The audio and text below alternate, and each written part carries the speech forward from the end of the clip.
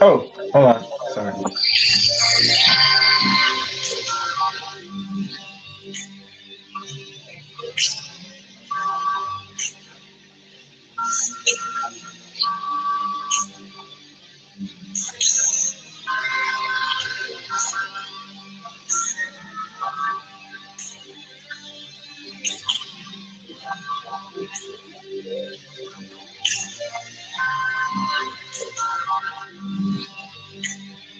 Woo. Oh, somebody with that Danker symbol loves the topic at hand. Yes, yes, yes.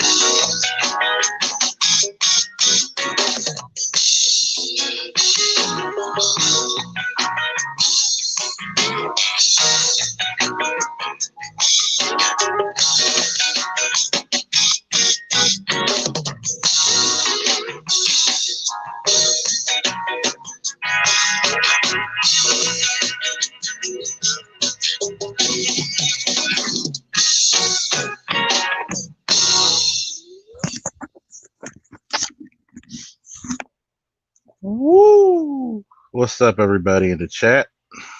What is good? What is good? What is goddamn good? Chaos. The chaotic one. How you doing? How you doing? How you doing? How you doing? Hold on, Give is me my a. thing working? I'm good. You What's doing good, it? Charles? Oh man. See. I Mhm. hear a lot of people talking about some revolutionary shit, but no one. Well, before you continue, Charles, let me make sure that's. Oh, I know what's going on. It's my music. Sorry, it's my volume. Let me adjust it. Uh-huh. All right, correct it. Now you may speak. Oh yeah. Now you sound Woo. clear. I normally play the music, but I'm on my computer. But I'm listening. What you saying? You asking me? Uh, okay, a little bit of echo in the background. Ah, shit. Woo. Computer. Let me fix it. I might have to go on the computer, so let me jump out this. Okay. Woo. How's everybody doing tonight, this late evening, soon to be early morning? Excuse me. Hopefully, everybody had a great and prosperous, relaxing weekend.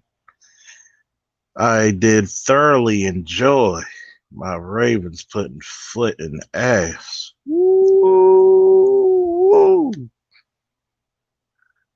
Even the great, legendary Tom Brady looked mortal. Still a good game. Woo. Yes. How y'all doing? In the chat room, give me a woo if you can hear me loud and proud. Woo! See, I don't understand this, like I was saying, and chaos will come back up. I hear everybody speaking on some revolutionary shit, but not anybody's willing to make the sacrifice. Not anybody, not everybody, not even somebody ever talks about putting some skin and some blood in the chalice to make that sacrifice. All these people talking about combat, but not one person is busting a single grape. You're not even drying them out to make raisins. You see, we have a case, a serious case, an infection even, a epidemic, no, a pandemic of this chronic disease of the phony tough and the crazy brave. Oh, we about to go in tonight. If you want me to go in and drink this cognac, give me a woo. VSOP, my new glasses just got in yesterday in the mail. Woo! Damn thing weighs about a pound. That's the good shit. See, I hear so many people on YouTube and in real life talk about let's become revolutionary. But when the bullets ring,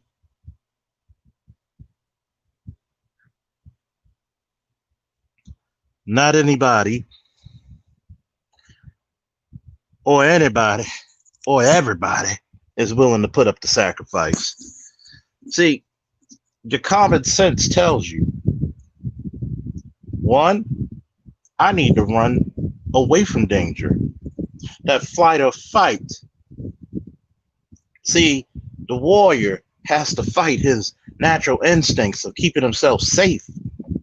Excuse me, he or she, because we do have some female warriors. Not many, but we do have some. You have to put yourself in the line of fire to make sure those who you don't even know are rushed to safety. See, the world doesn't need a Superman, okay? The world doesn't need a Superman. The world just needs a really brave man. Even Superman had to give me credit on that one. That sound good? Is You there sound echoes? great. You All right. sound great. I'm putting myself on mute. Give me 5, 10 minutes. Let me set up something. I'll be right back. Cool. See, a lot of people do not understand what is truly bravery, honor, commitment, sacrifice, courage under fire, loyalty, integrity. See, these are not words that are painted on some steps in Fort Benning, Georgia, when you're going up into the barracks. No, no, no, no, no. These are words to live by. I'm getting so tired of people speaking on things they cannot even comprehend, but yet make no sacrifice. You call yourself a warrior, but I don't see your hands raised in war. Even in the book of Ecclesiastes, they say there's a time for peace and a time for war. You don't even know when it's tea time. All you do, and all you can commit, is your time to talk some shit. When many have asked you to call and be the one to stand up for justice, to be the one to stand up for those who cannot defend themselves, to be the one to speak for the voiceless.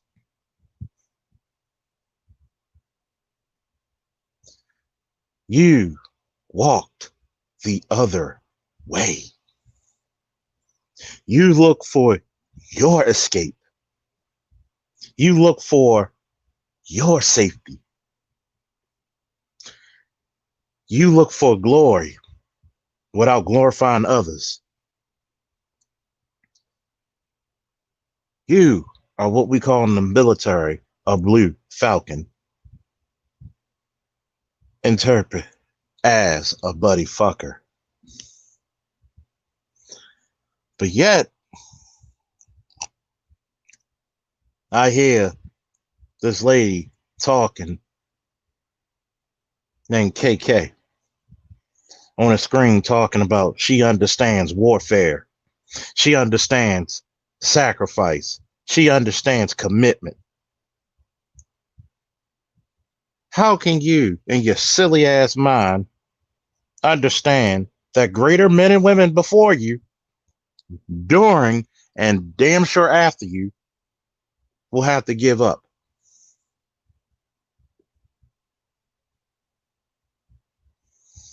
All gave some, but some gave all. See, you have some people in organizations such as the military, the fire department, the police department, who give out blank checks up to the amount of their very lives, some even to their very souls. And I dare not disrespect them, nor let anybody else disrespect their sacrifice so that others may live.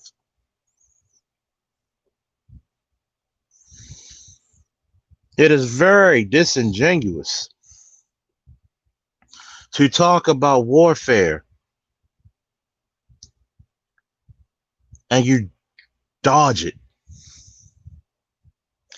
When confrontation rears its ugly head, you were somewhere hiding behind a very large boulder or rock, refusing to defend your community, your people, your state, your city, your country. But you talk shit to those who've done it on a day-to-day basis. Shame on you. Like, share, and subscribe, people. See, I do not like those who claim to walk the warrior's way. Do you have to be in the fire, police, or military to be a warrior? No. But I refuse to acknowledge those who yet to walk the warrior's way. The path that is very narrow and very difficult to walk.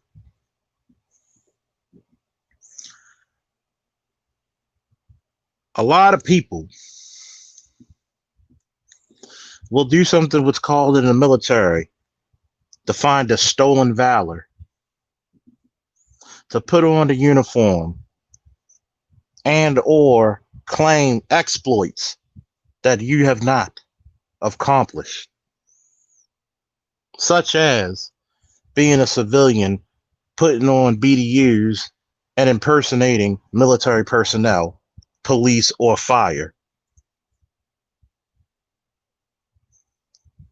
Just like somebody impersonates a strong man who gets out there to work, make a business, make a hustle, make a way, and to claim you know what a struggle is when you've been propped up and kept up. Like a lady out there trying to make ends meet, trying to make a way, trying to keep her femininity.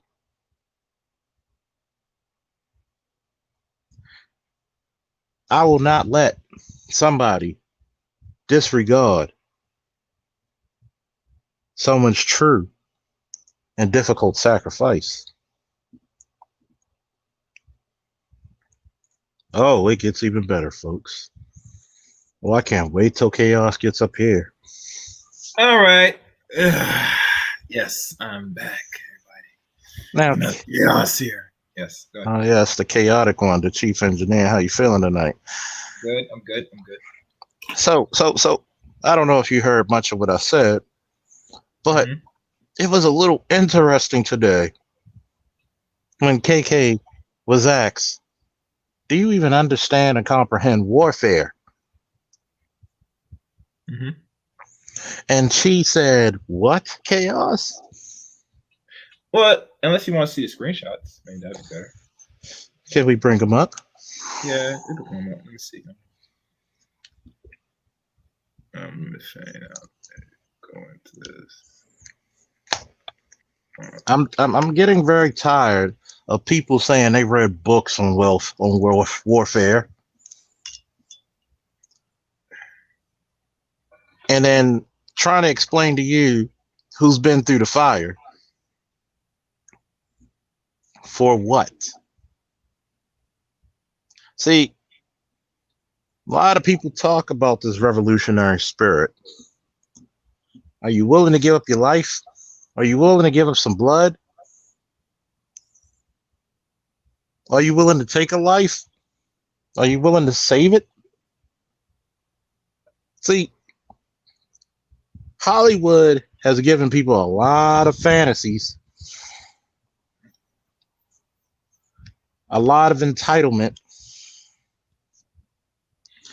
But when your ass is on the line, or worst off, someone else's ass is on the line, and you need to save them, you don't get a restart. You don't get a respawn. You have to deal with consequences for the rest of your life because someone else, due to your failure, lost theirs.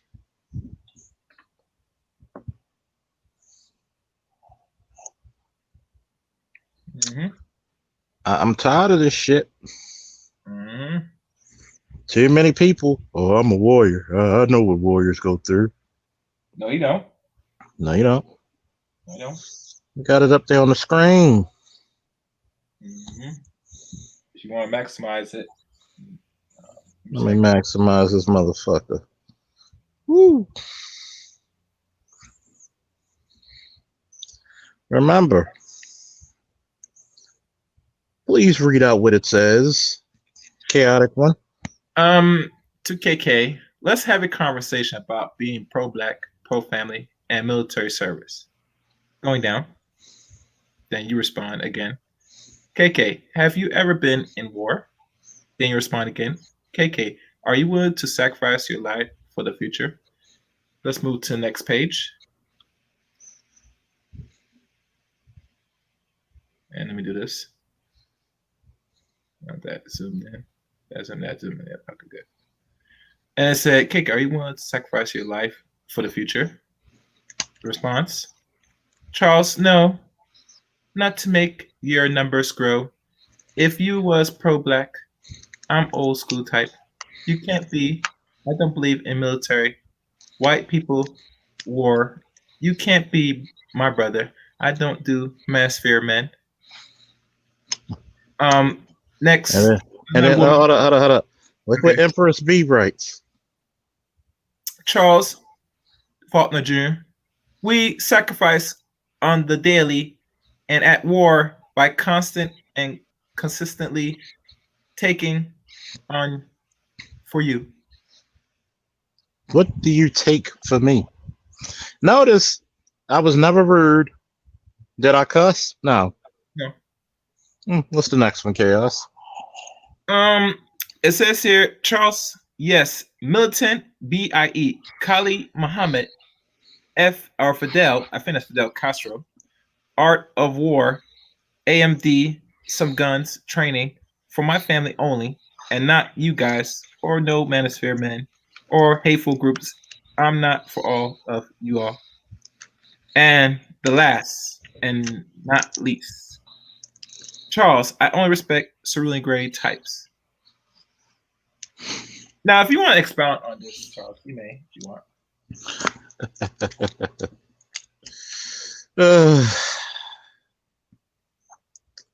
Remember what I said.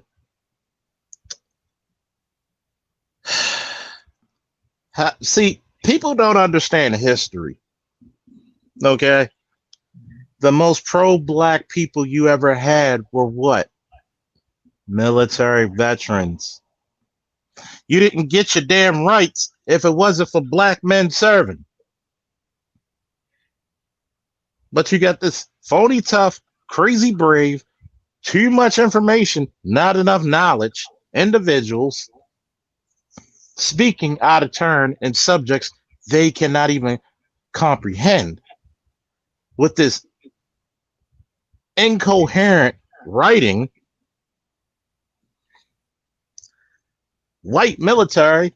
Once again, do I have to put everybody through History 101? The first person in American history to kill or die for this country was a black man. Revolutionary War that kicked off the Revolutionary War. Tea Party. Was a black man got killed. And a black man killed him. The black man killed a motherfucker first, and he ended up getting killed. But yet, some reason these so-called wannabe pro-blacks don't know basic history. Yeah. Empress B, what sacrifices do you make for black men, black women, and black children? I digress and dismiss me with that bullshit. When usually chicks like her, have you ever noticed like these fugly, crazy bitches always give themselves royal titles of nothingness? Do you know what the term emperor and empress means? Mm-hmm. It literally comes from Persia. Didn't know that, did you? It Mm-hmm. literally comes from fucking Persia, which interprets and translates to literally King of Kings. What kingdom does she have? She is the sovereign. She has sovereign power of the country of it doesn't exist. She is the head of state of hidden ass.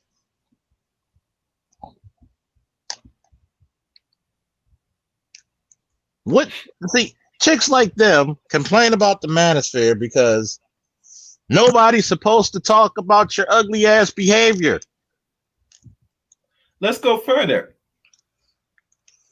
When they talk about talking points, I asked the same question. Okay, in detail, what is it? They could not give me an answer. Keki couldn't give me no answer. Now, as a man, I do a lot. If you break it down, say, is this, that, and first. So I said, okay, I think I can follow. But when you can't give me articulate yourself to give me a direct answer to my question, it lets me know saying the only thing they find out is saying you talking bad about black women. So anything is null and void. I don't hear nothing. Unless you're not Omar Johnson or these fuck boys. Yes, I'm gonna say it. Kissing ass. I don't want to hear nothing what the men have to say.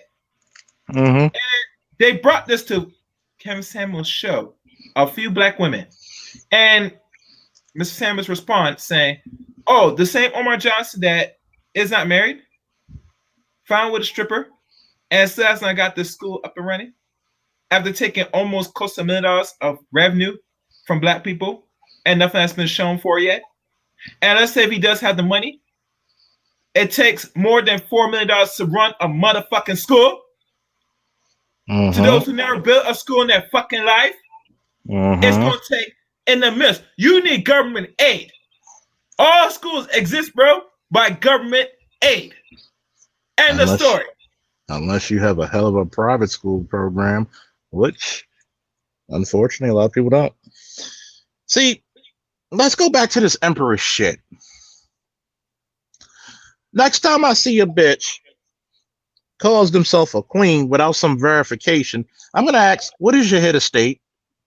Mm-hmm. What is your constitution? What is your what monarchy are you established? What is your coat of arms? Royal coat of arms. What divine right of kings do you fall under? Are you an absolute monarchy? Constitutional monarchy?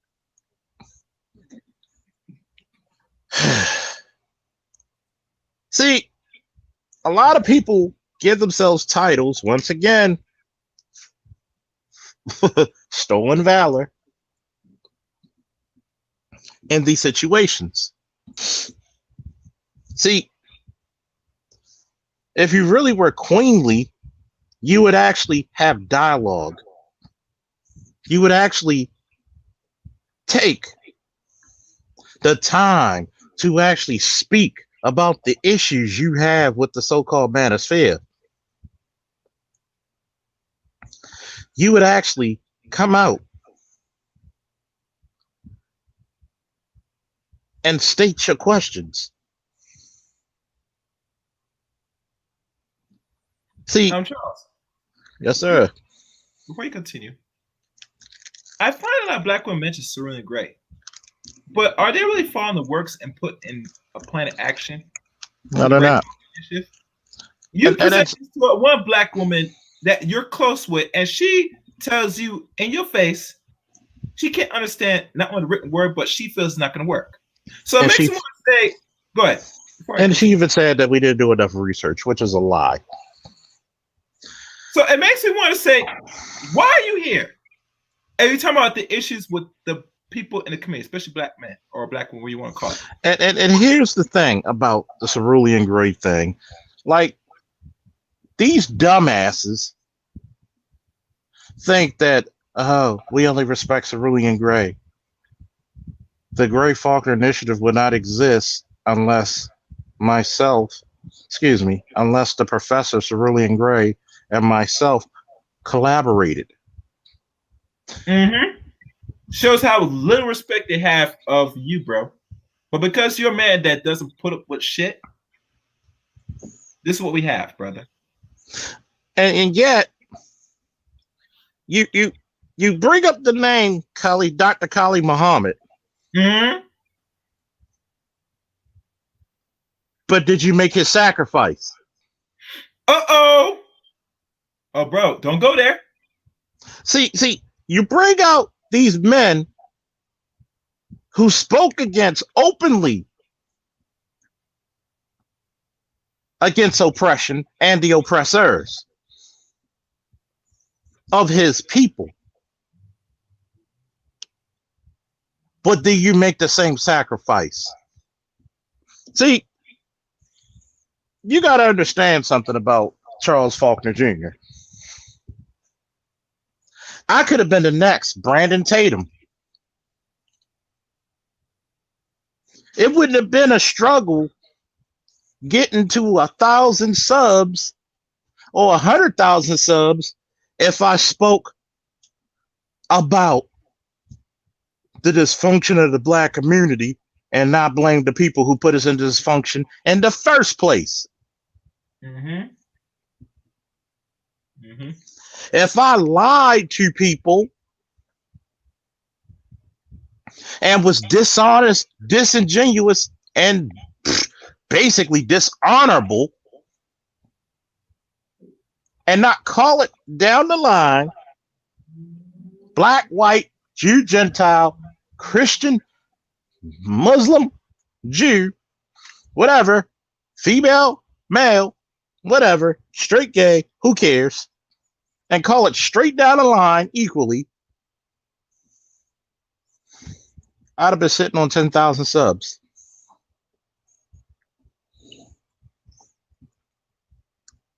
But you don't hear me though. But yet, a man who forsake his own race, like a Brandon Tatum, is sitting on 1.2 million subs. He's literally got viewers of TV ratings watching, listening to him say some one-sided bullshit. Like these ladies who were saying this. But when you have a guy who could have been, oh, let's talk about comic books. Let's talk about video games. Let's talk about fitness. Let's talk about law. How many subscribers do you think I'd be up to if I never talked about issues with the black community? If you're talking about just comic books alone and you do it well with the right short videos, you'll be up to more than 100K subscribers. In no time. And not only you replace in the algorithm of the comic book geek squad, which is very trendy, if you could articulate in the best way. But yet, nobody understands the sacrifice alone. People like Cerulean and myself are making just speaking about this alone.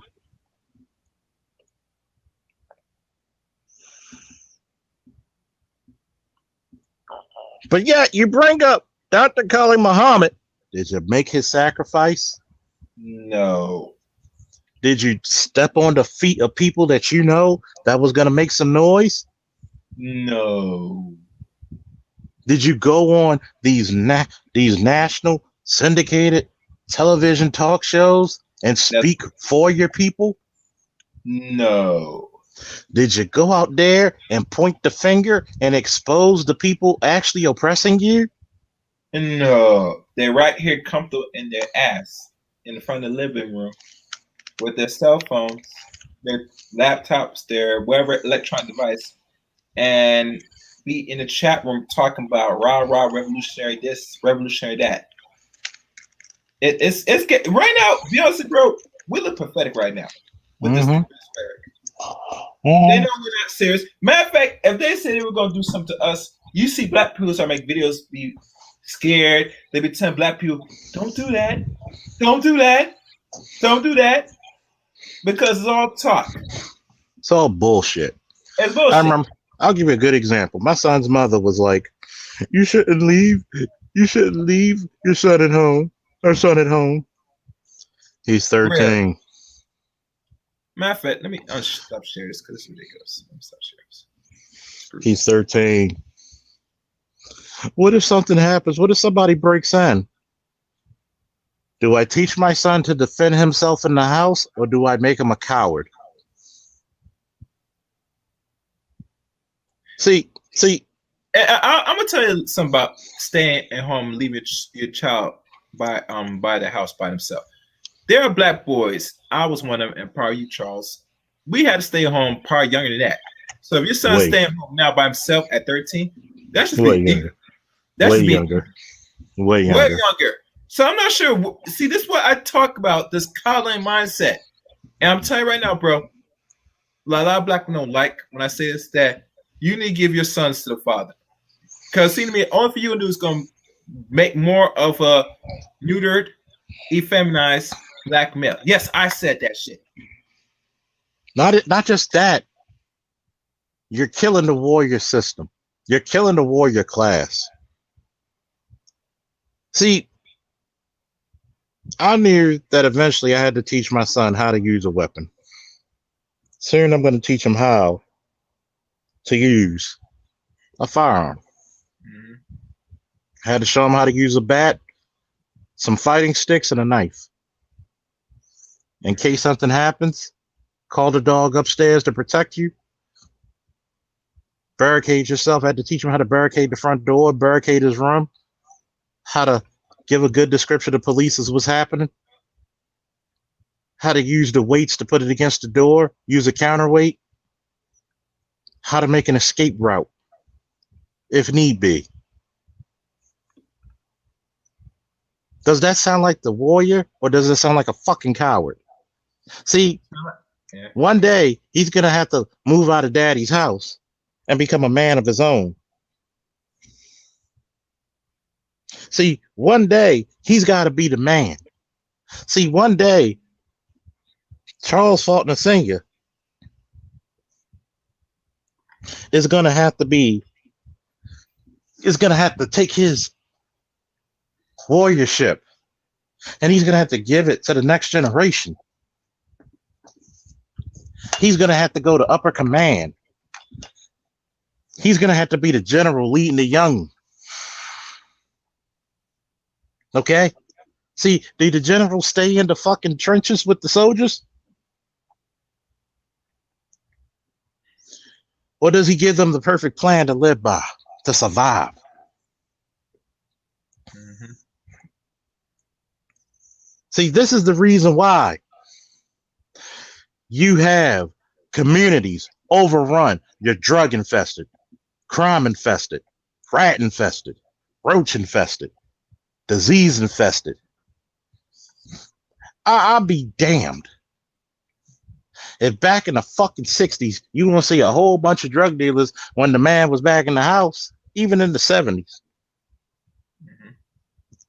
There was a time, believe it or not, in the black community, you didn't do shit without the permission of the men of the community. Mm-hmm. Mm-hmm. But because you bred with some low-tier men and you coddled your boys to the point that even Soy says you're too effeminate to even go coagulate with, you don't have any fucking protectors now.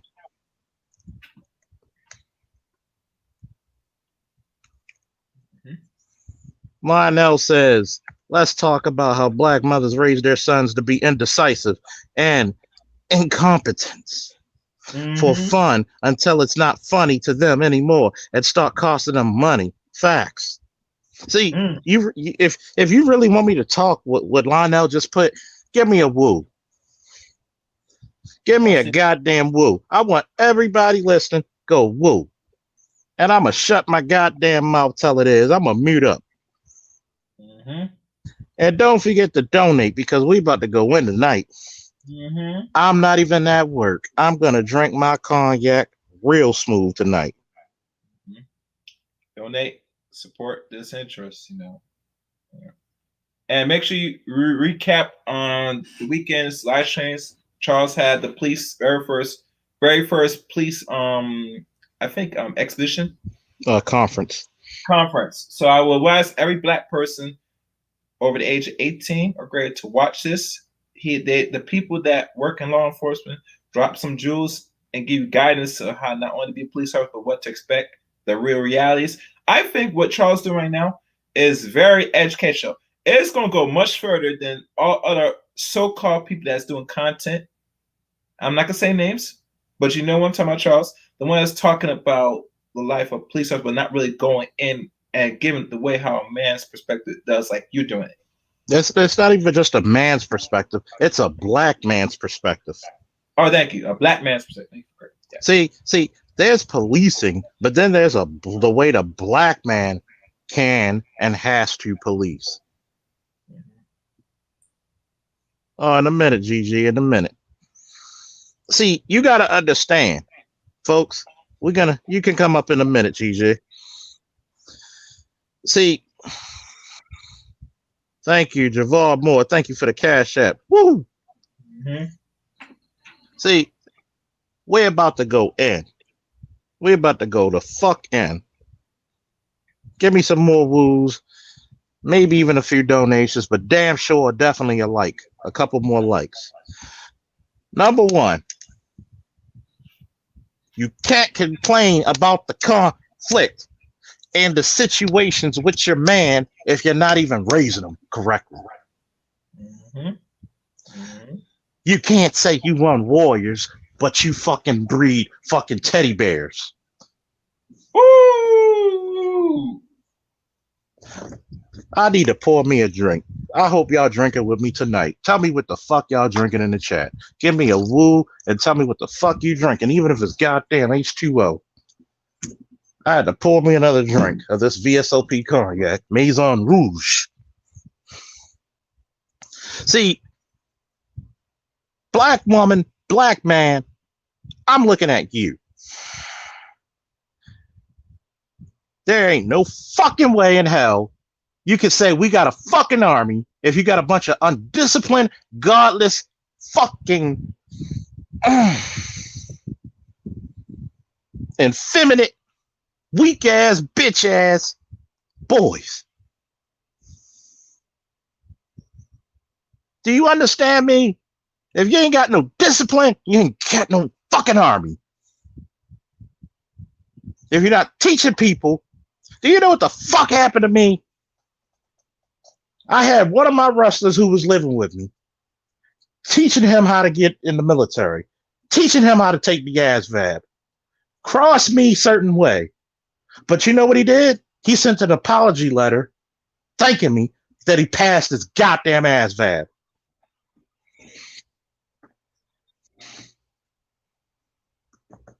Well, I know. Thank you for the cash app. Woo!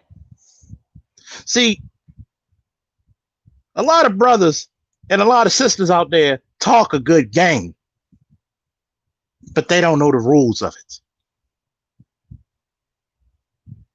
See, I've sat down with teenagers, young boys, and even my own damn son and his best friend, writing down vocabulary words phonetically, making sure on fucking notation cards, making them Google, look at a dictionary or the source to tell me what the fucking definition is.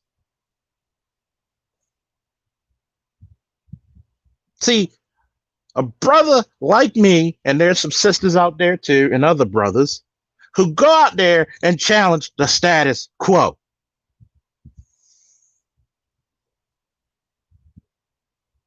but I'm so fault. We should do this. How the fuck does the protected take the advice of the protector take the advice of the protected?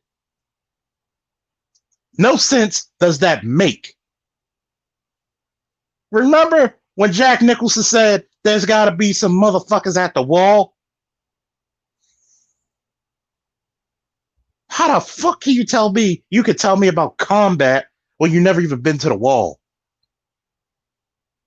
One should never talk about theory when you're talking to a man of practice.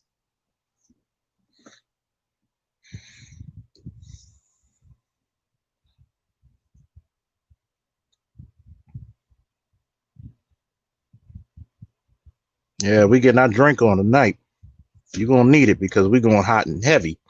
Guns blazing, claws extended, teeth burning this motherfucker. What's up, Aaron? JJ, underrated. Javard, thank you again. Lionel, thank you again. Kabar, what's up? Big Daddy, woo! See, when you have your children disciplined, first and foremost, with discipline, they can stay the fucking course. Do you know the reason why the U.S. military is the most successful and powerful military on earth? It's not really because of the technology. World War II proved it. Because them German Panzer tanks were revolutionarily technical wonders. In a technical sense, those Panzer tanks were 20 years before their time. See, we mass produced our tanks, which means we didn't get the quality of the Panzer.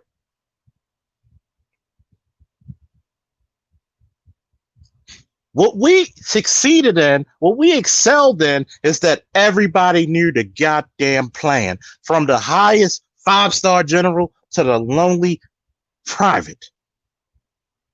The mission continued. Have you ever wondered why white supremacy and institutional racism worked so long? Because everybody knew the goddamn plan.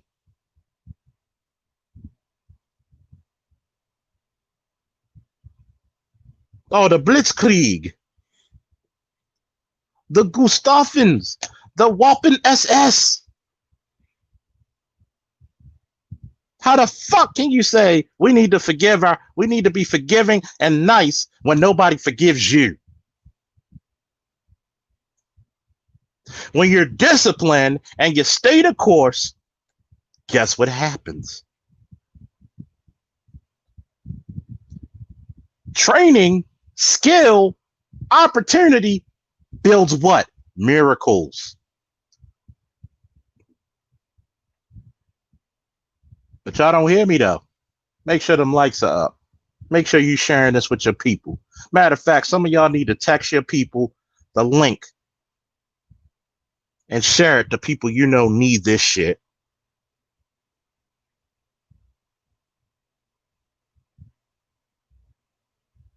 See, we talk about discipline, but we don't talk about what carries an army. Integrity. Owning up to your goddamn mistakes. When you say you're going to do something, you best, by the grace of all the powers of every god you know, do it. Do they hear me though, Chaos? Yeah, I'm here. What you said? Do they hear me? Yeah, I think. Yeah, repeat that. I was trying. I said integrity. You take all the powers of every god you know, and you best on your best of all the abilities granted. Do it. Mm-hmm. Yeah. Say what you're about, be what you're about, and accomplish it. Yeah. What's wrong with that? We love our boys. Prove it. But Charles, you had to go back again. That is not their responsibility. The outcome of their children. Matter of fact, I go further. I gotta cut you off for that one. Okay. Because I'm gonna let you finish, but I'm gonna cut you off. That's bullshit. It is your divine duty to raise your children correctly.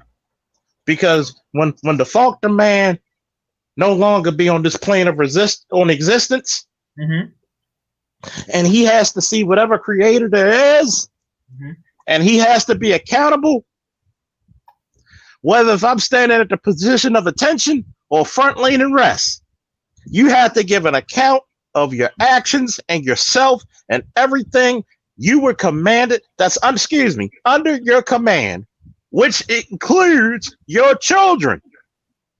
Okay. The way you raise your children is the way they're going to be a gift or a curse to the world. Should I say it again for the people in the back? Yeah, you might have to repeat that.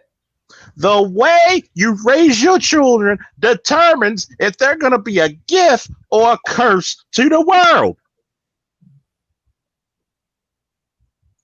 But you know, warfare. But continue. I'm going to let you say your piece, then I'm going to go back in. Thank you for correcting me. Yeah, it is their responsibility to what you instill teachings of your children, especially the boys. It comes that, how much do you really care about the real future of the children that will be part of this community, right? We like it or not. I feel what our sisters do mostly is they really focus in on the dudes that they are attracted. Unfortunately, because they're not really focusing and pulling any videos, and their videos out here of men doing actual good. Even ones that's talking and showing action. They only focus on the so-called men that's not really doing anything. Even to the point where they talk about this thing with protection with the father and daughter, with the dog. I look at it, yeah, it's a problem, but I don't make it a big issue. Why? Because I know there are some men that's gonna, play their role and as provider, protector. And the ones that's not, we don't waste time focus on that. Because men have to really be not only as purpose, but to really show and prove, be effective. And you've been talking about this enough times, Charles, about the effectiveness of men. Can we agree? And so a lot of women, they let that slide through, it go out one ear, out the other. One other thing I do want to say is, and I'm not sure yet because this has been out for almost a week. I have not seen a lot of female content creators talking about this movie on Netflix called, I think it's called Nicey. What the hell they call it? I forgot what it was. Cutie. And the ones that has the so-called bigger audience, stronger channels, have not talked about this yet. You know why? Because it was a black woman that helped produce this. She's not American, but it's a black woman nonetheless that helped produce some of this filth and promoting pedophilia. The one and last stage of destruction. So it makes me want to say, are you really caring about the children? Because we know you don't respect black men. That's just a given fact. But and now, by the way, thank you, Underrated, for your donation. Yeah. I mean, because think about this, bro. I didn't hear about this till the last 2 days. So what is that? What is you talking about that fucking Netflix shit, Cuties or whatever the fuck it is? Yes. Only one female content creator mentioned about this on YouTube. Everybody else, I have not seen circulate through the algorithm about this. See, and they really dedicate, but it lets me know but if they really want to attack the men of this community, I will see that more of a focus. Then, let me wind back. Follow me, black people. Follow me. If a black man creates something like that, not only he possibly might be in jail, but you see all women use justification to shit on a black man. Man, we need to get up to 50 people viewing. We're going to try to break some records today because we preaching. Yeah, we're going to get down. I'm just I'm just astonished, bro. Because I'm thinking, say, where is the smoke? Really? Good night, goodbye. Where's the real smoke? You get me? And we're not saying majority of black men are bad, but the ones that's doing very bad, and mind you, you are more accepted to media than most black men. So you're on this ASAP. Why I'm not saying pushback? I don't want to hear about people tweeting. No, I want to see the channels. You guys sit there expound your distrust, this hate, and putting certain women on the spot. Say we do not promote, and you should be ashamed. You should get your ass beat. I have not seen this yet, bro. Yeah. I'll go ahead. Keep going. You're on a roll. The reason I'm only mentioning this tonight, because now I'm very pissed off. Very pissed off now that this gender war is going on an all-time high. And we already know what the fuck it is. But when we talk about, say, the actual wrongs, you ladies gotta step the fuck up. I don't give a fuck what is. You talk about pedophilia is bad, but if it's one of your own sisters, regardless she's from here or not, this should be brought to the attention to know and say this is something that is a danger, is dangerous, and no man or woman should be just fine, and they should be put under the stake. But it goes again. If this was a man doing this, I would see the channels talk about it in less than a day. They talk about this thing with the dog, which not is bad. I don't really give a fuck. I'm not looking at something much worse. The sexual exploitation of young children, young fucking girls, for all we know. So I'm done. And please support the engineer, man, because I put up that fucking the tweets earlier. So and please donate to my engineer as well. I thank y'all for donating to me, but please, it's so honorable because Chaos does a lot of work for this channel. He helps a lot. Please support the engineer.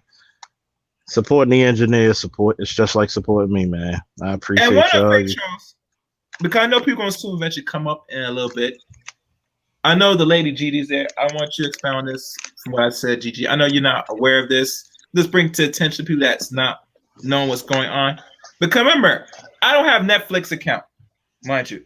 I don't really watch TV like that, like I used to no more. I stopped watching TV consistently for over maybe I think almost a decade now. And to find out what the next gen they're pushing, it's just sickening that it's right in front of your eyes, and there should be an uproar.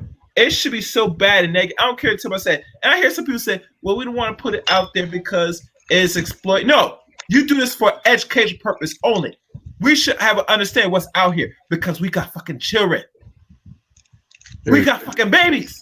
Dude, I'm gonna tell black people. We should know what's going on with maturity. That's what I want to know. Dude. So don't let me start, man. I'm gonna start getting real. Dude, it's gonna be. That's the reason why I had to make this, because of them bitches over there. And don't worry, just for all you people who think I'm being sexist, if some dudes would have said it, I would have said them bitches over there the same way. Let me put it to you out there. So you have a little girl come to you and say somebody was touching me, or a little boy say somebody's touching me, and you had to rectify that shit. I don't want to hear shit. Okay? See, the reason why God had men is because we were supposed to lead and rectify shit. We supposed to regulate shit. Okay? You don't put your daughters and your sons out there to be exploited. What the fuck does it look like a fucking the 10, 12, 11, 13-year-old girl twerking? Is this what we become? We became bitches instead of ladies. Soy boys instead of gentlemen. The masculinity is so fucking low. I seen a video. My friend was showing me a video while we were watching the Ravens game of a man. And trust me, Chaos, this is going to piss you off and any other man. A man getting chased by a pit bull jumps on top of a car, and Yeah. guess what happens? And lets his daughter still be on the ground. Yeah. Yeah. Yeah. Yeah. The level of fucking warrior and masculinity is so fucking low that you tolerate this shit. Mm-hmm. Mm-hmm. That you Yeah. you got motherfuckers. If your son's there, you see a bear, you fighting that bear to your death just so your son can get away. Yeah. Or you doing some super heroic shit, and you trying your best to snap that motherfucker's neck. See, it's not your job to beat the bear. It's your job to say the bear doesn't want no more of this fight. But these same motherfuckers bring up Kali Muhammad, Malcolm, Marcus Garvey, Martin, especially we coming to get our check, Martin. Mm-hmm. You know, they bring up anybody from the fucking Black Panthers, but you don't even invoke the warrior spirit. See, you allow people to miseducate us and to the point where you believe that all of us just took slavery as it is.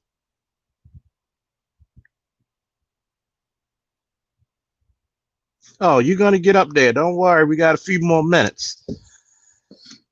But yet, they don't teach in schools how some of the original pirates, like Blackbeard, or it might sound funny, Big Black Dick, were black men who were trying to brought over here, but they overpowered their captors, killed them, took over the ships,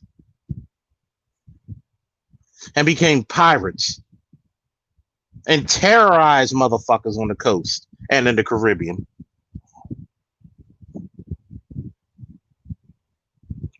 They don't teach you that, do they? You know what, Real Iron Collins? I don't know what you're drinking on, but cheers. Because you're absolutely fucking right.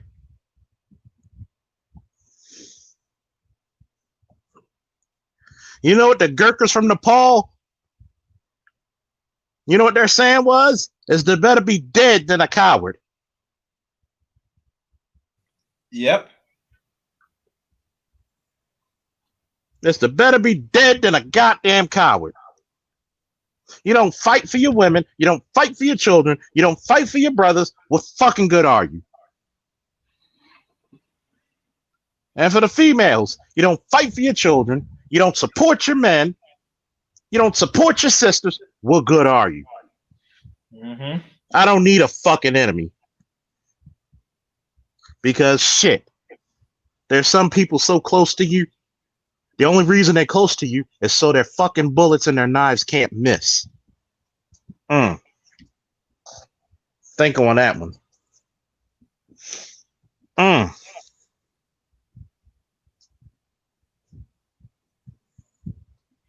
But yet, when you had people in the Twin Cities, when they were having the riots, you had black women supporting and the black men protecting, and the police left them the fuck alone. Y'all wonder why I started with the warrior music. For those of you who are not anime fans, the first song I played was Vegeta's theme. The second was Panthro. Oh, which one was Vegeta's theme again? I don't know if you could play it briefly. Because my volume was low, so I was hearing some. I understand what I was hearing. Mm-hmm. Oh, is that what's it that Yeah. Okay. The first one was Vegeta. The second one was Panthro. See, a lot of people don't understand. I'm such a big anime, cartoon, comic book fan, but people don't understand this point of it. It gives you so much esoteric knowledge. Once you look for it, it's there. Panthro was the representation of everything great about a black man. He was not only the strongest, he was also the smartest. See, when they came from Thundera to Third Earth, It was Panthro who built the Thunder Tank out of fucking a space wreckage.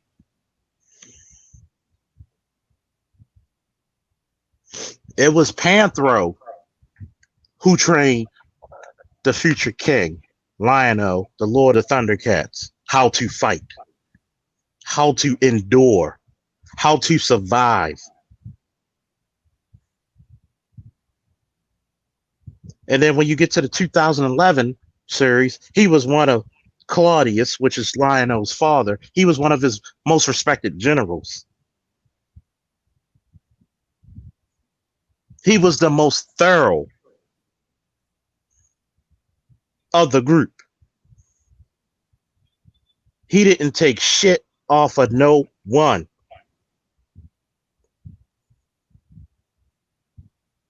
He was also not only the smartest, he was a master engineer and mechanic. He was a master of all fighting arts. Does that sound like a complete man to you? A perfect man to me. Does that sound like, look at this. Get the fuck off my shit. Hell to pay. But yet, we got away from that esoteric knowledge of what a complete man is supposed to be. He's supposed to be the fastest, the strongest, the smartest, the most cunning. But we got convinced by other people who want to dip their dirty ass toes in our clear waters and tell us, no, you shouldn't be that way. Bullshit. But it's cool for them to go buy guns and rifles. It's cool for them to go protect gas stations at 17 years old. When if it was a 17-year-old black child, would his ass be surviving? Could he walk up to a armored police vehicle, a Bearcat, and survive? Yes, he is. Panther the Deadly. That was his royal coat of arms, Panther the Deadly. He was, see, people don't understand. The Thundercats were actually nobility. Okay? They were nobility. See, warriors don't complain about the war. Warriors complain about inefficiency. Do you think as a people we're running efficiently?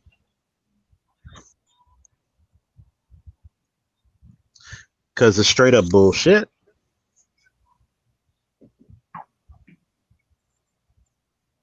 It's straight up bullshit. See, my man in the background, Vegeta, Prince of all Saiyans, knew that Goku had physical advantages over him.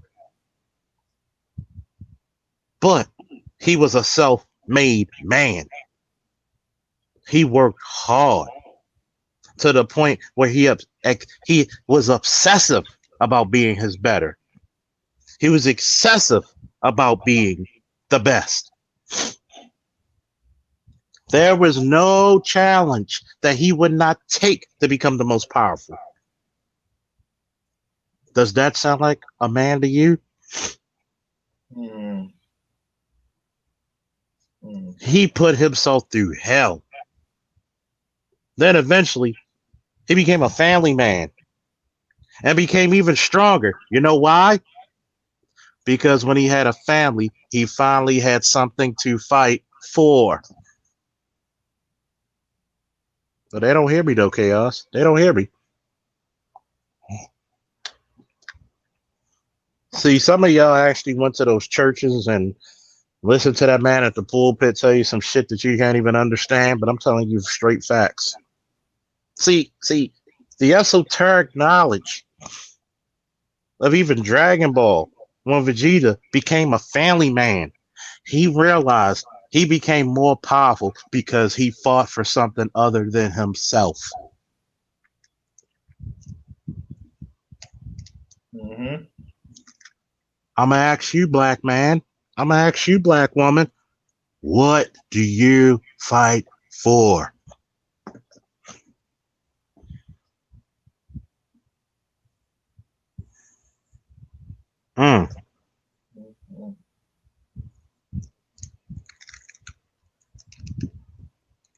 See, boiling blood, I like that. I'm pretty sure Goku advantage over Vegeta was more about his mentality and his approach to fighting. Yes and no. He did have some physical advantages as well. See, you got to understand. I'll go ahead. Thank Underrated Darkness for the contribution. Make a team first. You got to understand when a man with so much bravado, so much underneath his belt, when he finally has something to fight for, guess what happens? He's going to fight harder. He's going to train longer. See, let me go back to when they had the Tournament of Power. That man damn near fought till almost to his dying breath. He even said, you know what? If I can't make it, goddamn it, take the rest of my goddamn energy and fight this battle. You can see the epic changes. He probably had the greatest character arc in the entire anime because he had something to fight for. In this community full of black people, what do you fight for?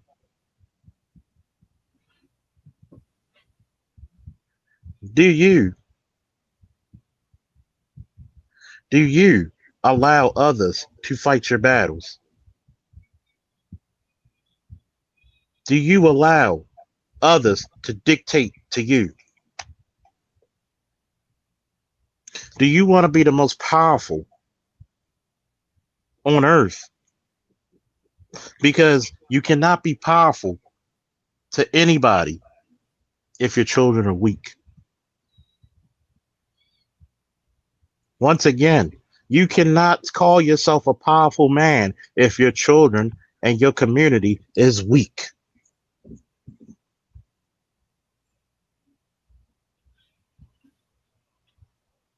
See, in the black community, we do not take pride in the future generation. We're going to take my man right here, the sixth Hokage, Kakashi. As the Hokage, you're generally the strongest in the village. Your job is to protect the next generation and to train them and to be the elected monarch of the village. Oh, that's another form of monarchy for them bitches who call themselves empresses and those niggas who call themselves emperors, where you, just like the Pope is technically a monarch. He's elected. So is the Hokage. He was supposed to groom his replacement, which eventually became Naruto. He was supposed to settle the land until he was ready to take the helms.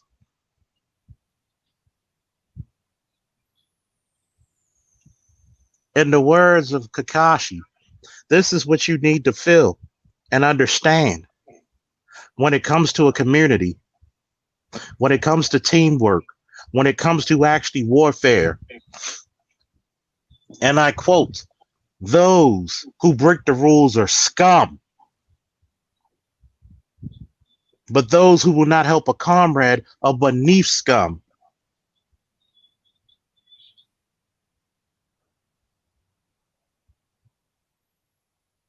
See, we're going to get some people up here on the panel. About to put the link up there. If we get any trolls, we have a no tolerance policy. We don't negotiate with terrorists. one thing I would say about the trolls, if they decide to entertain tonight, knows that well, you know how the protocols. If you don't want to show your face when Charles sees the back chat, you're not coming up. You get me? This is that simple. This ain't the night for that. You know, because to be honest with you, bro, is I heard too much talk about what a good get good feel information from a lot of people, but it comes to a point you gotta get away from this. I just want to hear information for comfort's sake, even especially when people talk about using the word revolution. Malcolm X told y'all niggas many times that you should not use the word revolution out your fucking mouths. I don't hear about this talk about say, either you gonna deal with the system or you gonna conduct and put yourself out in revolution. You have to pick. It's either or. But don't tell me you're throwing people's names and tell because I'm doing it from my self gratitude that everybody else got put in work. I mean, that's not how shit works. I mean, you could probably might learn some basic gun training for your own household and all stuff if you're just one parent, one person. But in regards to like bigger schemes, no, I advise keep that to yourself. And Charles me himself, but we're waiting for everybody to come up. Let me check the screen. We got 29 likes. Few people watching. As y'all watching, hit the like button. Share the screen. Let the message come out. Woo! Hey, come. you guys. Hello, Hey, GG. Miss GG. Always welcome, GG. Thank you. See, Miss GG, which is always pleasurable. Thank We're having you. a very feminine woman, a very lovely woman up here. We got the Oh my brother known God, as the I'm under. blushing. We got the brother always underrated, but he's supersede all expectations. That's my brother. Appreciate that, bro. I See, got no. Go ahead, Miss Gigi. Go see, ahead. see. I was gonna say this. If you're not subscribed to the underrated darkness, he usually does his chats and his chop ups and his interviews in the morning. He does a very introspective view on the black community and black relationships and black enterprises and also black empowerment. If Yeah. you really mess with the Faulkner man and the chaotic one, please support underrated darkness. Don't be afraid to subscribe. Don't be afraid to share it. You're gonna like it. It's very, very intricate. It's very personal. It's something that he asked the questions that a lot of people are afraid to ask. He's not rude about it, but he gets down to the nitty gritty. Please He's subscribe a to his channel. master at it. Yeah. I appreciate that, and I want to put this out there, and I want people. I don't need to tell anybody in the chat, but the people outside. You talking about support the interest, and to support brother Charles and Charles. I know these brothers for a minute now. Mm-hmm. They there. You hear what I'm saying? Right. They there. When I hear them, it moves me to push more. It moves me to push more. Maybe a lot of people. Maybe I'm not part of the popular thing. And I appreciate the compliment, brother Charles. Maybe I'm not part of it, and it's okay. But damn it, I am great, Mm-hmm. and I will Yes. fight for my community to the day I goddamn die. Yes, man. Hey, man. As long as I got the brothers back right here and they got my back and Miss Gigi, and I'm gonna tell you, I will fight for Miss Gigi to them other heifers that they don't Thank respect us. you. We Oh have my to God. understand this. This is a war, brothers, sisters. This is a war. The ones that wants to be great, they want us to die. They don't care. They gonna do whatever it takes. You even got some brothers, brother Charles, and I got to say this. They have this certain degree. Though, yeah, I'll go help our brothers, but these are the same one. They not. Is they here?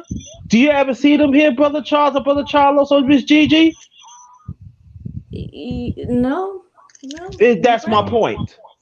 Brother Charles, thank you for the support. Thank you for the cash app. And I'm gonna say one last thing. I'm gonna fall back. But these are the same ones wants to be on these women toxic channels.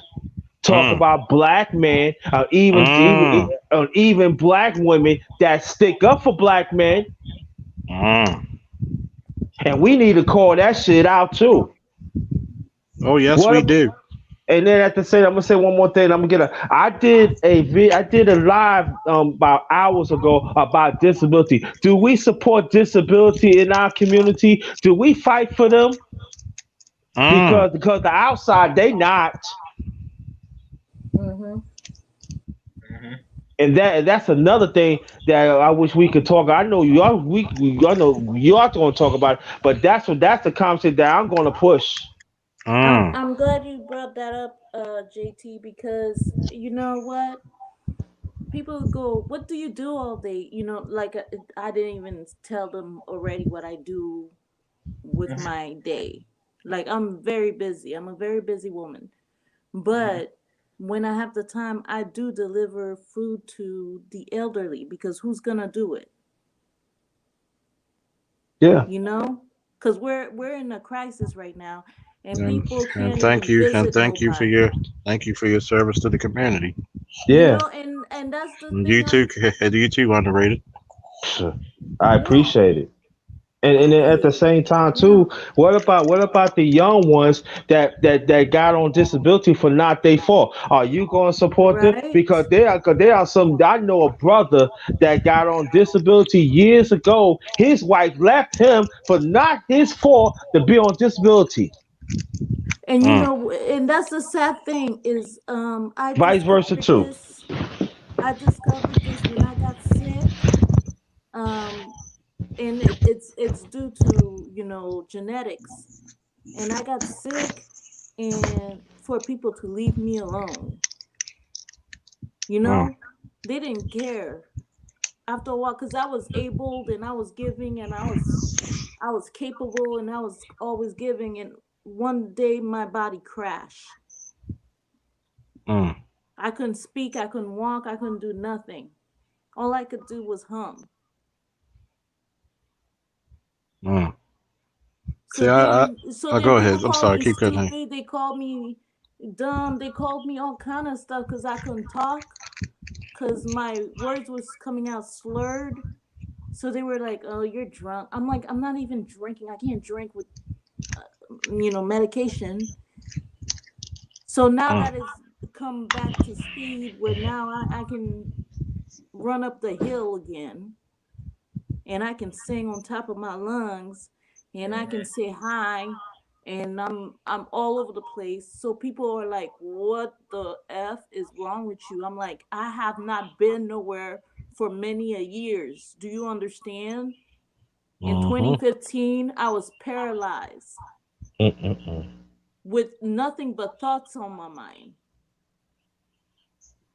Mhm. I'll tell a lot of people this. I was in a car accident a few years ago on duty.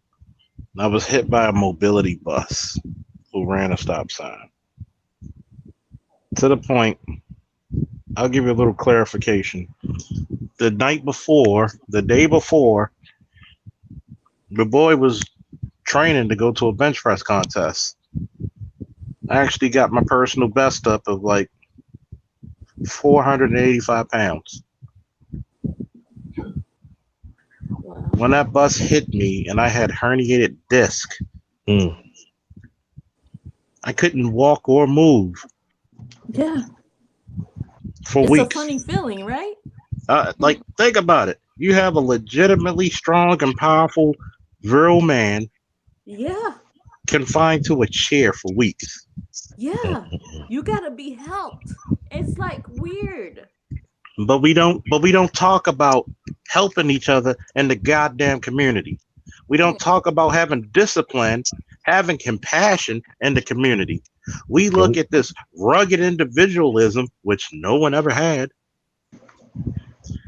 You go by this bullshit, lazy fontant, bullshit conservatism,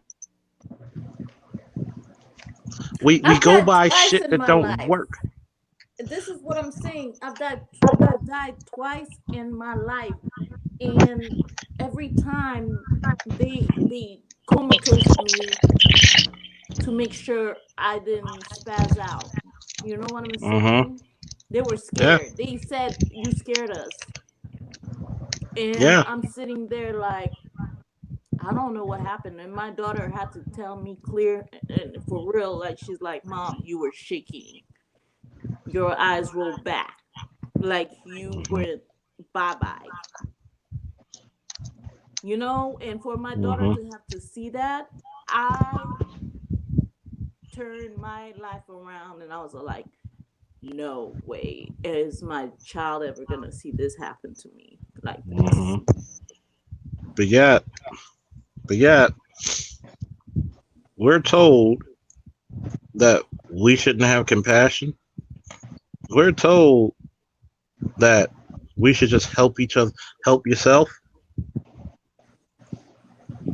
Whatever happened to that sense of community, I that sense don't of honor? and you know what, it's weird to me because now like it's kind of like a can I say from a woman's standpoint, Go it's ahead. like okay, there's a man who wants me to have his child, and I'm like I don't know if I can even gather myself to do it. I don't even know if I can. Okay.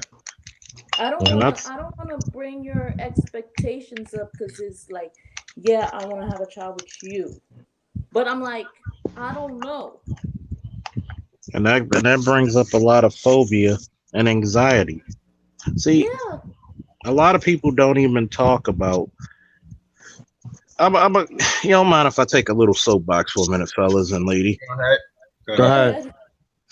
See, one thing about the military that taught me is that you are not an island among yourself.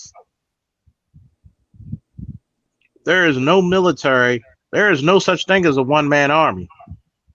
That's only in the movies. Yeah, There are times you're going to need a helping hand. There are times where you're going to have to be disciplined. There are times when you are going to have a little bit called upon you and call for yourself and others. You're going to have to be honorable. You're going to have to keep your word. You're going to have integrity. You're going to yeah, have courage to persevere. Yeah, you can shake, but you better take a step forward. yeah, See, the community is no better with a coward than it is. Actually, it's better off with a person who does nothing than a person who's a front coward. hmm, And this is the last and one of the few things we don't even have anymore. Compassion, empathy. You donate your money to feed the poor in Asia, but you don't even feed the poor in your own neighborhood. Okay. How is that? I know what Gigi talking about. yeah. I It's know it. how it feels to be injured and to be vulnerable. Yeah, I know how it feels to have depression. I know how it feels to second guess yourself to the point. I had to speak about my experiences to a guy about to commit suicide. hmm. I had a partner of mine, a black officer, who talked the guy down from slitting his own damn wrist or throat. Why don't we ever exalt those type of officers in our community? I don't know. I had a niece who committed suicide, and she was like one of my bestest friend. Like I don't know, and she didn't give no Exactly. signs. Exactly. We criticize so goddamn much. We talk about being a warrior, but at some point a warrior has to help his other ilk. Yeah, because at her funeral, I had to switch seats because supposedly her super stupid friends we're sitting there giggling and laughing and saying certain things, I I'm like, you shouldn't do at a funeral. I wanted to choke them. I wanted to go ham on them, but I'm like, Yeah, let me switch seats. I know how you felt. You wanted to punch them in the goddamn teeth. Yeah. See, that's the shit that I cannot understand. Thank you for sharing it, underrated. That's the shit that I don't understand with the goddamn community. And then people ask why I giggle because you know what? She's in my ear all the time giving me jokes. She's laughing with me. I might have a lot of noise. Yeah, who's making noise? But you know, people don't get it when they sit there and they want to comprehend what life is about. Life is not about you. It ain't for you. Okay? I'm sorry to tell everybody to break you the bad news, but life is about you helping others. Thank you. Say it again. You helping others. Mm-hmm. Yep. What's up, Aaron? You want to get on the topic? What is going on, my esteemed Hey, brothers? Aaron. What's up, Aaron? What's Peace, up, man. Peace, Rain, brother. under darkness, Woo! Forgot to do Aaron that. beautiful knows. sisters. Aaron knows when I go on a rampage. He's all like, "Let me back up. Gigi's about to go hmm off." Beautiful sister Gigi. I put in the comment, Gigi, you sound really adorable. I just love Gigi. Oh Thank yeah, And you. Gigi is a true sweetheart. Mm-hmm. Thank but yeah, you. the topic. You're welcome. But yeah, the topic is very the topic is very informal because there's so many of us out there. So many other black folks out there that do all this talking and posturing and all this macho tough talking swagger, but very little do you ever see them actually out on the front lines. You're doing things, and you don't even have to do nothing really major. Just do the simplest thing out there, and then you win. I mean, simply supporting a black business or something. You're doing something. But if you got folks out there who won't even do that, don't won't Mm-hmm. even do the least of all the stuff. Keep preaching. Well, Keep preaching. well, can I say something though? I got Mm-hmm. pissed. I got pissed because I give this dude a bunch of fruit. He was homeless. And he didn't remember me the next time he saw me. And I give him fruit and I give him like $100.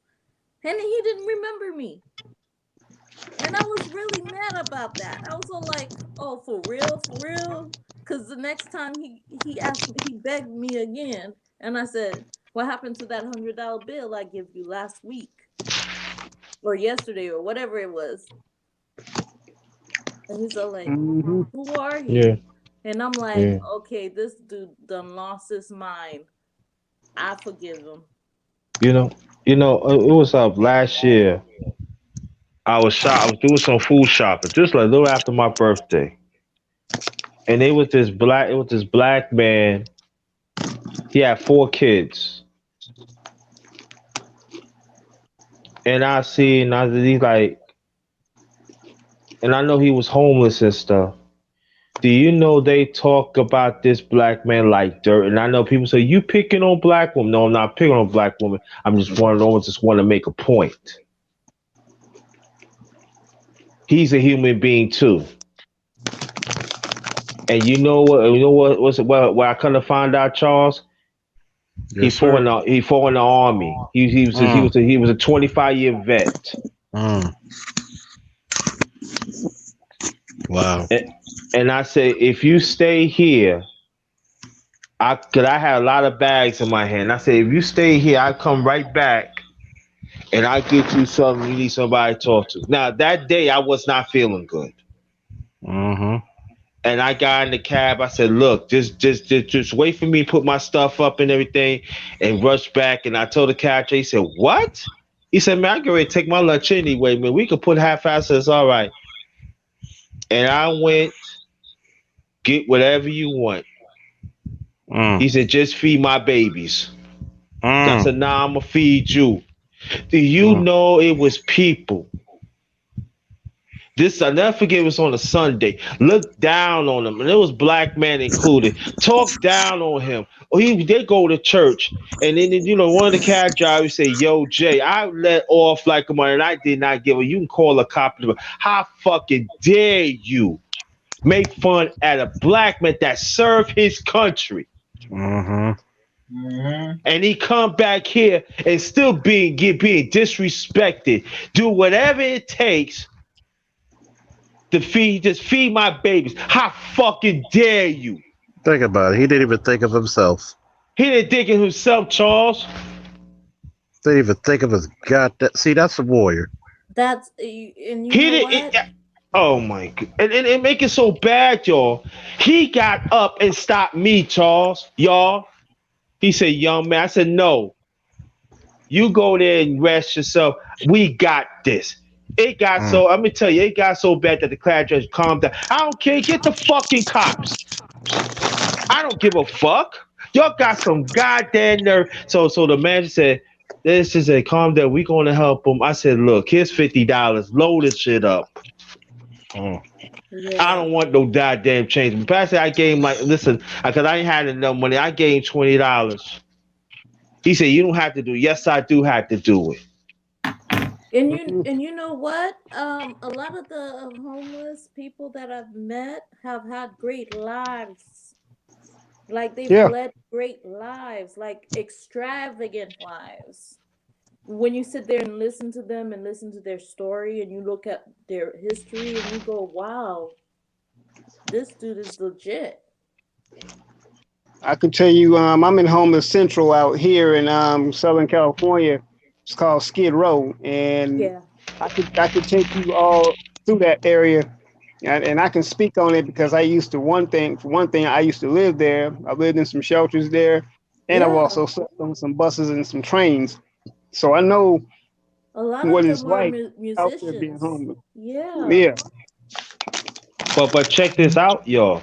In Virginia, if a woman had nothing darker than a woman, if a woman like so have their kids, they would help them. But when a man, black man have his kids, they will not get help. Oh,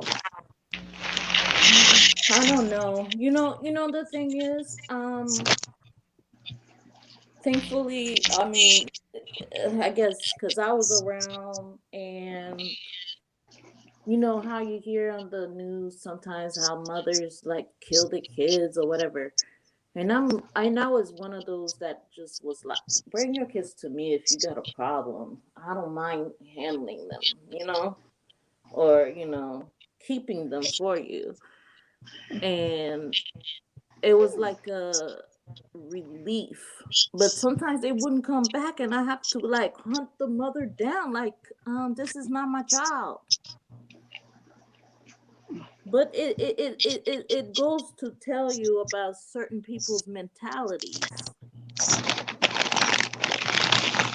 You know, I mean, I'm sorry, but it's like, yeah, I may seem like I'm on childish mode because I've had to pull myself into that level to for the kids. I don't want to be too strict because I know I was strict on myself and my siblings when growing up, and then they were calling me, they were like, "You bitch." Oh yeah. So now I'm a sweetheart. Yeah. I mean, life changes us in so many ways. Somebody got a lot of squeaking. Uh, Is it But me? yeah. I don't think it's you. Want to see something? But it's kind of like, you Oh, it see was Aaron. certain, It was Aaron. yeah, you Whenever see. you're ready to talk, just unmute yourself, Aaron. Oh, Let me see. Boiling Blood said society is willing to offer free money to irresponsible women who can't keep their legs closed rather than those who went through hell to protect their country. Facts. See, I would tell you. uh, I remember. I don't I know about remember. all I, that. I remember. I remember watching a video, and it was a homeless man, black man, giving giving his life story, and he spoke about literally how people would like spit on him. He would just want Oh yeah. change just for a burger. He said he was willing to work. The guy said, "Why don't you get a job, you bum?" Then he says, "I'm not a bum. I'm a human being. I'm a man." He says, "I'm a man who fell on his bad luck. I just had one bad day and I didn't recover yet." He said he was literally saying, he said, "I will work. I can't find work. I can't come in rags. I'm eating out of garbage cans just to stay alive. Yeah. I'm going into dumpsters." He's like, literally, I gotta get to the dumpsters. He literally told in this video, the interviewer, he says, "I gotta hit the dumpsters before the rats and the cats and the dogs hit it." Hmm. He literally broke down in tears, crying. He says, "I'm still a man. I'm a goddamn human being. Oh my That's gosh. right. I'm a tough guy." Even tears started to roll down my eyes. Wow, Charles. You just wanted to hug this man and say it's gonna be okay. We don't see, part of being a warrior is not being hard. It's actually having a fucking heart. I've said it once and I'll say it again. The difference between the good guys and the bad guys use human shields. The good guys are the human shields. Facts. Facts. A lot of times, as police officers, you take on a lot of burdens. There's times I sat in my damn lazy boy with a drink in my hand, crying because you've seen some shit that you wouldn't want your child to go through. Yeah. Can I Go ahead. say some? Okay. Yes. Okay, me as a female and of mixed races, mixed races,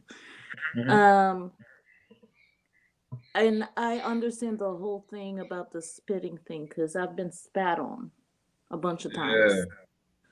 And what? by blacks and whites. For being with somebody of a different race? No, for just being me. Wow. Go ahead. I've even had a white lady who said, because I passed the Coca-Cola, we were in Florida, we were younger, I passed the Coca-Cola bottle over to my sister. And she says, be careful with that, the white lady said in the pool. Be careful with that because I don't want the pool darker than what it is right now. And then when my grandfather came out, because my grandfather is white, all of a sudden she's all like, "Oh, those are your kids? Oh my gosh, they're so beautiful." I'm like, "No, she wasn't." I went straight. I was all like, "Nope, she wasn't saying that. She said she don't want the pool dark."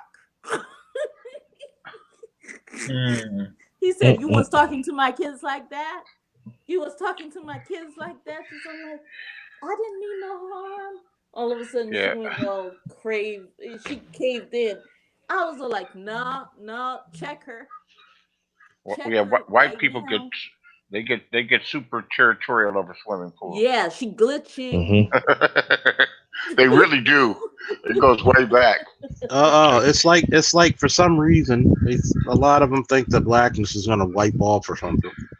It's weird, right? I've been We don't complain about a bicycle, and he just, I don't know, he just. They got to think about swimming pools, particularly public pools. Maybe you should complain when about lights falling off of one. Yeah, I mean, shit, yeah. So what's up, What's up, Beasley? By the way, what's up, brother? What's up, Bees? What's going on, Aaron? Oh man, just trying to get into football today. Couldn't get into it. It's cool to watch the game, man, but with no crowd, it just seems weird, you know. It's a little weird, but I'm just happy my Ravens won. The, Wow. the Raiders won too, and so did the Rams. Yeah. They did. The Rams won. They both squeaked by. So did Cam Newton. Yeah, they both squeaked by. Yeah, how did Cam Newton do? I know he did at least last time I checked. He did 2 rushing touchdowns. Man, that's gonna open them up so much. Sure is. Yeah. And guess who lost? Brady. Brady lost to who? Who Brady lost to? The Saints. Oh. Saints have been pretty consistent, a tough team, and Brady's on the new squad. Yeah. Why does he want to keep doing this shit? I know when you play football, you get addicted to this shit. Yeah, he's addicted. He doesn't know what else to do. Yeah, He's it's not addicted. about money. Well, let's see if they get through the season, because once they got 7 players from the 49ers and 8 players from St. tested positive, and Jerry Jones tests positive. Yeah, that's true. Yeah, I don't see how they're going to keep the COVID out. I know that I'm not trying to call you old, but you are like one of the elder statesmen over here. I do have to get you. See, you're young. Yeah, but we say that out of love and respect for you. And plus, you got a lot of wisdom to give. See, what do you think about a lot of these people who claim that they know about warfare but never bust a grape? That read books easily. That would be me. I could quote The Art of War. I wouldn't know what it would feel like to be, hiding behind a tree or something, and there's machine gun fucking fire going down. Of course, they don't know firsthand. It's something interesting. When you watch like Saving Private Ryan, which is like, I guess almost as realistic as you could get. Some of those Vietnam movies are pretty intense too, but they actually, not everybody was a hero. There's dudes sitting behind trees, petrified, crying, scared. Trying not to die. Yeah. That's all it is, right? Well, yeah, but I'm glad they showed that. Because I'm gonna tell you. Yeah, I'm sorry for cutting you off easily. Go ahead. I'm gonna let you finish. But you know how many times? Yeah, I'm sorry. But you know what pissed me off when I look at the military channel? They put so many white boys up, like black people, especially black men, ain't do shit. And like they probably wouldn't put on the front lines too. And you got to remember, put way up front. A lot of black guys say, dude, I've seen black people, goddamn limbs straggling on him, carrying another motherfucker on his good shoulder. Why didn't he get a medal? But the white boy does. But he got experimented on. I'm going to tell you a little secret about when we rescued like, literally, they refused to give my unit, my QRF unit, a bronze or silver star for rescuing Marines in Fallujah when they were fighting like cats and fucking dogs. Look, I don't know if I said this on this channel, but I am a Navy wife, was Army daughter, and now a Marines mom. No, Air Force. I'm sorry, Air Force mom. Pretty much connected to all the branches, aren't you, in some way? Some way, somewhat, yeah. We're very militant, and I was a flight attendant, and I did transport a lot of military units over to their destinations. So I'm also uniformed. We've been, conditioned, but at the same time, when I see my fellow comrades, I'm like, when we speak, bluntly. It ain't no fake or funk about it. It's about like realism, and we're in this together. I don't understand this whole mindset of being divided so much. It goes. I'm sorry, keep going. Yeah, to the point, because you know what? We go and we go have a drink, going like we lived another day. What? Yeah. Hmm. It goes back into what BGS and Beasley will tell you. This foolhardiness called rugged individualism. See, a lot of people don't understand. My generation is the last generation to go out on a Saturday morning and you have to take Ajax or Comet and scrub some marble fucking steps with a scrub Mm, brush. Mm. mm-hmm. Okay? And I'm 38 years old. Yeah. The chores. That's about my You, age. you Sure, have sure. to do chores. My son loves his chores. Some he does, some he doesn't. But he doesn't complain and whine about it. He He'll shouldn't. get in. He'll I, get in. He'll get in the shower with the dog and wash the damn dog down, dry him off. Tell the dog sit your ass right there, and the dog will sit his ass right there. He'll clean out the shower. Then he'll take a shower because he said, "I don't want to smell like dog." so All you of a get sudden, he became a daddy. Yep. so you You get got to give responsibility. Men are who they are by their usefulness. Hmm. Yes, and that's You what need to get women on the have to hey, you need to get on the respect. rooftop and say that again, Charles. I like that. You That's might, what Man, matter of fact, women have to steal that from you. respect. I'm gonna have to Hmm. steal it, Charles. You don't mind, do you? as long as you give me credit. No, Most women have to definitely. respect that when men are useful, and Men are who that's they are. what you're built By their for. usefulness. Your men are Yeah. who Basically, they are by their usefulness. Hmm. and basically and all and these and the great, oh my gosh, the greatness you guys bring us. I don't understand women who are not appreciated, like they want gimme, and then I'm like, you ain't got no gimme face. yeah, you got all these men out, all these dudes out here. I'm a man. I'm a man. And okay, well, prove you a man. You up here running around here grabbing your shit and posturing and sweating around, screaming and yelling. Don't make you a Right, man. you Just ain't had make that you a damn. attitude. Like, what It the make you a damn heck? fool running up and down here. Your ass don't sit down. Someone gonna call the cops on you.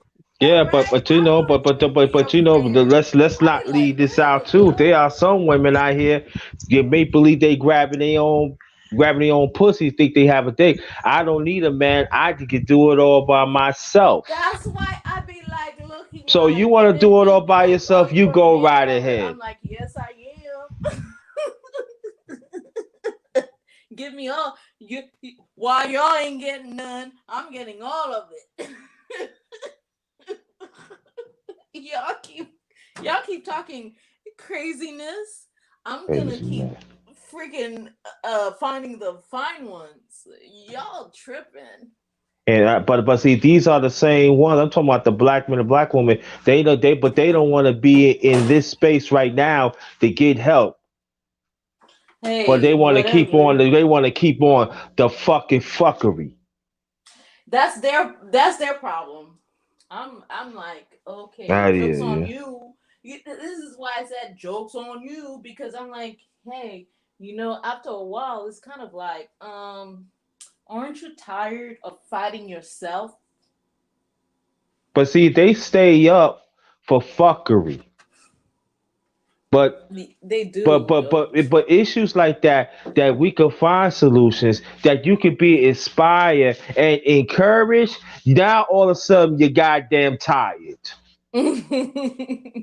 Fuck out here with that shit, man. But you Gotta know call what this I? shit But out. How you the being thing is, tired? How you can be tired to be inspired and help? That somebody, that Charles, like you said, that somebody gives a damn about you that much of your existence that you could change. You could change to be better. Some of our people don't want to be better. they They don't want don't. to They be. want to cause confusion. They want to be in this system Yes. of things. Oh my They gosh, don't. They thank don't want goodness to. somebody on my level. Okay, cuz AJG, basically fuckery is trendy today. That's the deal.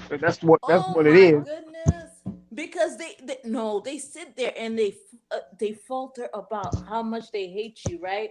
And then so they go to my page, right? They go to my channel and they try to see if I'm going to talk about anybody. I don't talk about nobody, cuz they're going to go, "Oh, she went on a panel and she had some fun." I don't got no funk left. I bathed. I'm done. Okay. You know, these dudes Why out there am I like that. pulling funk around? These dudes out there like that. And my response to that is, say, I thought you had to go save yourself. I mean, ain't you going your own way? You ain't left yet. Get the hell on. Man. Exactly. You got a bunch of these You people talking about going their own way. I mean, you got like I keep telling you, man, we got so many underappreciated geniuses, underrated geniuses, pun know, intended. right? I actually had to combine both y'all names together. Thank you. See, who literally, like, one day I just want to have a panel with Beasley. I'm not sure what his schedule is. And I just want him to teach young motherfuckers on how to make some decent money, how to school them. And it's like, Mm-hmm. I can imagine like somebody, with the maturity level, not trying to call him old, but the mature man that he is, Yeah, how I you might not be the best. I know how to. Yeah. go ahead, Beasley. I know how to. I know how to start from nothing. You know. Mm-hmm. I know how to get it out of the mud, literally. Yeah. Come on, we gonna give Beasley 3 minutes. Talk No, your shit. no, because I'm not a multi-trillionaire, or a multi-millionaire. But had I wanted to be, and I didn't want to have fun and enjoy my life, and I wanted to, do the Huxtable thing with the wife and the kids, it's always been about work and play with me. Work hard, play hard, Mhm. take time to smell the roses, enjoy yourself, and then get back to work. But no, the younger people don't like to work. That's true. If something doesn't work They out, don't, huh? and they don't like to work hard, and something it seems as simple That's what. as calling like cards, investor cards, and calling them and making a presentation and say, "Fuck you, don't call me no more. Leave me alone." Yeah. Mm. Yeah. Listen, And brother, That's actually hard work. At the Yeah. end of They the day work of hard, doing all that, right. at the They end of the work day hard of at doing that, pissing you're you off. exhausted. At the end of the day, after doing that, you can be exhausted, like you were moving bricks or something. And it's yeah. mentally tasking. But people aren't, and that's a dying craft. That's a They dying are craft. But so lazy. brother Breezy, let me ask you about this underrated one. I know. Is it safe? Is Go it ahead. safe to say they don't want to see it through? Is it safe to say that? They're scared of it.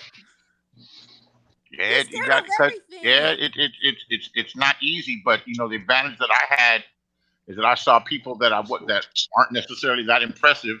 That you're working in an office and you see people, and I'm talking about in the '80s, that were leaving, anywhere between $5,000 and $10,000 a week, Mm-hmm. and they had to put in work and they had clients, and you know, it didn't take very very long, a few years, getting your shit together, of making that happen and realize it for yourself. So Yeah, go because ahead. that's the first question I put out is like, how It do you can't be think any harder than these boot camp. lights stay on?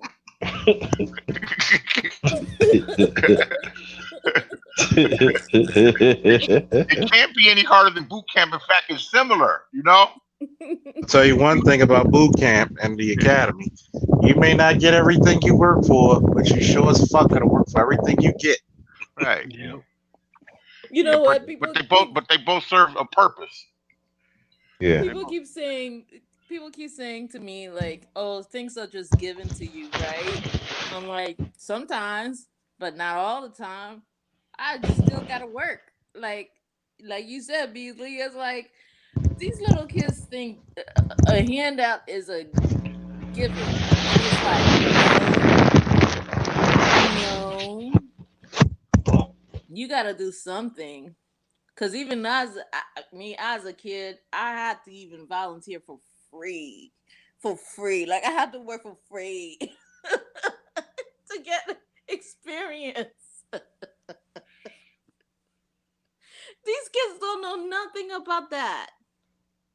Yeah, he's some lazy kids, man. Yeah, they Not all lazy, of them, young. but man, they Mm. leaving the door wide open to somebody. Like I said before, all you got to do is just have like a strong will and work ethic. You could just man bust down almost anything, man. You could just Exactly. yeah. I Like mean, when I said, and in I remember like my daughter and her friends were like, for free? You work for free? And I'm like, yes, I volunteered. That's what it's called, working for free. They're like, what is your problem? I literally just like I just talked to a friend of mine I know for over 20 years. He's unemployed. He literally asked me like, "Oh, how do you make your money?" I literally told him like, "Okay, yeah, I do this. I go, I work on this site or whatever." And then I also said I do DoorDash. And he literally like shut that down. And I'm like, dude, you called me, you asked me what I do to make my money. Like, what you think I do it because I mean it's not beneficial. I mean, it's like okay, some of these people, man, they just want to be broke, man. They just, got a million excuses. Cause his excuse was like, man, that break my car down and blah blah blah. Man, I said, man, you know how much I paid for my car? He's like, he was like, what kind of car you got? And I was like, I got a 2000, Mercedes Benz truck that I bought like last year for $700. I mean, I do. You get a hoopty and you go pick up food for freaking fat people or whoever that want to be in the house. I mean, it's just that simple. I mean, I mean, I don't know, man. Some people are just delusional, man. I mean, I've been They there. ever People told me to do stuff that I'm trying to do now. People told me to do stuff 20 years ago, like go to tax auctions for real estate. I'm gonna Hmm. try to make one next year, but Yeah. it's a lot of stuff, man. Oh But I bet you he'll man. have his hand out though, asking you for some money though, while they trying to shut folks down about what kind of work they do. Like I do security. That's how I make my living. Be like, oh, you a flashlight cop, whatever. First of all, Yeah, I don't care. that's the same thing. But same thing, Aaron. Yeah, they said, "Oh, you a toy cop." I said, "Okay, Yeah, but at least I make mine as a living." What are you doing? Yeah, exactly. My pockets stay fat. And what I can say for all that lint and tissue in your damn pockets. So what's up with it? right, man. These people have these like, man, I ain't gonna say these people. Let's just say like people have these like thoughts of as far as they supposed to have some type of higher class job, and if they don't have that higher class job, that it's like forget it, it's like all or nothing. But yet, yeah, you check the bank account or you check the ATM, they can't get $20 out because they only got 18 in there. You know what I'm saying? So it's like, man, Yeah, they probably can't get 20 cents out. yeah, it's like, man, I mean, it's hey, Trying to if it's squeeze long, everything out of you. man, as long as you could make $1, man, who cares? I mean, I told him, I said, man, I could get out my house, man. I could get, I turn the app on or whatever. I do DoorDash. Make 18, but I call it crumbs. Like I literally when I get in my car, I was like, man, let me go see what crumbs I can get today. I mean, yeah, it's small money compared to what I make from my day job, but Door uh DoorDash told me that he hustles it and working off another job. huh.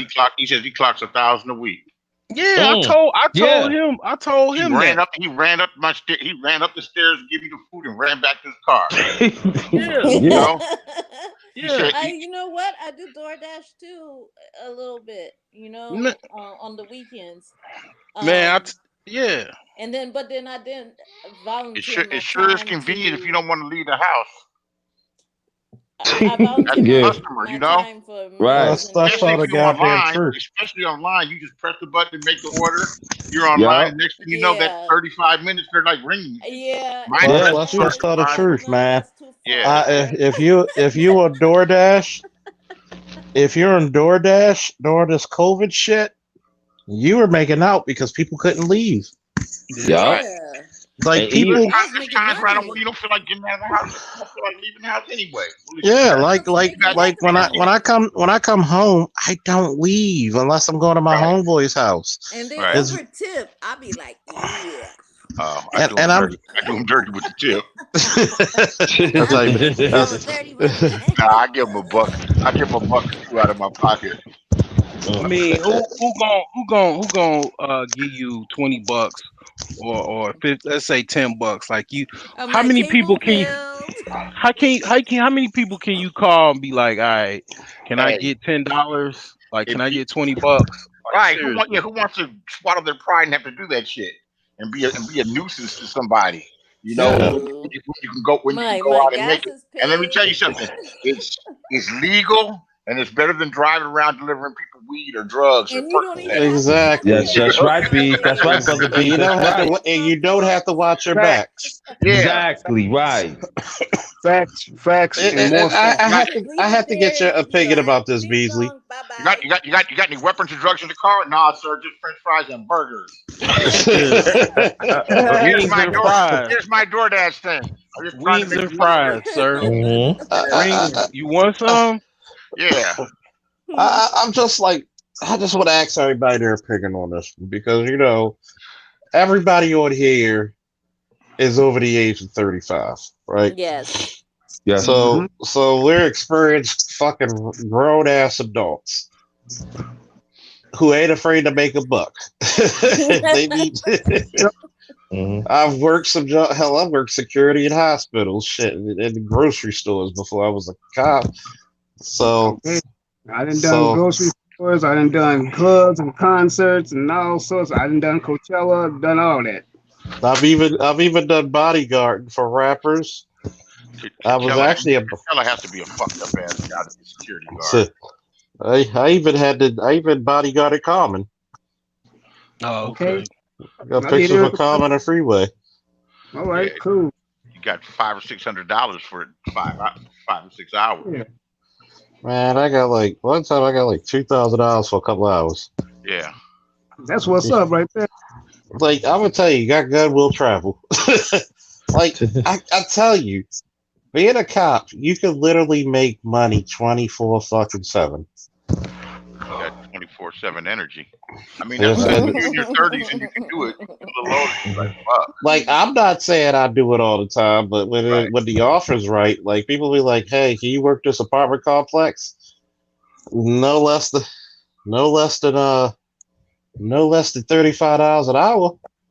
Yeah. What was the question? Hell, some days I don't even pick up my phone if it's not 40 or Yeah. $45 an hour. Right.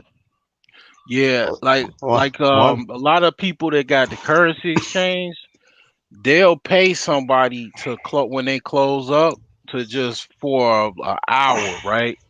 To just watch their back while they close up. I mean, it's a win-win for them because they'll pay somebody like you $50 every night to just come by, just literally, so when they close up, they don't get robbed or whatever. You know what I'm saying? While they have their back to the door, locking the door. uh-huh. Yeah, Yeah. right. You'll be I would've surprised how many times I was at apartment complexes and my buddy put me on, and he was like, my rule, 35 or higher. He was like, all right, man, I know this is the last minute, and I know how good you are because everybody says you get rid of everybody on there. Like they literally had 20 drug dealers on the step, and I'm swinging an S-band turn. Look it up. For all the dealers who don't know what an S-band turn is, if you see the wire, you see the officer spinning it, the wooden nightstick on a leather strap. That's an S-band turn. Baltimore created the modern nightstick. It's true. So mine is made out of cocoa bola. Oh. If you know what cocoa bola wood feels like, you don't want to get hit by that shit. It's No like way.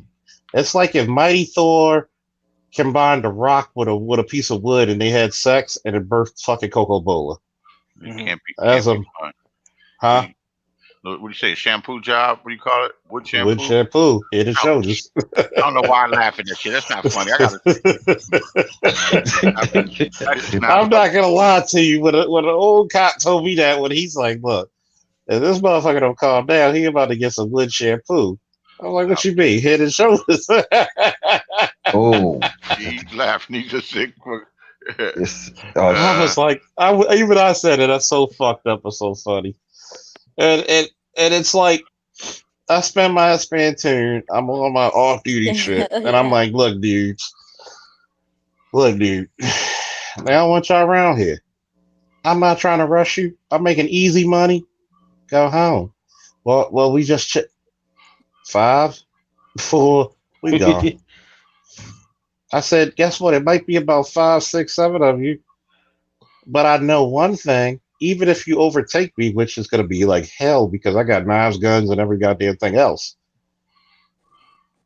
the first person I crack with this shit is going to have broken ribs, broken legs, broken arms, broken something, broken hearts. I don't give a shit.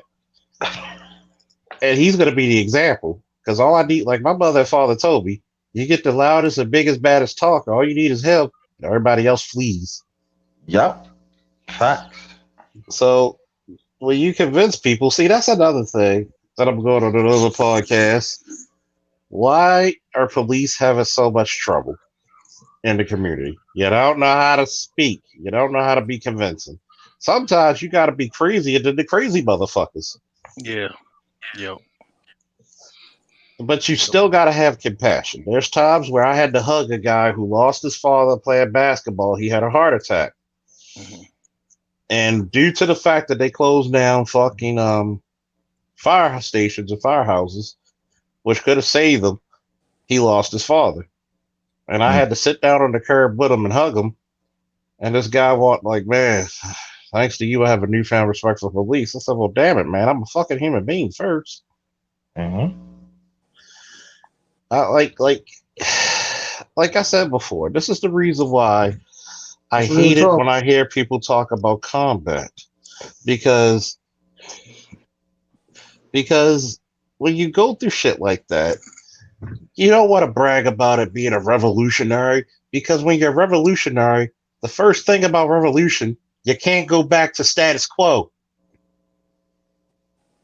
You may not have electricity for weeks or days or whatever. You may not have a running. You're fighting an institution and an ideology, not just a fucking person. How much are you willing to sacrifice to prove a point? It's real talk right there. Yeah. You know what, Charles? Basically, you just opened up my eyes or something. Basically, when it comes to going to war, you don't even have to go to places like Southeast Asia to go to war. You got a war right outside your front door, and these Exactly. places become good. And I can It's, speak on something like that because I went to New Orleans, Louisiana during Katrina and actually helped rescue people. That's something I really pride myself on. I'm not getting lifted up in pride. I'm talking about something I felt. I feel like I think I made an accomplishment or something. I actually put my life on the line so someone else could live. And we actually went in a time when during the time they said don't go into New Orleans. We went anyway. Didn't know if we were gonna come back alive or not. But you know what though? We squared off against the 82nd Airborne. They was posted up there. We it got 2 bus loads. And we got some people up out of there. yeah, you got to think about it. You got to think. You got to think about it.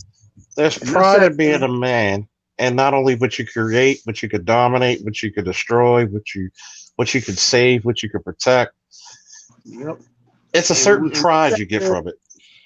And we Yeah. sat there and listened to and heard the people talking about what they lost and stuff. I had to really check myself because I was about to explode listening to all these people. I mean, my people that was with me was asking me if I was all right because when you hear something, when you keep hearing that about what the people lost and their loved ones, that'll affect you. That'll get to you. I had to stay strong and to make sure that the people who I came to help rescue didn't see me breaking down because then they'll be like, oh man, all hope is lost. So I'm like, okay, get it together, Aaron. Get it together. We can't be breaking down. But that's how real the shit was though. Oh yeah, you know, you might laugh at me for saying this because I always say there's esoteric knowledge in cartoons and anime that we don't listen because we disregard it because we think it's for kids, and a lot of cartoons were not for kids. The Super Friends had this shit right, and I had to come to grips to this shit. There's three pennants when it comes to law enforcement, military, fire, and any sort of protection.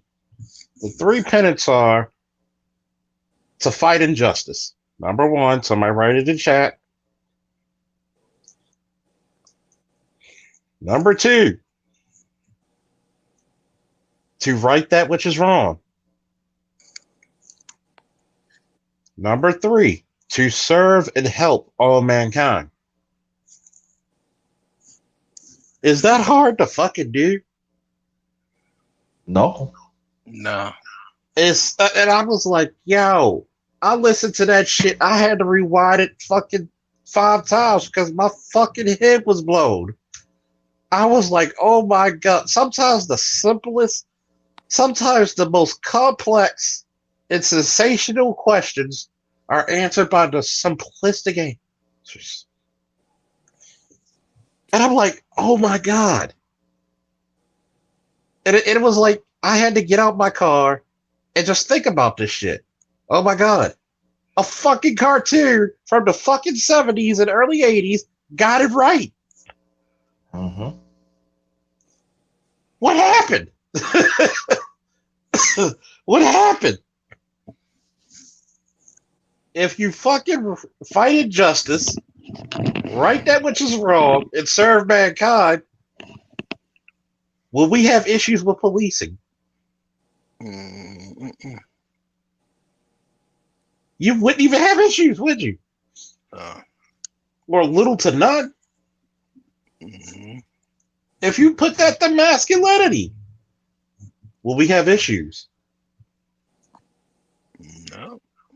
And if you think about it, you're like, oh my god, what the fuck has these motherfuckers been doing?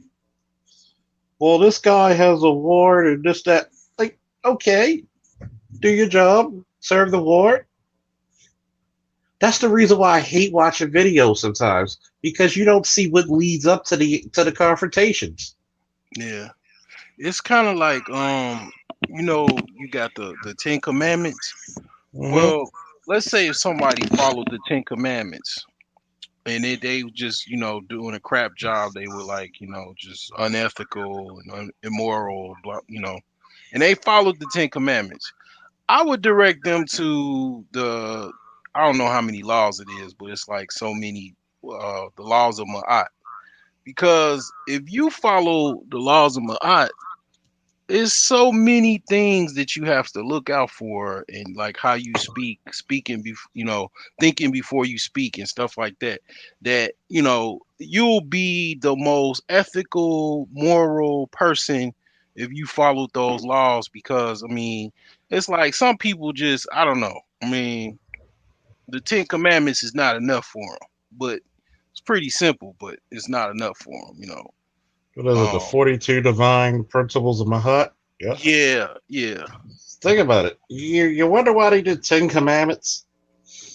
Because it's easier to scapegoat than 42 laws. Hmm. And by the way, I'll let you know, if I always answer this question for people who don't believe the race or the color of the people of the Bible, if you believe it to be true or not.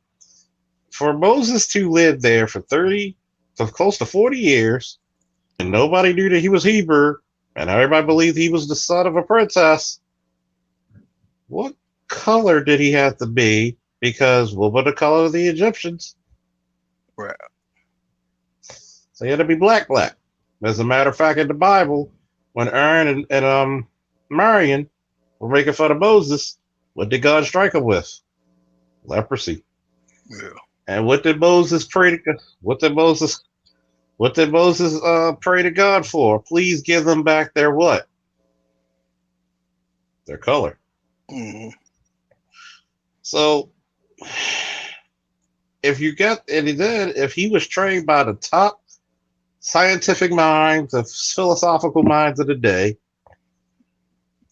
guess what? Where do you think he got the Ten Commandments from?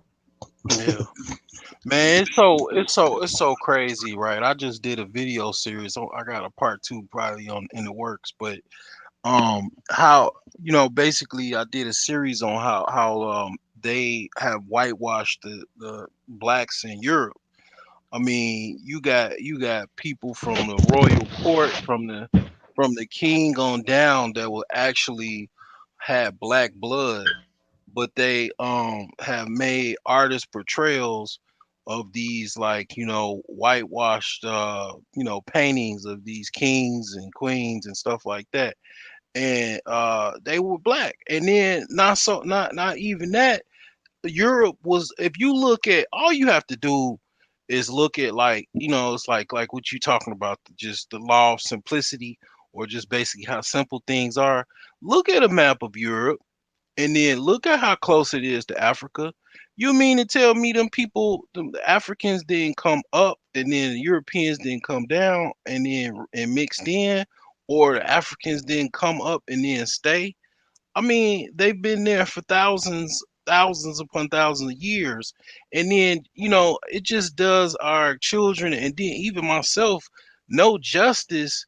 All these European movies or whatever of these, like, kingdoms and stuff, really Mm-hmm. what happened was that these kingdoms had black people that were knights, that were, like, craftsmen, that were kings, queens, noblemen, barons.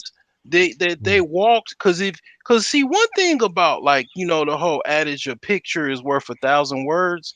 If you look at these paintings, and you see it's all of these, like, mulatto and even brown skin, even dark skin individuals in these paintings, and it portrays that basically they were lying. You're Mm-hmm. a lot of black people were there, and just imagine these movies if they were actually realistic. Think Then, about it. yeah, Most of your royalty was black. Like yeah, the Holy Roman Emperor Charles V was a black man. yeah. Yeah. He Peter literally Peter the ruled. First. Peter the First, literally, they don't even hide that.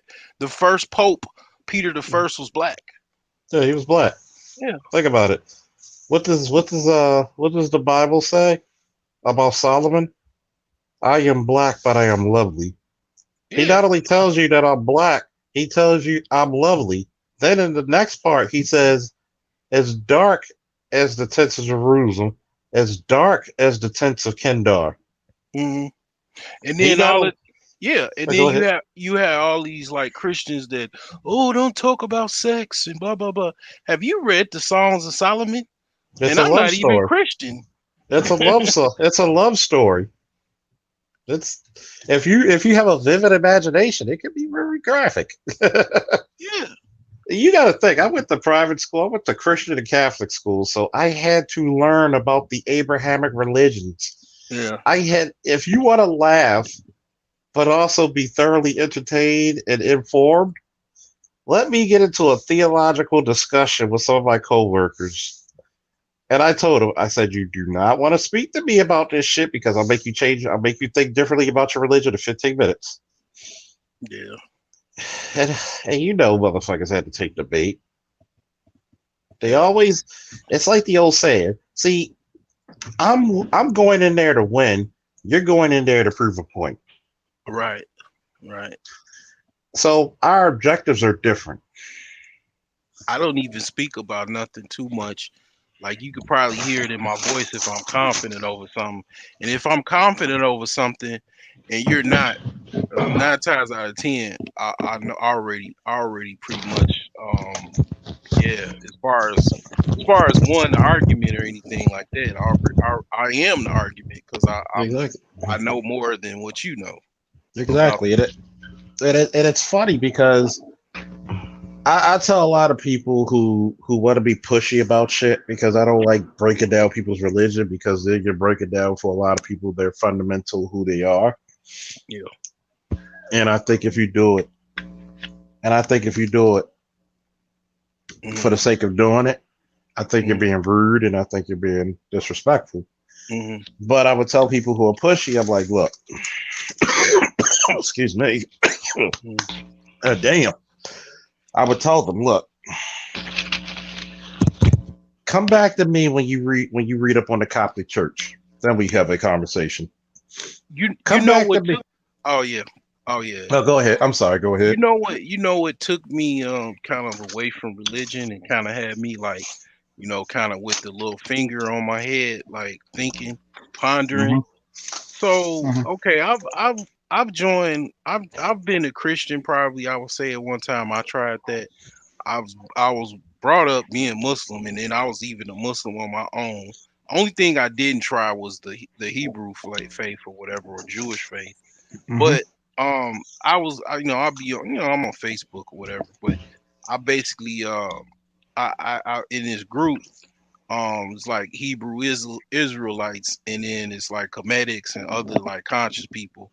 I put a post on there just to play with people basically, because I said, so do Hebrews, do you guys say amen after you pray? And pretty much about the first few posts, it was like, yeah, pretty much, we just said different. And did you know you actually summoning the god Amin Ra, which is the And sun god? Ra, the sun Yeah, god, right. from the Pharaoh Akhenaten. Yeah, so I mean,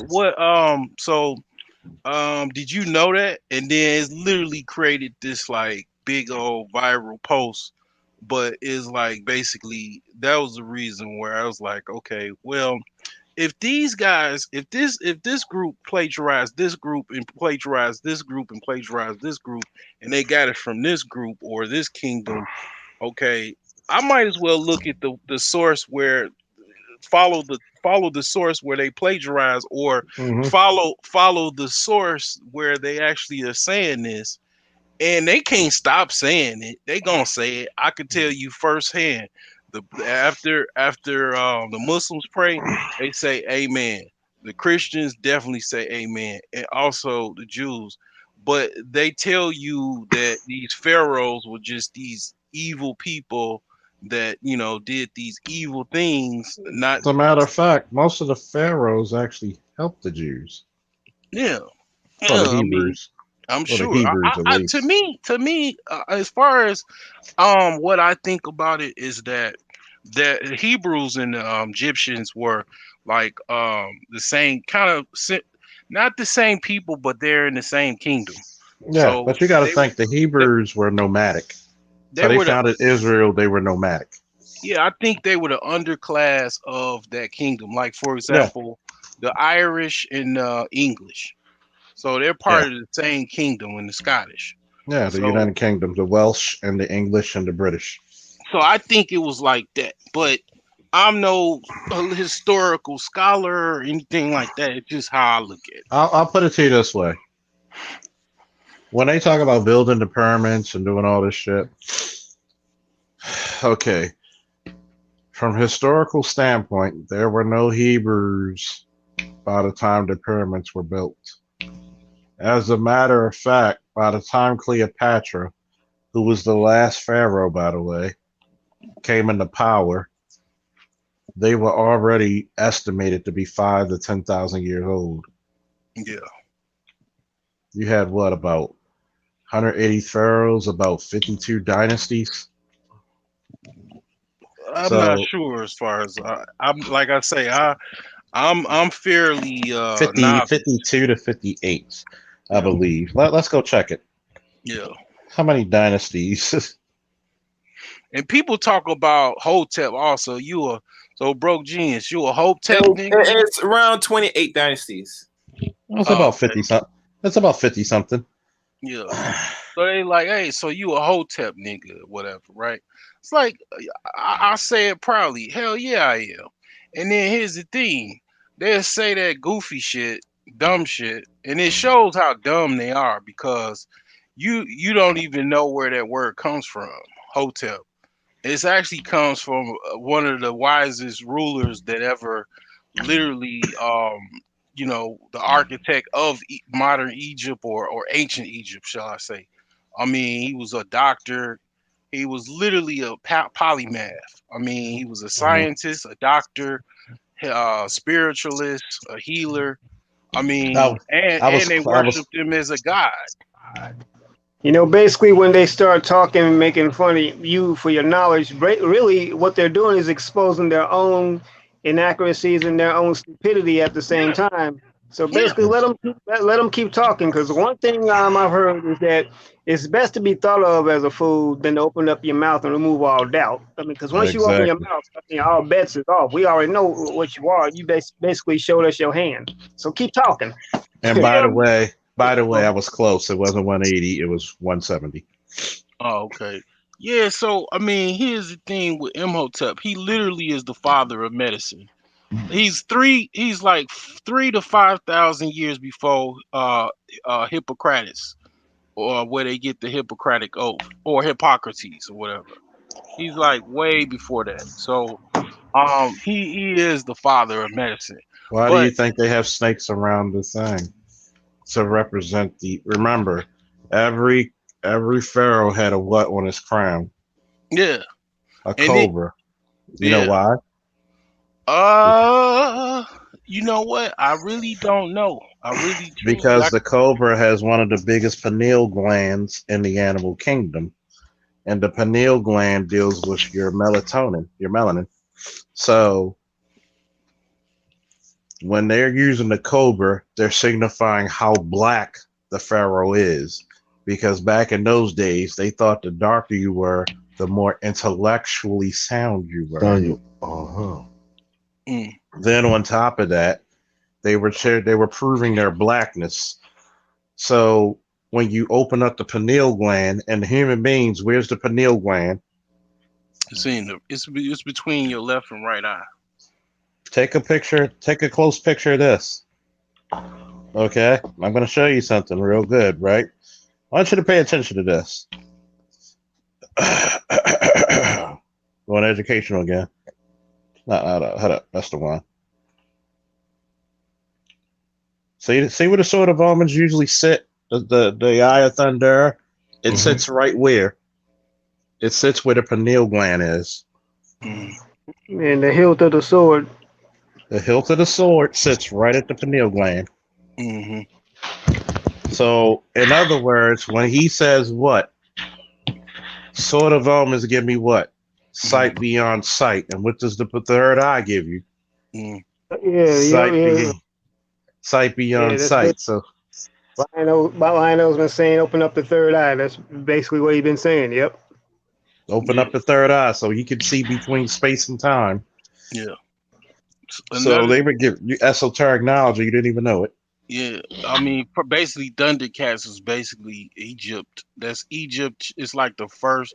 Literally, I was literally watching that as a youth, getting basically, it's like Egyptian history 101, literally for Think children. about it.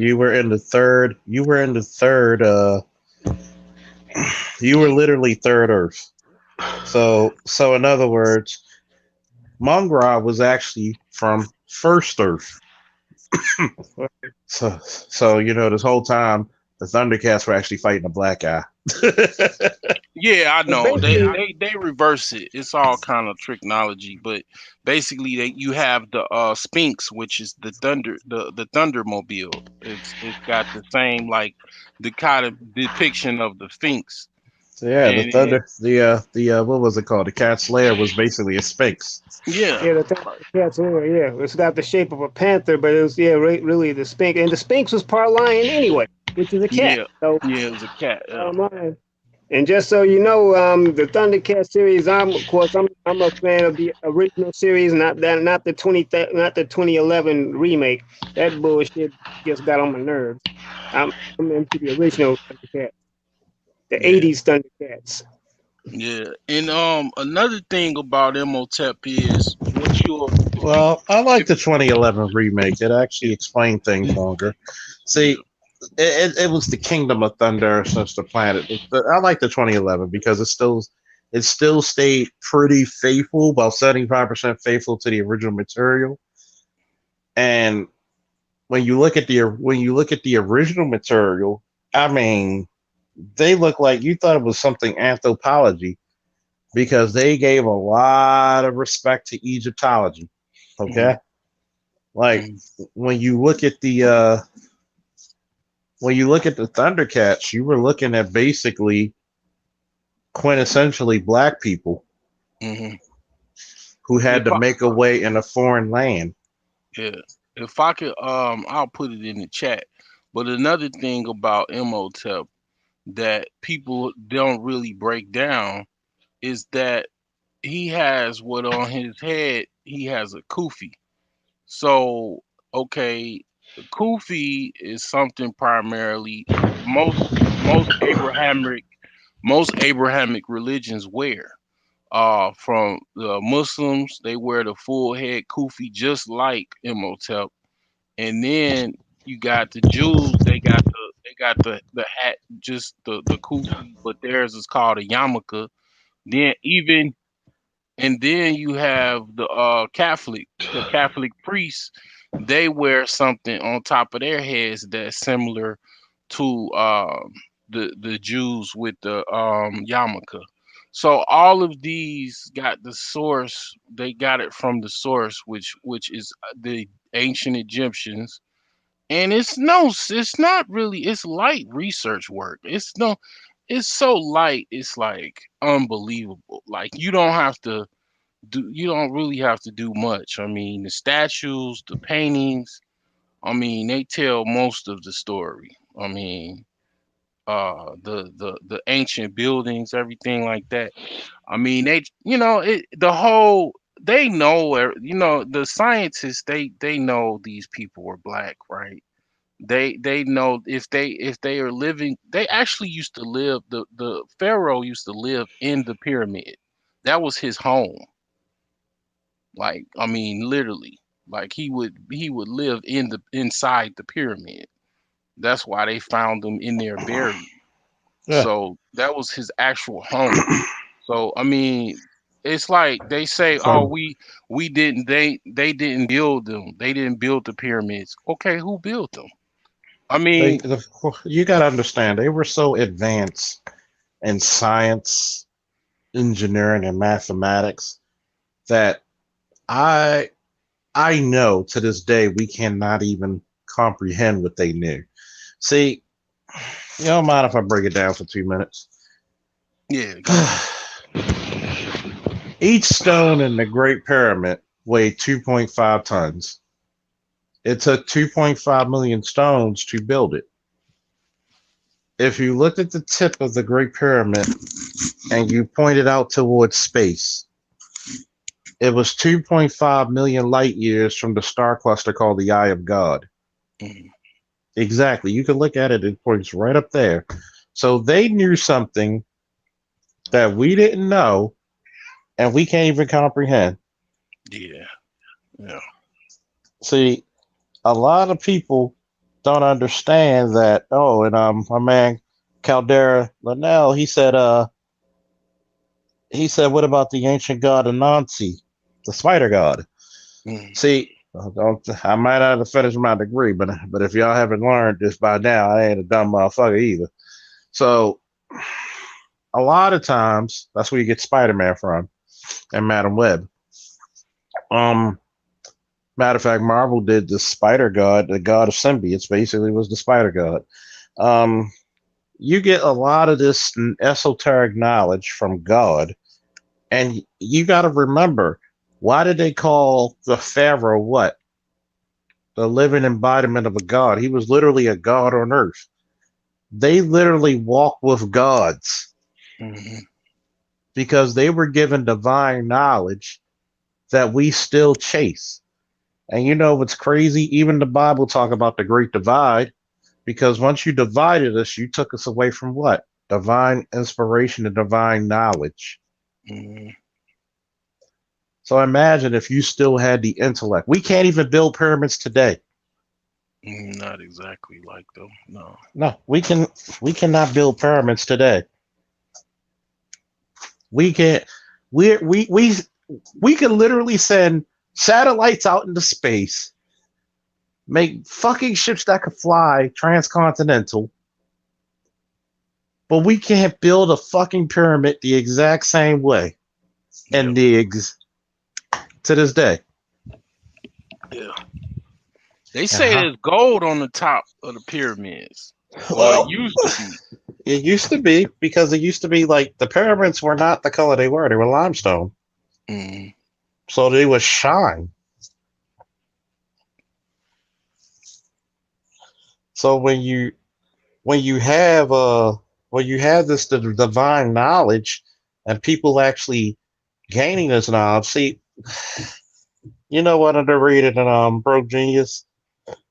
We're gonna have to go in error and chaos. One day we could have a podcast about knowing the true gods Mm. Mm. Mm. because you think about it. What did we call Shango back in Africa? I mean, back when you go up north. Up in North toward Europe, When you go towards Europe and Norway, what do we Zeus, call Zeus. So, the Greeks called him Zeus? What did the Norways, the Nordics call him? That on that the guy that show with damn, I know what you talking about. It They was They on called call that him him show. Thor. They they call him called him Thor. Thor. They called him Oh yeah, Thor. yeah, Thor. All he The did was North get Thor. whiter. right. Oh, because Yeah. instead of having a two-headed axe, which Shango had, he had a two-headed hammer. Yeah, I think the Romans called him what Jupiter? No, wait, Jupiter was someone else. Jupiter was Zeus. Zeus. Okay. Okay. Yeah. Zeus. Right. You know what the Romans and Greeks called Thor was Hercules, hmm, yeah. which actually translates to Hera's glory, which is ironic because Hera hated him. And in the Egyptian folklore, it was Hathor. Mm-hmm. I The think in strong Egyptian man. he was Osiris, right? Mm-hmm. But he was the strong man. He was the half god. He was the son of God. Remember, what was Haru? Right. Heru. Yeah, there's Heru. Then there was also Asar, and Osaru. Heru was Asaru. Just like the what was it? Hespet. You know, I think I'm pronouncing it right. Hespet. She was literally the Eye of Ra. She was literally the Wrath of Ra was a female. Maybe they knew something we didn't know. Shit. They're like Hatshepsut. Was Hatshepsut and Hepset.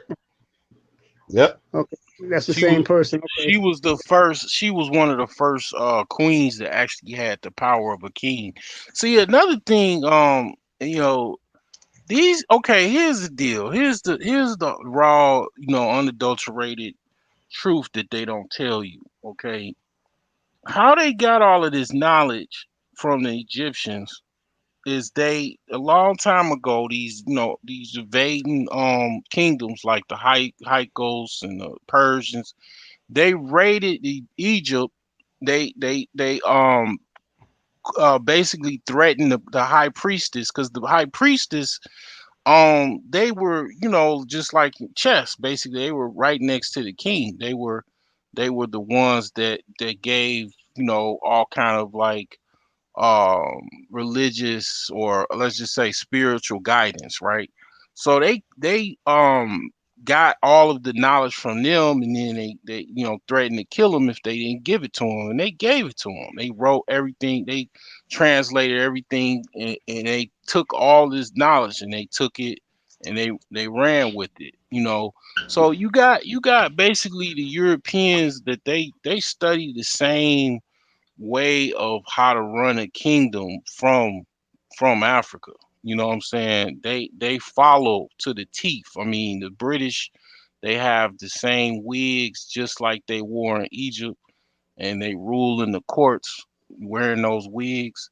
So on one end, they're telling you, these people in the church, you go line up Sunday morning, or even in all of these different religious institutions, that these people are so evil, but on the back end, they're literally copying them verbatim and ruling you using their customs and traditions, and these are your ancestors, you know what I'm saying, and we don't follow them, but because other people talking about these people are evil pharaohs that, I mean, I'm sure they done some evil. I'm sure they done a lot of wicketry, and I'm sure it was, but it's no different than the wicketry that we have today by the Hmm. kings or the ruling class or whatever.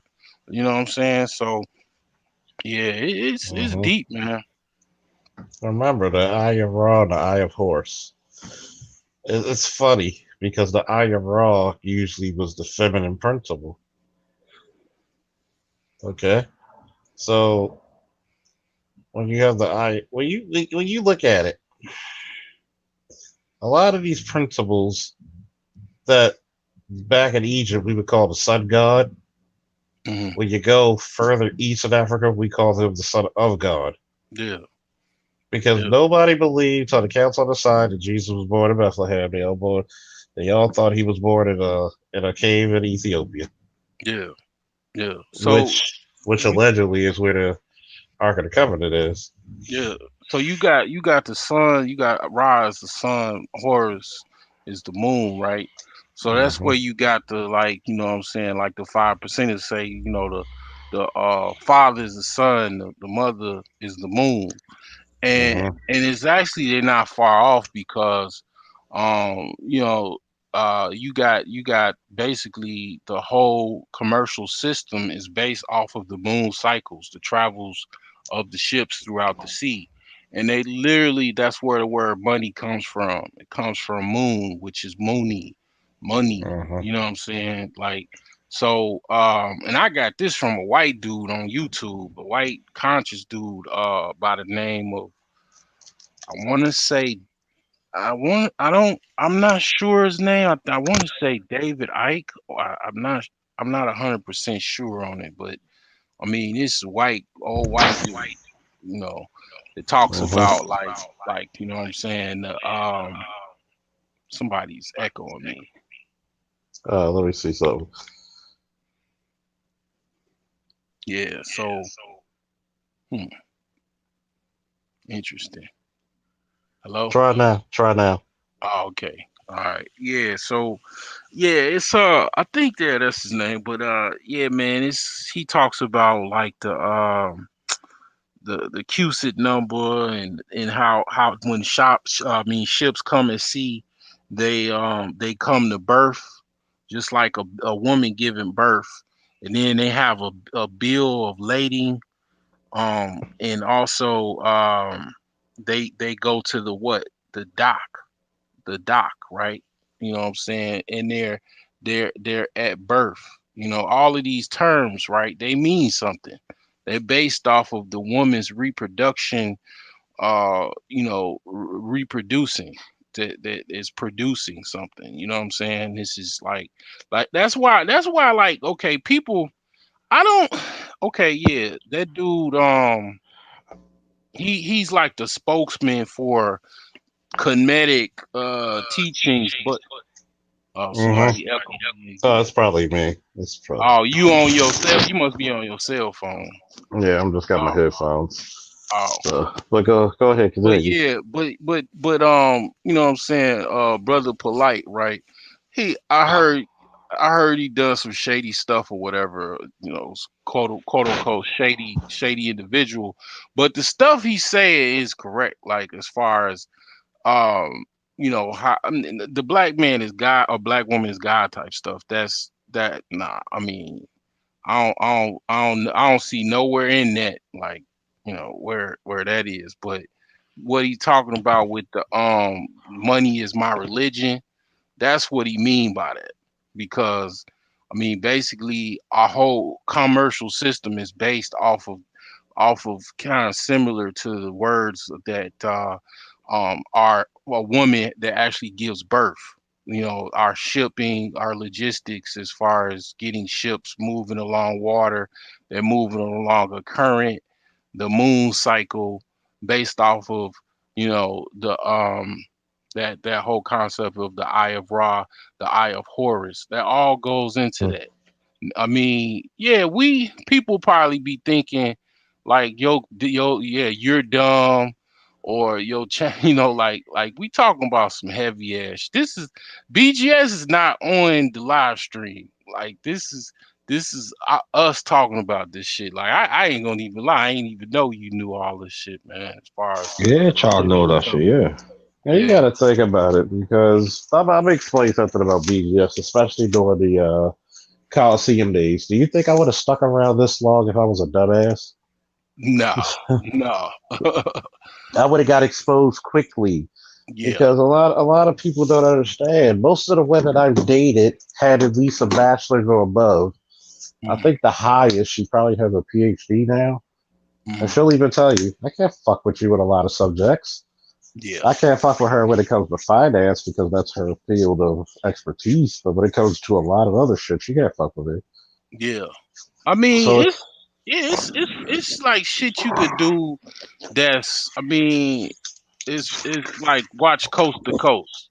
yeah, I mean, Coast to Coast. It might take you to the local mental hospital after a while. I I'll put mean, it to you. I'll put it to you this way. Hmm. Get a map of the DC universe, the New 52. Just Google New 52 universe or DC universe map. okay. There's a spot called the source wall, right? Mm, You can't. No character has ever went past the source wall except for one. Usually they get stuck on it. They become impaled on it.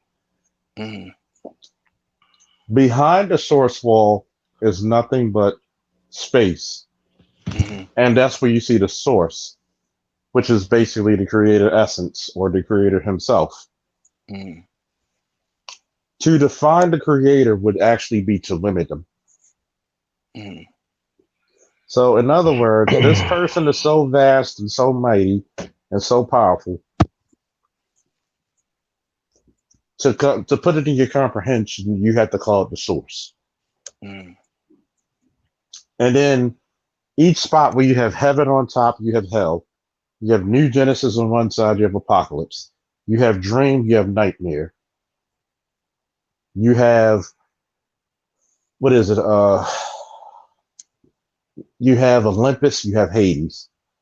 You have the opposite polarities of each universe, and it's all basically hell is the same thing as Apocalypse. When you mm, look at when you look at Darkseid, he's basically the equivalent of Satan. mm, And remember, here's the concepts you got to think of that DC Universe actually picks up. The first, the first, when you have the, you know how you do the what is it called, the levels or degrees. You know how Tell you have 3D, you have 3D. The first degree is space. uh, When you have space, you now create what? Time. yeah. When you have the third is life. Fourth, Mm, each think about it. Each time you go a level above, let's mm, say, let's say this is the theological thing just from DC, which is what they get from esoteric knowledge, mm, which is the same shit, but they just put it in comic book format, right? mm, Each level is so vastly superior to the other mm, that from space to time, you will be a god. yeah. In other words, the first two layers compared to us, which we live in a 3D world, a Mm, three-dimensional world, mm, anything below us, we will be considered godlike. yeah. That's why the fourth dimension, where Dark Side and the New Genesis exist, Mm, they're yeah. considered what? Gods. Yeah. The fifth dimension is omnipotence, is Yeah. creativity. I forget what the fourth one's called, so forgive me on that So, one. so this according to this website or whatever, I'll put it in the chat. It says 1D represents physical reality. Which is That's space. that's planets, air, water, all physical elements. Yep, Then that's space. you got 2D, which represents like plants and animals, science, and then you got 3D, which makes us humans unique among all animals. Uh, free with free Free will will. Free will. starts from 3D. It gives us the ability to make decisions. Um, in 4D is all the psychic and astral realm. It's the astro, and Yeah, the fifth one is creativity. 5D is God as basically God as the guiding light. It says once you Yep. introduce a guiding light, you're no longer the center of your own creation, Yep. and Well, duality dissolves into higher purpose. notice what it sounds like the DC universe, right? Yeah, I can see what you're saying. Because the fifth dimension, where you have the character Mr. Mistleplick, what is Mm, his abilities? I don't know. Cool. He's omnipotent, Hmm. meaning you know how powerful Superman is. Yeah, I do know how powerful Superman is. It will be comparing a candlelight to a nuclear bomb. That's how powerful his power is so vast that just would have thought he could change reality. So that's where the concepts, because trust me, there's nothing new under the sun. They just change the concepts. Oh, okay. And when you get a Wow. chance, put oh, you put it in the chat, good, because you got to remember they just changed the concepts. Because notice the first thing you got is what, space, time, reality, Yeah. where we live. Notice how I said each time you get above, you're godlike. Yeah. They say if you could use, because how much percentage of our brain do we actually use? Probably about 35, 40. I don't even think that. I think that we use less than 10% of our brain. The average person. Let me see. What's the percentage?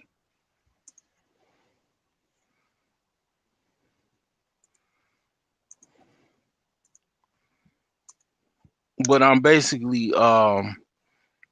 I'm saying that if you get to be where you could yeah. So it says The they blaster Sable Flash. I actually get that joke. Go ahead. yeah they say like once you go beyond a certain percentage of you being able to fully use your brain. Oh, um BGS at 6%. Hey, BGS, oh come on up. Come on up. I'm gonna put the. yeah, Oh, I didn't mod BGS. That's sacrilege. yeah, There you go. yeah. Hey, BGS, come on up. We enjoy it. So so you got. so so let's say I'm yeah, sorry. yeah, I can't let me say something before he start talking. But if you get to, let's say that's true, right? And you get to where you can use 20% of your brain, I mean, you literally would be a god at that point, damn near, because Yeah. you would be a trillionaire. You'll be like the man in the high castle. You'd be like the smartest sage in the world. Like they'll probably kill you at that point. You got to think about it. If you could use up to 20% of your brain, you would become stronger, faster, more cunning. You would be able to. You would have precognition. Yeah, this might sound a little kooky, right? But going back to Imhotep, that There's nothing kooky to a comic book fan. right? Okay, cool, cool. All right, so this is the thing with the kufi, right? Because I Hmm. actually need. Well, I'm kind of growing my hair out, so I probably won't be able to wear no kufi. But a kufi is supposedly it's supposed to when you're praying and you're thinking, it's supposed to block out basically Satan from reading your mind. So Hmm. when you say like when you say like as far as that superhero or that comic book character that you mentioned, that's what I thought about when you Hmm. said that But you because got to remember, what does Mr. Flick always wear? He wears a derby. He always has a head cover. right, because it's like that's Kofi. Actually, I'm not making this up. That is actually so when you're praying that Satan doesn't read your thoughts. That's How do you? why Oh, um go ahead. I'm sorry. I'm sorry. yeah, Keep going. that's also why I think related to Christians speaking in tongue because they don't want the devil to actually hear, or the evil one to hear their actual what they really are saying. You Hmm. know. I mean, you got to think about it. That's why they call it a covenant. You have a promise with God, but you're covered by God. It's the Hmm. protection of God. Like, people think the wrath of God is something that God actually has to do. The wrath of God is also being outside the protection of God. Hmm. So that's why when they said your head is covered, Hmm. I'm under the covenant, the promise, the protection. That's what the hat represents, the covenant, the physical manifestation of the covenant or the cover of God. That's why in the military, they don't call it a hat. They cover what? A cover. And then here's another thing. This is to blow this up, right? So what's devil backwards? Huh? What's devil backwards? What is it? Lived. With, Yeah. yeah, I mean, what was the, like, I mean, the real name's, well, the name Lucifer, which means light bringer. Yeah. I mean, we don't get to the word Satan, which literally means enemy, till years later. But you got to think, why would he be the great enemy? Why would we make the devil into some red guy with pitchforks and horns and shit? Mm. Because if you really go by the actual description of Satan in the Bible, of Lucifer, he was How can beautiful. you how can you truly love your children, Charles? How can you truly love your children? Hmm. When you give them more than what you have. When you give them Yeah, more than what you had. exactly. Because that's literally what love is backwards. Is evolve. When your children actually are doing better than what you are doing, you have actually created evolution, the evolutionary cycle. And Cause and it's like, funny because most people who don't have children wouldn't understand it. yeah. BGS is the chat. If he wants to come up, please come up. It's always a pleasure to speak to you. And I'll finish what you were saying. I mean, shoot, BGS is like uh he's like the Pope of the Black Manosphere. Like, The Black Pope, motherfuckers. I mean, goddamn, I mean, it's like BGS can literally Yeah. shit. He don't even charge for what he actually the value that he actually could bring. Yeah, Like, he I tells mean, you. He'll tell you. He said, man, he doesn't do it to get paid. He does it because he wants to share the knowledge. Somebody blessed him with the knowledge. He wants to bless others. That's how esoteric and information actually spreads. mm, So when you actually evoke conversations like this, you evoke knowledge because you got to understand something. Because as a lifelong fan of comic books, I even said to myself, this shit ain't original. This shit came yeah, from somewhere. And when you research it, it'll be like, oh, mm, when you look like, at just like when you mentioned the dimensions, and I'm gonna look through that. mm. Oh, here comes the I don't have the sound effects, but what's up, BGS? Hey, what's up? Not much. We went from talking about how people always claim to be one with military science and their phony baloney Okay. to till we go into esoteric knowledge, which is like one of your specialties. Oh, yeah, yeah, yeah, yeah. Still learning. Oh yes, I don't think you'll ever stop learning. Yeah, you don't want to. I mean, You don't want you, to, yeah. so yeah, what's going on, BGS? Nothing much. What's Just going on with your BJs? just popping in and see what you guys talking about. Yeah, we Just would we no, were go ahead. talking about 1D to all the way to 5D. What's Hmm. up, Um, BGF? Hey, what's going on? and before that, we were talking about Eye of Ra and Eye of Horse. Horus. Oh, Haru? Okay. Yeah, yeah, Yeah, and that how the feminine and the masculine, basically the sun and the moon. you got to remember talking about feminine and masculine. Masculine is always active, and feminine is always passive. That goes all the way back to Ptah and the Noon. So the sun is the active force. It's active, so it have to be male. And since the moon reflects, it's passive. It has to be female. Anything passive is female. So that's why Wonder Woman deflects, huh? Yeah, well, probably so. Okay. If they made her that way, yeah. So you're gonna get a kick out of this, BGS. You're gonna get a kick out of this one. I finally got it when they deflected. I finally got it. There's a lot of deflecting on YouTube, that's for sure. Oh yeah, and it's funny because, like we were talking about, like in the DC comics, right? They have the levels, like with Darkseid, who's basically he's in the DC universe. Everything has an equivalent. Okay. Just like in real life, everything has a yang and a yang equivalent. Yeah. When they literally in DC have a heaven and a hell. Okay. You have a new Genesis and an apocalypse.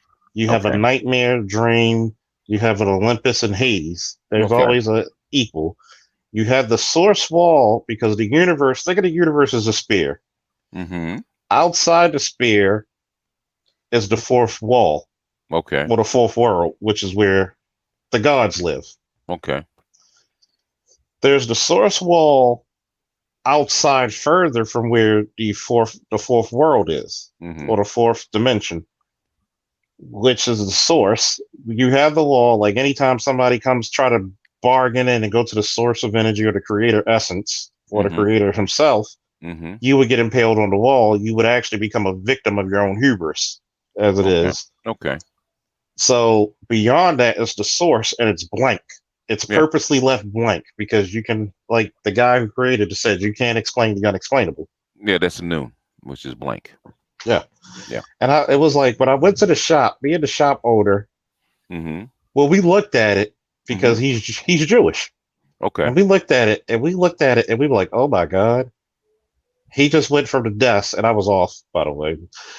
And we looked at the desk and he pulled out some cups and we started drinking. He was like, our fucking minds are blown. Oh yeah. It's if you go back to the Memphite theology and Ptah and the Noon, then it makes sense.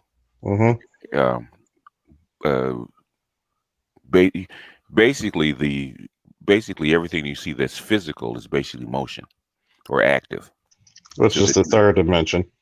Yeah. It's third dimension. Yeah, it's active. So anything physical is going to be a third dimension. Basically, 1D is, if you think about it in geometry, 1D is the dot or the singular particles, right? And then the 2D is always a line, and then the third dimension is basically a triangle, and everything's made out of triangles. So if you project planes from a triangle, you start to get shapes or forms. So basically, like say if you go to physics, 1D is a dot, basically a particle that has no dimensions, and then 2D is the line and the which is a line or a plane, and then when you get into 3D, that's when you get we start to get forms. So basically the story of Genesis was basically physics. Yeah, basically, yeah. The story of Genesis is which is God walking across the waters, right? The waters were dark. That's Ptah and the Noon. And then basically they came together and they spoke. Created that tomb. A tomb spoke and started the motion of the creation of the universe. Okay. Yeah. And so what was the fourth one? The fourth dimension is always is motion or time. In other words, I thought time was the second. If to be able to see time forward and backwards is the fourth dimension. Okay. So now, in the order of creation, in order of creation, then movement causes time. So in other words, time. Basically, time is created for something moving in motion. Okay. So from instant to instant to instant. So that creates time. Okay.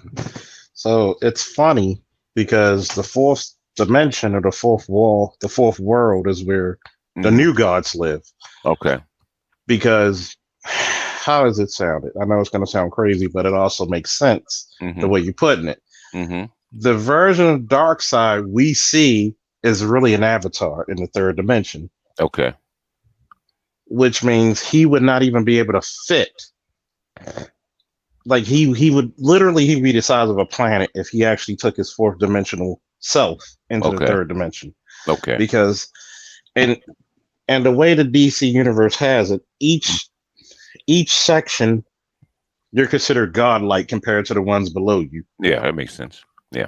Because you're so vastly more developed than the other ones. I don't know if you're familiar with the character Mr. Mistleplick. He's from the fifth dimension. He basically has, what is it? Omnipotence. Sorry.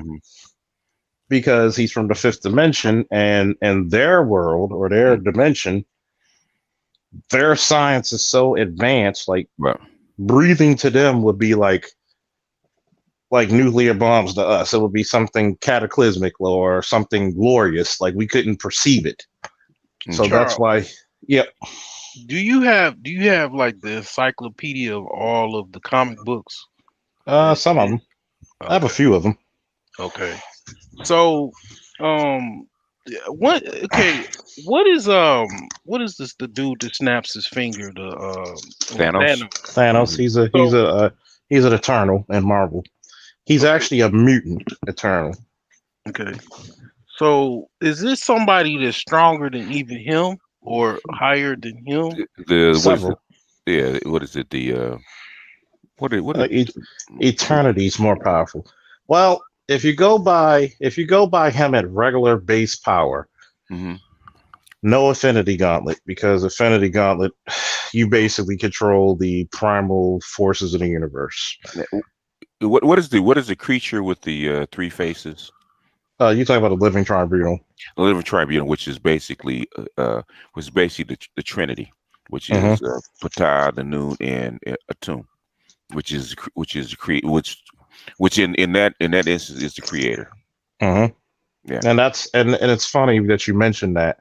Yeah, because DC has a character called Dr. Fate, which usually has the Trinity. Yeah, and the Trinity of Dr. Fate is the man, the woman, and God. Yeah. Which is pretty much the same thing, right? Yeah. You actually have characters. When you take the Affinity Gauntlet out, you have characters vastly more powerful than him. Yeah. Like, for example, like the gods basically like Thor. He's both a god and an alien. He's an extraterrestrial and a god. And sometimes you would call them gods because that's what the way you would perceive them. Yeah. So when you look at the esoteric, they're just a level above you. Like, for example, Captain America and the 616 universe is the next step to human evolution. Yeah. He's that 1 centimeter or that one speck of fucking microscopic minuscule dirt before becoming considered superhuman. Yeah. That's now, how. Let me ask you a question. Now, in the cinematic universe, evidently they created a super soldier serum from the Tesseract. So they created it from the Tesseract, the power of the Tesseract, which gave them the Vita rays. Yeah. And the super soldier steroids. But they basically. The MCU universe, which has its own numerical identifier, all universes do. He's based on the Ultimate Universe, where he's actually superhuman. Where he's think of him like he's as strong as somebody like CRISPR. Like, what would happen if you took CRISPR and gave him the best genetics in the world? Like, he's as smart as Einstein, Socrates. He has the he has the cunning of King Shaka, Hannibal, and all these people who Colin Powell and Schwarzkopf, all these people, Washington. He basically can heal from a gunshot wound in a day or a couple hours. Like that's what he's based off from. When you see him actually bicep curling a helicopter, that was like, and I can see it because they actually talked about it in the Ultimate Comics, which is basically like if you took Marvel characters and you brought them up in the 2000s in the real world, that's how it was, because they talk about CRISPR and all the experiments they were doing. So that's why I was joking Nicole Ali. So when am I going to get the recipe for that? So they tell you a lot of shit, but they keep it like, I'm pretty sure they got people who are scientists and philosophers on their Rolodex. So they have things. They have things that are experimental that they could give you, but it would be a combination of things. Yeah, it's not going to give you one thing. In other words, the super soldier serum, which are nanites, the stuff that we've created so far, nanites. It would be a combination of things. It'd be the nanites to give you the super strength, and so like Captain America can like run like 40 50 miles an hour. He can run, yeah, he can run like a marathon in like a quarter of the time, something like that. Yeah, like he wasn't tried. Yeah, they said as a matter of fact, in the Ultimate Universe, which is what the MCU is based off of. Yeah, he can think of how fast a dirt bike could go, which is about 120, 140 miles per hour. They had the scientists talk, and he was talking to them like he was doing a light jog. Okay. So he was, and then on top of that, his body was so efficient. He was immune to the effects of alcohol. Yeah. And his muscle density was so dense that he would literally fall, like the scene. Remember the scene in Winter Soldier where he fell out and he went to the water without a parachute? Yeah.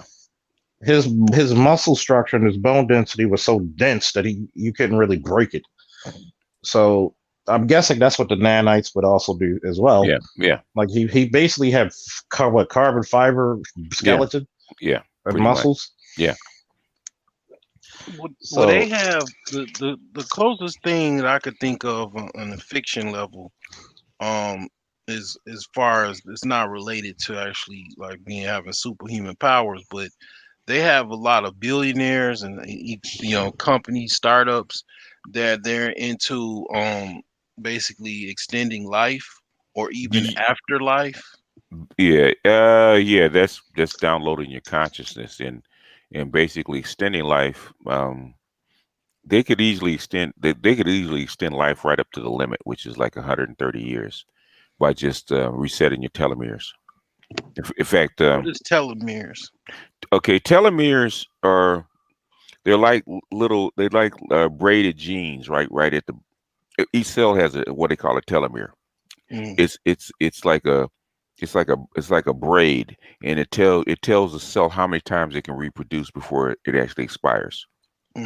So as it duplicates, say a cell duplicates itself, right? The telomeres to that little tail will get shorter and shorter and shorter until it expires. And said, okay, we can't duplicate anymore. It'll start to waste away. Those are telomeres. Okay.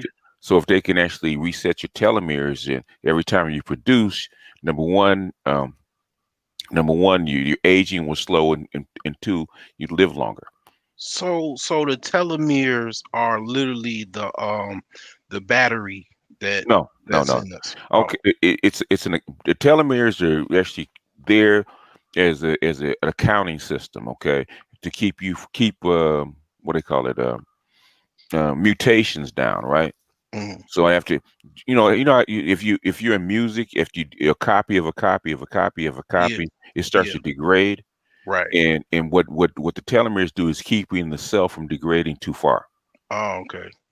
In other words, once the cell replicates or splits or whatever it's going to do, it says, okay, I've copied myself so many times, or this is the last copy.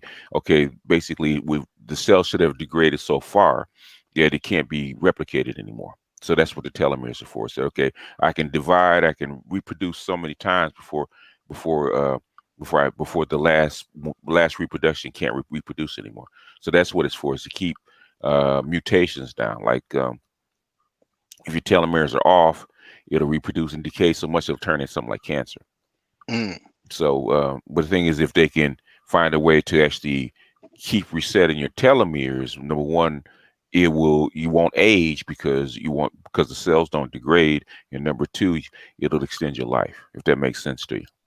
Oh Yeah. yeah, it's pretty much like a clock, Yeah, like a biometric clock. it's like an accounting system. It's not really a clock. It's an accounting system. So, in other words, you know, you can only, that's like if you that's why I say, if you eat bad food or you abuse your body, you kill your cells faster. And Mm. so your cells have to reproduce a lot more to actually keep you alive, right? And And so yeah, when that clock runs out, guess what happens? Okay, then we can do anything for you. You'll have to start wasting away and degrading. oh, Yeah. Yeah. I got a little book for you. I gotta give Master Teacher Mm-hmm. a little homework assignment. Okay. I want you to order this book called The Autonomy of a Metahuman. You will enjoy it because Okay. you're a sci-fi nerd and you're an intellectual. You'll love it. Like right Okay. now, it talks Okay. about the different types of metahumans because Okay. DC likes to coin the phrase of Okay. metahuman. Mm-hmm. So I'm looking at the it's basically, to give you a good synopsis of it, Mm-hmm. it's basically you're looking at things from the perspective of Batman, Bruce Wayne. Okay. And he's studying different metahumans, not only for research purposes, but how to stop these motherfuckers as they go crazy. Okay. And it's written in a scientific way. Yeah. As a matter of fact, they have scientists to help them write it. Okay. Yeah. So I'm reading about Superman's strength, and he said it has been theorized that similar life forms developing under different gravitational conditions will have markedly different physiologies. Mm-hmm. While not much larger than our own planet, estimates puts Krypton to having a radius of approximately 8,000 kilometers to Earth's 6,321 kilometers. Okay. Krypton's gravitational pull was much greater. Before he discovered his ability to fly, Superman was able to leap great heights and distances. Mm-hmm. He has been observed easily lifting and throwing objects many hundreds, even thousands of times his own body weight. Mm-hmm. Based on my observations and data gained from a number of sources, I can comfortably estimate that his muscular strength exceeds that of 5 centillion metric tons of force. Okay. Jesus Christ. What's that like about that's basically like a planet. Yeah. Pretty close. Like, so he was like, it's funny because I mean, when you talk about science and in depth, like it's close as you can really get in the scientific world with fictional characters. Mm-hmm. That's why they have to underpower him in the comic books. Yeah. And even in the movies, he's actually underpowered. Like, with his mind considered to be human-like morphology, we can assume that there is more to Superman's strength than simply gravitational disparity. Mm-hmm. That brings me back to his unusual cellular structure and the power he draws from the sun. So basically, he's like a battery and like a nuclear fusion. I guess that's why he doesn't need to eat, because we wouldn't be powerful enough to fuel him, would it? No, probably wouldn't. Oh, no, food is just direct conversion to energy. Yeah. So if you get it directly from the sun, then you don't need to eat. Yeah, and that's what he says. He says it's funny because the animated series even makes note of that. They said he only eats because it's habitual. Yeah, well, he wants to fit in. Yeah, and that's what he was raised as. He wasn't raised as Kryptonian. He has the brain of a human. So, as the Lois and Clark show, damn, showing my age. Mm-hmm. It's funny saying that to a 60-year-old man. He says Superman is what I can do, but Clark is who I am. So So he says it's the yellow sun's radiation that provides him with such incredible strength. His cells process the energy as fuel. Having listened to his heart, I can tell you it doesn't beat so much as thermal efficiency. Reminds me of an open impeller rather than an organic twitching muscle. Mm-hmm. It's also possible that he has some conscious control over his what is it, patriarchal blood vessels, dilating them, which will provide him with a boost of strength as needed. Okay. You dilate, it dilates your vessels. Yeah. It's the same thing you do when you're running or exercising. Well, you know about dilation because you're a weightlifter. Yeah.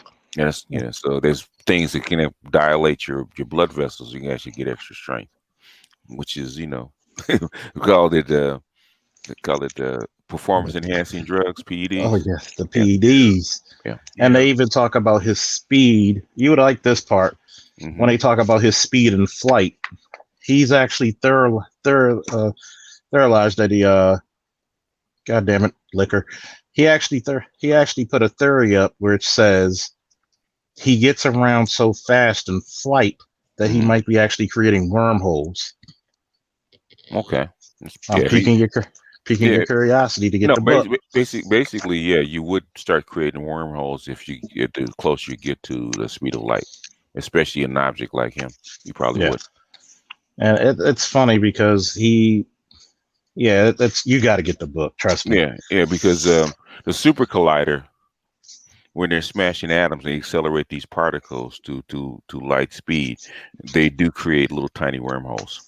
Have you ever seen a flashing light, like a UFO flashing light go across the sky? I have never seen one personally. What about you, Charles? I've never seen one. I've seen some people that could be mistaken for such. Not so much an actual person, but a flashing light. It could be daytime, nighttime, just going across the sky. Yeah, I've never seen one. I mean, the only time I've seen it is high altitude jets at night when they're putting on their running lights, because you have to have in certain places you have to have beacon lights. And no jet, no plane, nowhere near, no insight. I said I'm talking about a flashing light. That's the closest. Oh, I've seen to it. Yeah. Okay. Because I've never seen one outside of that. What about you, Charles? I've seen jets, but not the light. I've probably seen flashing lights from getting hit too hard. But yeah, I was going across a bridge near my hometown, which is Dalton, Illinois. I was with my ex-wife, the girlfriend at the time. We was going over the same bridge I used to go across because it's the bridge to go to Chicago to the suburbs. And as I was going over the bridge, I looked up and I saw a flashing light, literally flash out like it was like a white little light. Like it was going so fast that it was faster than any plane or any like earthly like any technology that exists on Earth. So it was like that. That was the first time I ever saw something like that. You sure it wasn't like a meteorite? It could have been. It could have been. Because you will see that if you have like a what they call a meteorite shower. It was like in the daytime. It was like a white flash. Yeah, it would be a white flash. Now I've seen that. In a meteorite shower, where you see them quickly flash across the sky because they're coming in at high speed and basically what they're doing is burning up, and that's what you're seeing. But I'm not saying. So is it going across or coming down? It's going across. It was like it just flashed and it went away. It's hard to say. Yeah, it could have been anything. But the thing is, the only time I've seen that is a meteorite coming through. I would get you to get this book, BGS, because it's gonna be. I just bought it. oh shit, good shit. Okay. Damn. Technology, ain't it grand? Yeah, Amazon. You, you'll be interested. They actually have Aquaman. The cheetah is actually interesting too, Okay. because I mean, Oh, so Bruce Wayne, they give huh? you it's almost like this. It's like a manual. They give you the specs of the Of the physical yeah. specs, like the cheetah's hearing is like, she could actually perceive up to 100,000 hertz, Okay. and she can actually dilate her pupils, meaning, well, like a cat. Okay. I mean, a cat smells what, 40 times better than we can, Yeah. and they can hear like what, five to 10. Yeah. Here's some other kooky stuff, Charles. And also they could also see it. They have perfect night vision. So Yeah. My son Yeah. used to always ask me, should we leave the light on for the dog and the cat? I said, you see that cat right there? Yeah. I said, you ever play Call of Duty? Yeah. You see the night vision goggles when you can see it? Yeah. Yeah. Our night vision goggles are trying to catch up to their night vision. Yeah. yeah, you They can know, literally see the air coming out your breath, out your lungs. yeah, you know, cats can also. It's some kooky talk. Okay, cats can also talk. Like I had cats since I was like 3 years old. Mm-hmm. So off and on, Mm-hmm. like literally, I always had cats. I had dogs too, but mostly cats. So my cat, the last one I had, I was around him so much, and then he'll hear people call out my name. I literally heard him call my name, like in the meow, like in how they use it's like a meow, but it was like my name. When I first heard it, I was spooked. I had to, I was sleeping, Uh-huh. and I was like, it tripped me out when I first heard it, and it's like, I mean, I ain't gonna say my name, but it's like, man, the cat literally vocalized my name. I was tripped out about Yeah. that. Yeah. Well, I mean, you got to think about it. Like creatures are intelligent. Like, Yeah, I don't want to say that. I got to be careful what I say around the pets, because I don't want them to come upstairs, like, or Oh. bother me some Okay. days, because Okay. all I got to say is, come here, Justice. Like, Oh I yeah. have to whisper it, and she'll just Yeah. like, they know their names. It's like, you'll like this book. I'll put you on with some good shit. And Okay. one of the most interesting ones besides Superman is Mm-hmm. Aquaman, because he puts the theories on, like, he has pores where he actually lets the air out. Mm-hmm. He has a combination of gills and lungs, No, okay, that's different. Oh yeah, more like yeah, that would make sense. where he would actually deflate. They even have Darkseid's anatomy, which I thought was interesting. Where he theorized, he was like, He smoke. You take a couple of mushrooms, man. The theories will roll out. yeah, I mean, hey, you gotta be like, wait a minute, you're a guy in a bat suit fighting literally gods and godlike creatures. Mm-hmm. yeah. Like, I was gonna go get some more THC gel, right, from the dispensary, Okay. and THC. THC. yeah, Okay. yeah, Okay. and I pull up in the parking lot, Uh-huh. and there was a line going like in a U shape, Mm-hmm. and I just turned around. Oh yeah, during COVID, everybody's stressed. So yeah. And there's one thing, boy, they gonna during the times like this, a lockdown when everybody's stressed, they gonna make sure there's dope in the street, man. Yeah, They well, gonna make damn sure there's dope in the street. you know what's going on now. Uh-huh. It's Jupiter is in retrograde, Okay. Cancer.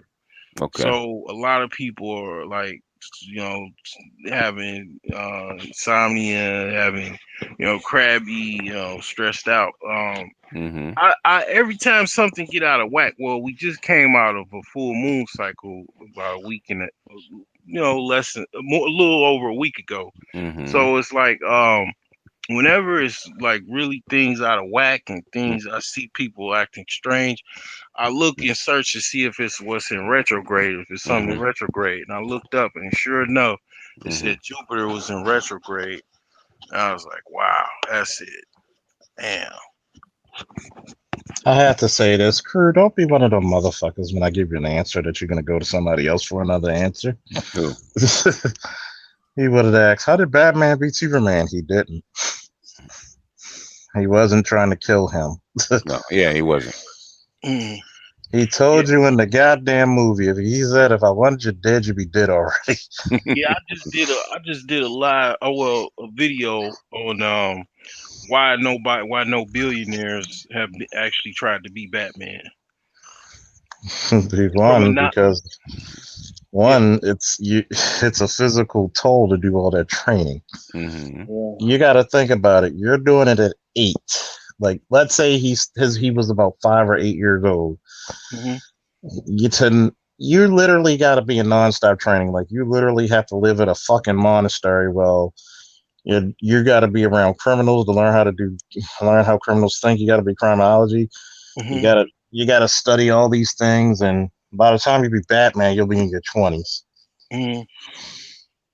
Yeah, I didn't even go that far deep. I just basically was like, one, you can't even have any like guns on your car. Mm-hmm. Okay, you can't have no gun on you, especially in this environment. And then one, the police don't want no criminal. I mean, no guy with a suit on coming to stop crime or stop criminals in progress or even after the fact. I mean, it makes officers look bad, make the police look bad. I I mean, mean, it wouldn't be that hard to do it, but I and then mean, and then another thing in the caveat, just to like no billionaires and millionaires are carry about like, because who commits crime? I mean, you're a police officer who primarily what's the class as far as working class, Mm-hmm. people in poverty to like upper class.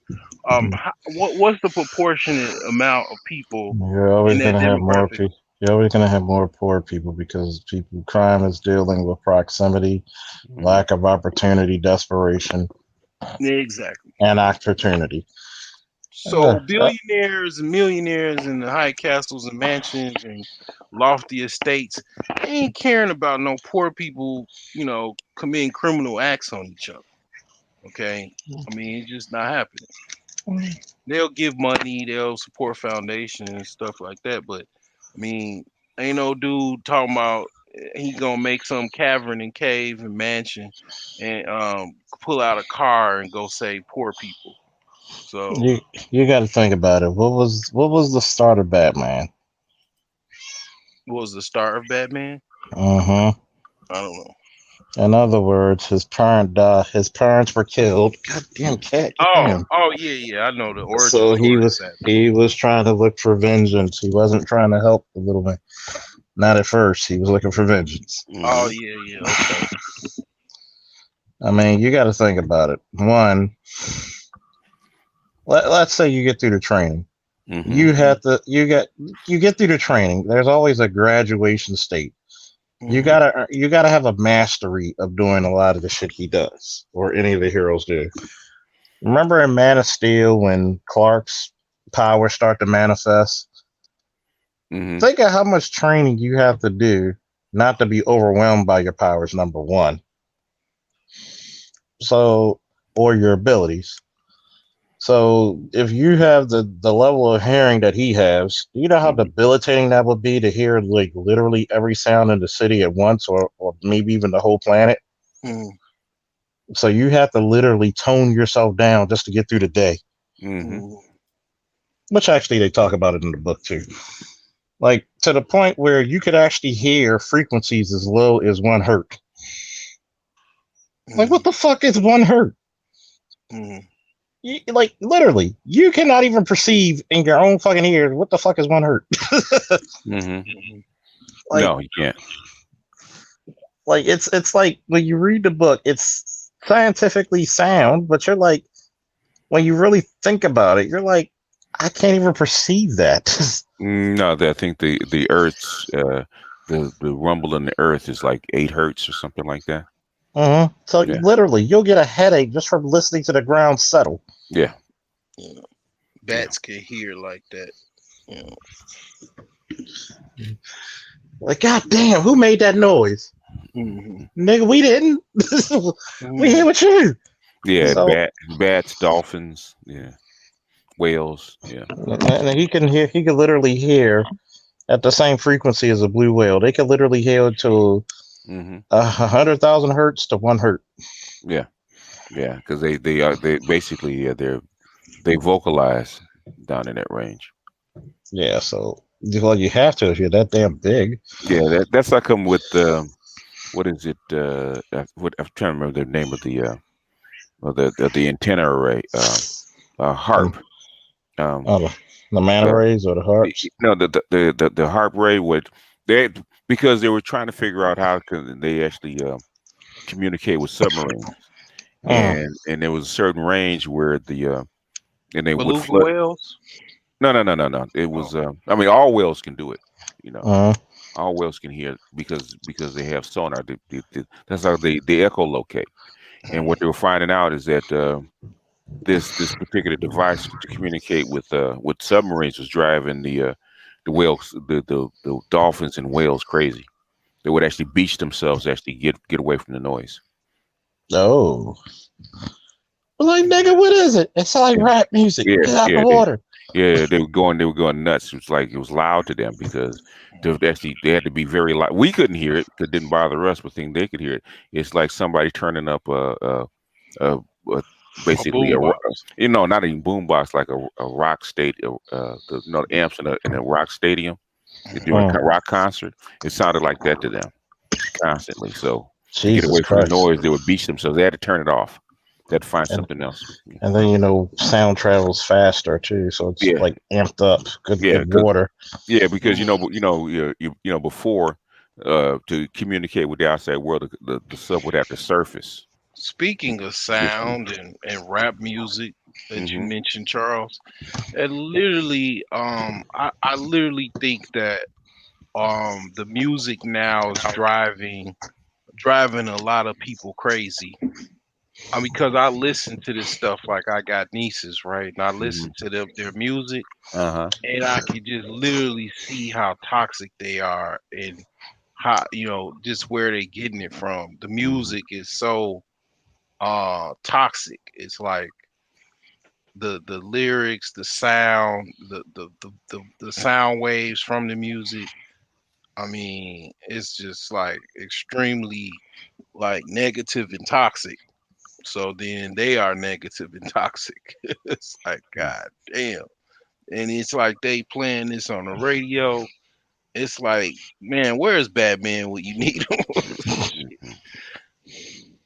I'm just wondering. Like, Man, shit.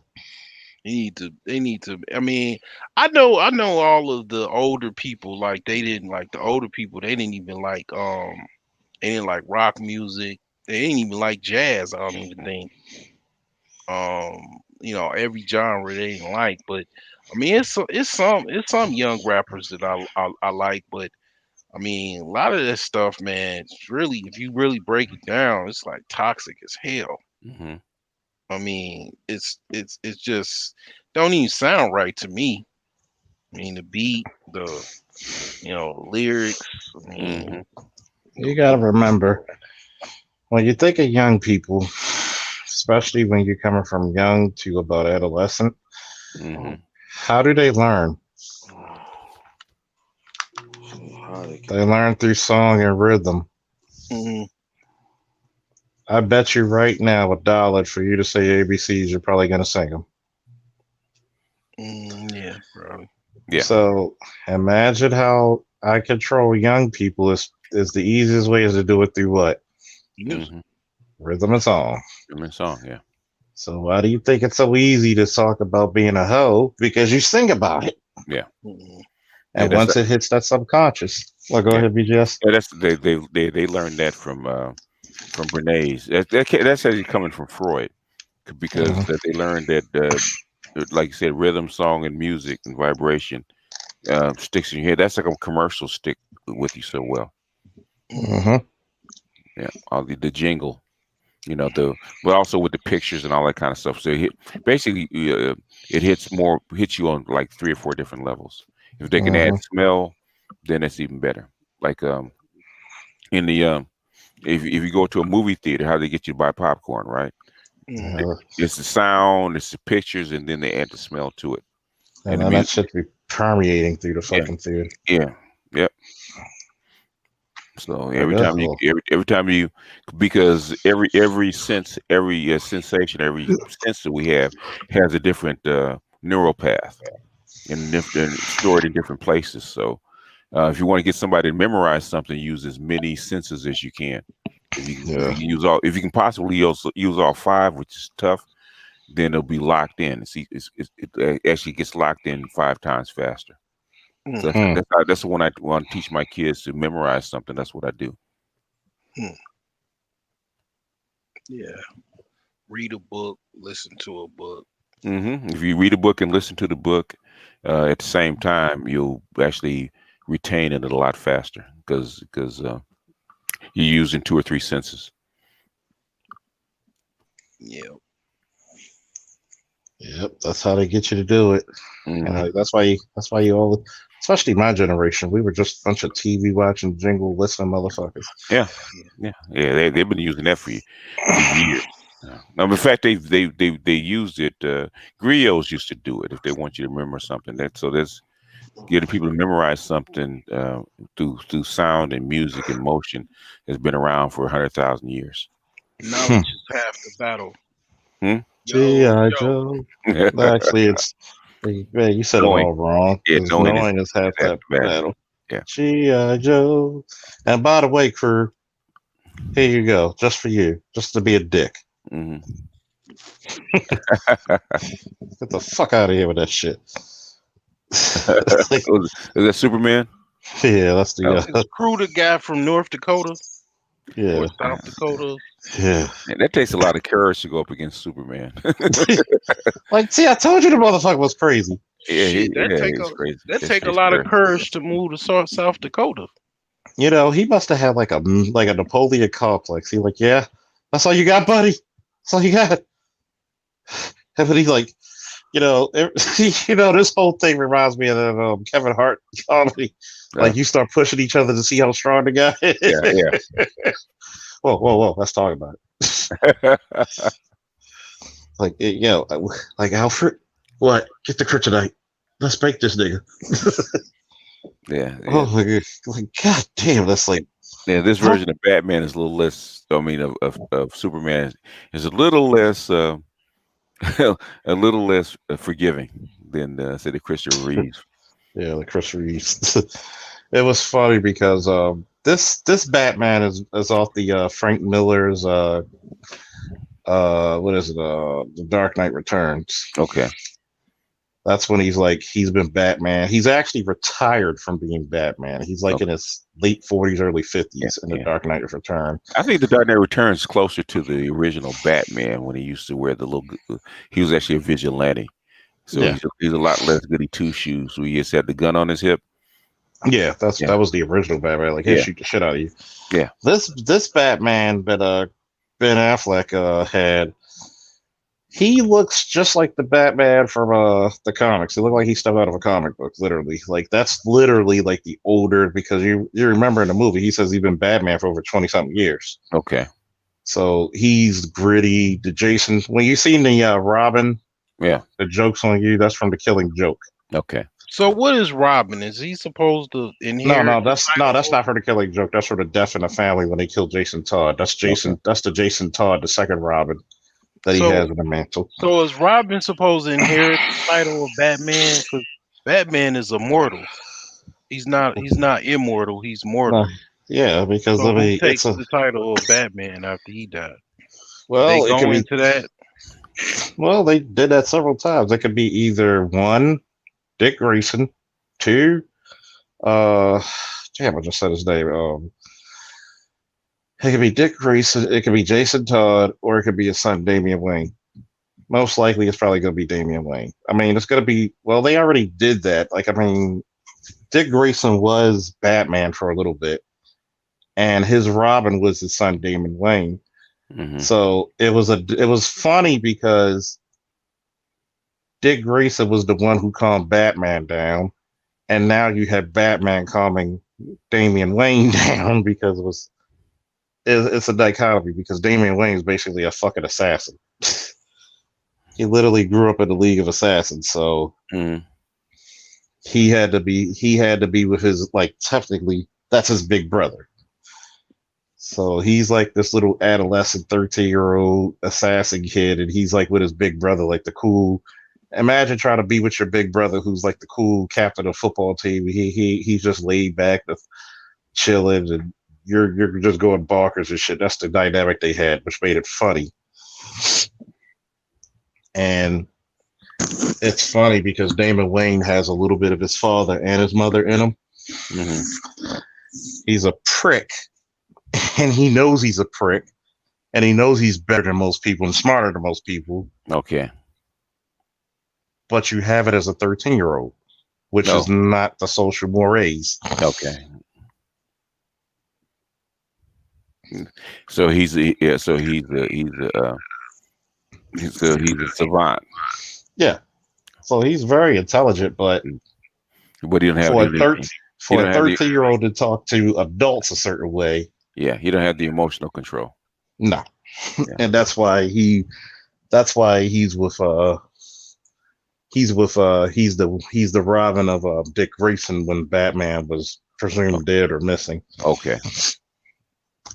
It's that was hilarious because you'll see because everybody knows Batman for being brooding and mysterious, and it's Dick Grayson. And Dick Grayson is technically the nice guy. He's the one. Like, technically, Dick Grayson is actually can do things Bruce Wayne can't because he's naturally more athletic and athletically gifted.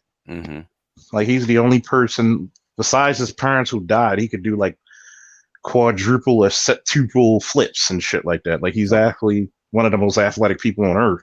Okay.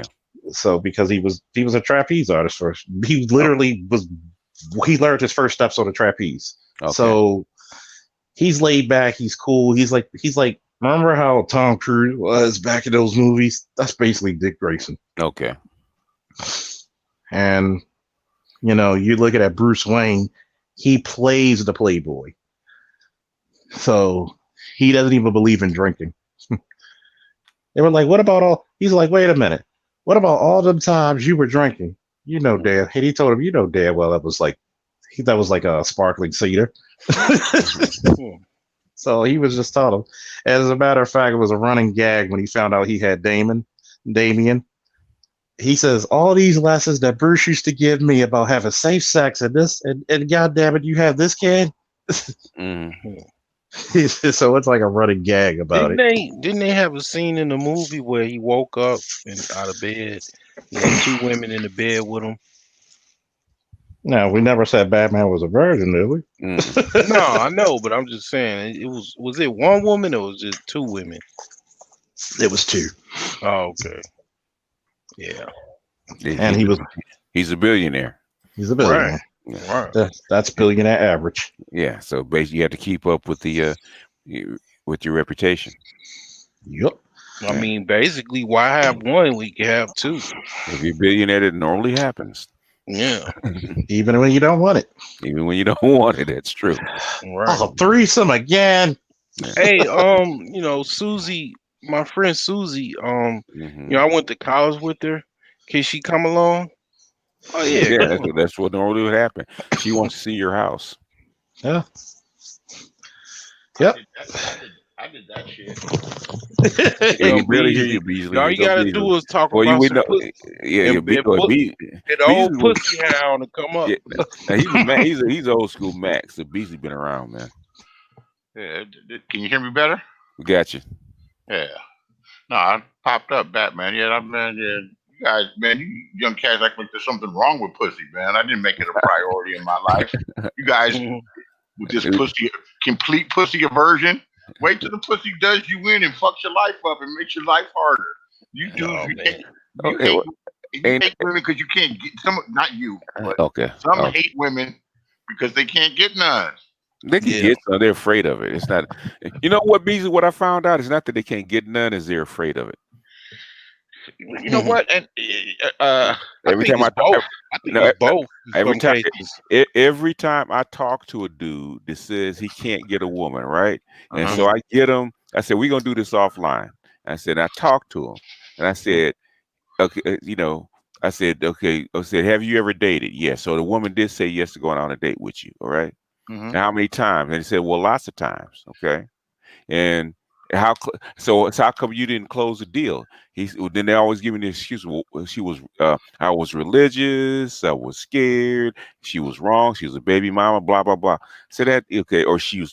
I said, if she was all that, why you take her out on the date? Man, come on, man. That's some Yeah, bullshit. Hard yeah. dick doesn't. A hard dick doesn't care about none of that shit. If you're social, if you or if you have delayed maturity and basically say you get 25, you ain't had no pussy, and all of a sudden you're supposed to know, and it's right in front of you, and some guys can't take that dive, man. They get scared and back out. A lot of guys do that. Yeah. Yeah, I went through a phase where I was religious, Hmm. even heavily religious, and I literally turned down women Yeah, like because I wasn't scared of them. I was just religious. That's what I was on. yeah, yeah. Um, Yeah. and So yeah, what if you get to 30, you get to like 25, 26 years old, and now you never had sex, and now this chick is looking at you like, you know, uh, it's like And, y- okay, yeah, and, and you Well, get and you get performance anxiety. right, mm, man. And your balls start sinking. Your balls Yeah, get so heavy. yeah, Your balls get so heavy they start hanging over there by your knees and yeah. shit. you And know, they get they get Hmm. so heavy they start to cling. Yeah, yeah, yeah. man. Cling. And, and, Man, and Kevin told me the same thing because he got a lot of those guys, right? And online they be parading like, well, women are bitches and la la la la la to find out that they have performance anxiety. mm, Uh-huh. And when they were virgins, he said like 27, 28, 29, and they're virgins. And they're Uh-huh. accomplished in everything else Hey, let me tell y'all. except that. Let me tell y'all real. We can barely hear you. Hey, you can barely hear me. You can Yeah, barely hear you. You please sound don't. it sounds like you hiding out under the covers, man. You Ah, trying to hide from shit. somebody? with the Damn, I bottle. get With the bottle. But yeah. He said with the damn. bottle. My bad. Hold on. Take Let me see take, what I take the pillow from over your head, man. can you hear me Tell him, now? We Can got yeah, a you hear lot tell me him, better. now? A lot tell the better. fat white chick to get off your face. Right. Oh shit. Now she between his thighs. You can hear her head bobbing as we speak. Yeah. Yeah. Go ahead. Yeah, that would be the white. No, that's the Indian chick. I'm in North Dakota, so That's right. Tell us what's going on in North Dakota. Dot dot or woo woo. Right. Fargo. no, it's feather. It's feather. It's So I not just red fucked dot. up his It's feather. brain with that. But I All just right, fucked up his brain with that. she can give you a blowjob. I bet you. Yeah. hey, I No, bet you all she right. knocks your So junk what I was around, gonna doesn't she? say to BGS point though, can you hear me? Can you hear Yeah, me? you can hear Yeah. you. All right. So what I was gonna say to BGS point though, like I've got chicks, right? Mm-hmm. And Mm-hmm. some chicks, yeah, I don't bust on them. You know what I mean? It doesn't work out. Mm-hmm. But in some chicks, shit, I can have a rubber on and 3 rubbers on, and then I'm gonna bust in 2 minutes because that bitch is so fine. Okay. You Yeah. know what I mean? Yeah. See, I've always said this about a lot of guys who try to parade around. I hate these chicks. I hate these chicks. Mm-hmm. I remember when Big G was like, "You always talk about black females." I said, "The reason why, the difference between me and you," I said, "because chicks run to me, they run away from you." I said, number one, you got to get chicks to complain about them. I said, I'm gonna stop fucking for a year. I said, I'm gonna stop fucking for a year and let you catch up, and you still wouldn't even come close to a percentile. It's virtually impossible to be a black male. I mean, I'm saying for all, it's virtually impossible to be a black male in America and not find a chick to give you some pussy. Virtually impossible. It's almost Yeah, it's there's no almost such a thing it's as a almost a black punch incel, card. is there, BGS? Huh? There's no such thing as a black incel. You You got to can't. be a goofy. Yeah, you got to be celibate. You can't be even an incel. some of the goofiest niggas get You like a lot of pussy. you could be you see dudes that are like deformed get pussy, man. Yeah, If you my deformed, there's a friend, deformed chick that will fuck you. my friend, Mhm. right? He was born preemie, and he was in the hospital. He was born. He told me this shit out of like some secret shit. Like I known him for 20 years, How Mm-hmm. big? and we got in an argument, and How big is he? he was Four. like basically, he was basically saying, he told me it's like kind of like a secret he never told me. Mm-hmm. He's like, man, dude, I was born in the hospital. I was 1 pound. I was Okay. premature for it. I didn't get out the hospital till a whole year. Yeah. And he Sounds about got a leg that is deformed. So okay. he literally walk with a limp. He's Yeah. actually a lame. He's a Okay. like when these black women talk about you a lame, well, it ain't truly the sense of what a lame is. A lame is someone that's physically deformed. That's He's true. actually a true lame, right? But Yeah. he's light skinned, got colored eyes and shit. Oh Yeah. shit! Man, that nigga get Yeah. more pussy than goddamn it I could even dream of. It's virtually impossible. When guys tell me they can't, that 80-20 rule, they can't get no pussy. It's virtually impossible to be a black man in America and not get no pussy. You know what? You know why? Mhm. It's similar to females. Mhm. They don't like where they rank to get the Yeah. pussy. Okay. The Yeah, rule is yeah. you can usually go one up, one down, and where you are. Yeah. Well, Yeah. 2 down in case of emergency. you have people Yeah. like okay, like for Oh example, man, that's when I like hit rock bottom. like you got Exactly. I said emergency, sir. I've been down 3 spaces one time. hey, I Sound like will a not song. speak it. You will not see her in the daylight. yeah, you That got sounds like an old blues song. I've been down one time. Right, right. you got women What right you mean that you sneak are out? You sneak out at Hold 3 in on, the one at a morning. time, You one at a sneak out. time, one at a time, one at a time, Sneak so we can out hear at you. 3 in the morning. So what? You But Sneak sneak out out at at 3 in the morning. You sneak out shit, at no, 3 in the morning. shit. It's like an hour, 2 hour session. Shit, before 3. if you had a Sometimes. if you had a football nap, you should be all right. Oh no! It was so bad one time. I accidentally slept, and she slept, Mhm. and it was 8 o'clock in the morning. Oh shit. Uh-oh. Oh shit. You violated player's rule. if Oh you a yes. black basically if you a black man and you outside a prison wall, Mhm. I mean you literally have access to uh more than one woman. Yeah. I mean to the umpteenth degree, right?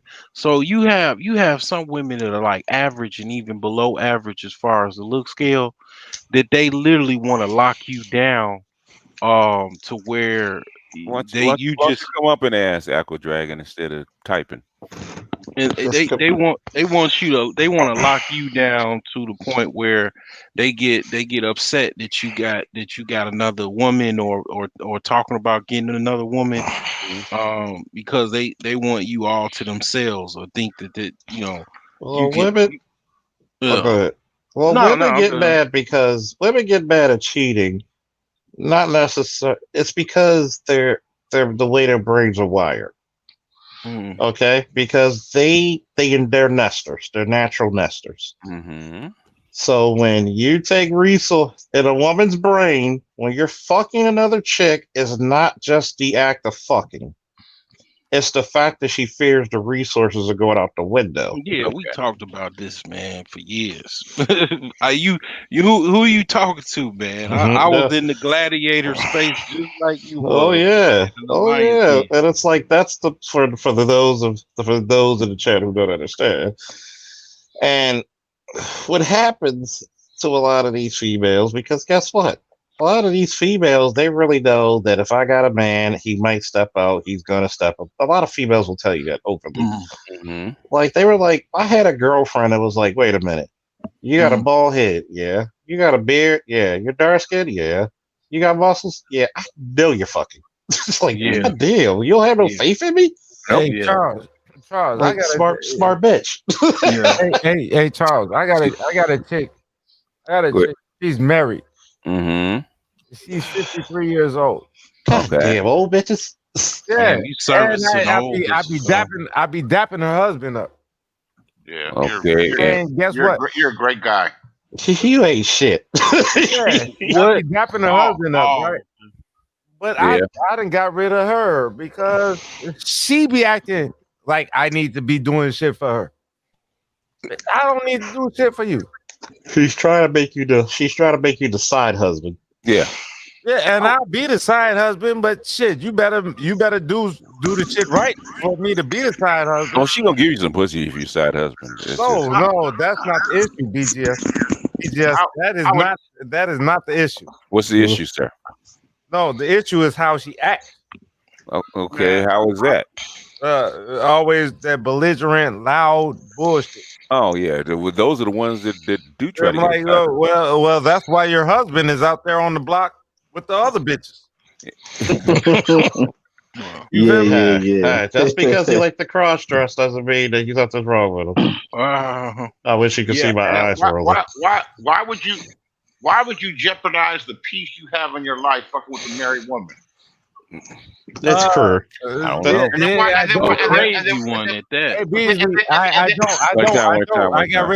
got rid of her. Why'd you get it in the first place? But then how could you be so fucking phony? How could you be so phony to smile in the dude's face and you fucking his fucking wife? He's about that life. Nobody said I'm a phony. Nigga, I told the nigga I'm fucking his wife. Oh, he said you can have her, huh? Yeah, and then that's what was the problem, because if he said you can have her, exactly. Man, he played you. You thought you would get. Said you can have her. Hey, you in South Dakota, right? You in South Dakota? North Dakota. North Dakota. I'd imagine it's hard. In his defense, it's probably hard. I could just imagine it is hard to get some pussy in North Dakota. No, it's not. No, it's not. It's hard to get some black pussy in North Dakota. Yeah. Some of the Indian girls, are beautiful though. It's hard to get ADOS pussy. I can get black pussy. It's African. Are you serious? Around here. Ain't nothing to do up there. You know they gonna fuck. Yeah, and they all drunk. And they all drunk. And they all drunk. Yeah. No shit. A good thing you got you to keep them sober. Yeah, right. I'm trying. Beasley, you ain't shit. Beasley, you ain't shit. You never will be shit. You never came for shit. His mama told him he wasn't shit when he was born. Yeah. Damn. Wow, that's cold. When you Matter tell of a baby, fact, he matter ain't of fact, shit. Mama had him. It was the shit on the floor, was the blood on the floor. To say you ain't either one of them. Matter of fact, he ain't. Beasley's tried to live up to that reputation. No, I don't try to. I'm just mean sometimes, man. People say some shit. I've been around. Beasley said to try it to fail. When Beasley slide you, man, I mean, he will slide you a good one, man. Yeah. He ain't. Matter of fact, his mama, the first time he heard he wasn't shit is when the other million sperm was going up. I get in trouble. I get in trouble for having a fast mouth, but these people on YouTube will bring it out of you. Yeah. I've tried reading books and being a good guy and showing an intellectual side to others, man. Before you know it, the bullshit's starting again. Yeah, I put on my dating profile. Got no good or intellectual side. Hold up. Yeah. Beasley's a very smart dude. Man. That's why. I really. No, I know he is. I said, but he ain't got no good or intellectual side. Maybe not good, but you know, he's intellectual. Maybe not too good. He's not good, but the intellectual. He's a smart guy. He's trying to be better. You know, that's why I appreciate the manosphere. It's one place that's it's cool. And you know, I stuck up for Platinum the other day. Platinum would be on the other side ragging his shit. There's a sausage party here talking about them pills. Now he's using this way. Yeah, I guess he deserves a bit of hard time. At the last night. We gave him a hard time, man. We jumped all over him. Oh my God. Nobody breaks through these ranks unscathed. His trial by fire. He was trying, man. We was roasting his ass there. Oh my God. Hey, BTS. I don't know if you listened to Jason when Jason was live. Okay. Jason wasn't going in on Kevin. He was not. I haven't listened to it, so I don't. Jason, he was not going in on Kevin. He said he liked Kevin. He said he liked Kevin, but he said he was like Kevin just mistook what he said. But he said he's not roasting Kevin. He's not doing anything. I'm gonna tell you, Kevin. Kevin made a comment about Jason. Probably not. No. What I'm saying is, Jason is taking this whole our sector over here the manosphere or whatever, blah The blah blah red blah blah. pill, the red Yeah, yeah. pillars. So he was saying Jason. What Jason was saying was, motherfuckers misquoted him. Like he's been doing this, but motherfuckers misquoted him. That's How all. did we misquote him? He said motherfuckers did it the wrong way, but Kevin is what? there. But like, if you're gonna do that, look, I'm not gonna speak for Jason. You know what that means? You brought it up. You have to speak for because you brought it up. Okay. In other words, basically, what Kevin is doing is, if you listen to Kevin, you listen to my women's channel for the 2 years. What Kevin is doing is essentially the same thing I'm doing. He's just doing it better. He's selling it better. He's getting women to come in. He's packaging it better. So I applaud him. He's taking my material and actually doing it better than I did. And so he has a huge Yeah, that's all Jason is saying. Like the same way you said how Kevin is doing to you. Yeah. That's what Jason is saying. But Jason is saying somebody misquoted a little thing. It's not bad. He's not against Kevin. He quadrupled. Correct. Yeah. I don't think it would matter to Kevin. He's developed a niche. He was brilliant enough to find a niche, took some material and took off with it and tripled his numbers and exploited it. And they're all talking about him. And the ones that aren't saying anything negative is because they want to find a way to collab and hook onto the dang crazy train. Yeah, I'm happy for Kevin because they gave Kevin a hard time for 2 years. So when he got exploded, I told Kevin, I'm so happy for you, man, because you got everything that you deserved. That's it. Because yes, Kevin probably got a lot of views just because of this shit with Jason. Man, he didn't need it. He didn't need it. But but what I'm saying is, it's cool though. It's cool though. Like nobody's trying to take shit from nobody. When I saw that, when I saw that fuchsia pink hot red coat, he had that coming. Yeah. I wouldn't say that he's gay, but he's ultra metrosexual. Yeah, he said he's metrosexual. Oh, yes, that's for sure. He don't like the name, but he doesn't disclaim it. Yeah. I never really watched Jason Black. You talking about Jason Black? Yeah. I don't watch, but I saw Danica Marie. She got on and she was talking about how people be talking about how she's ghetto. She's marketing herself. Yeah, she actually is. I mean, I'm not saying that's bad, but I'm saying you are who you are, man. You come in with that and you split verbs. Yeah, you ghetto. So it is what it is. But I'm gonna put it to you. I'm gonna put it. You're a bad person. Right? I'm always drunk, right? So, hold up, one of a time. Yeah. Who's first?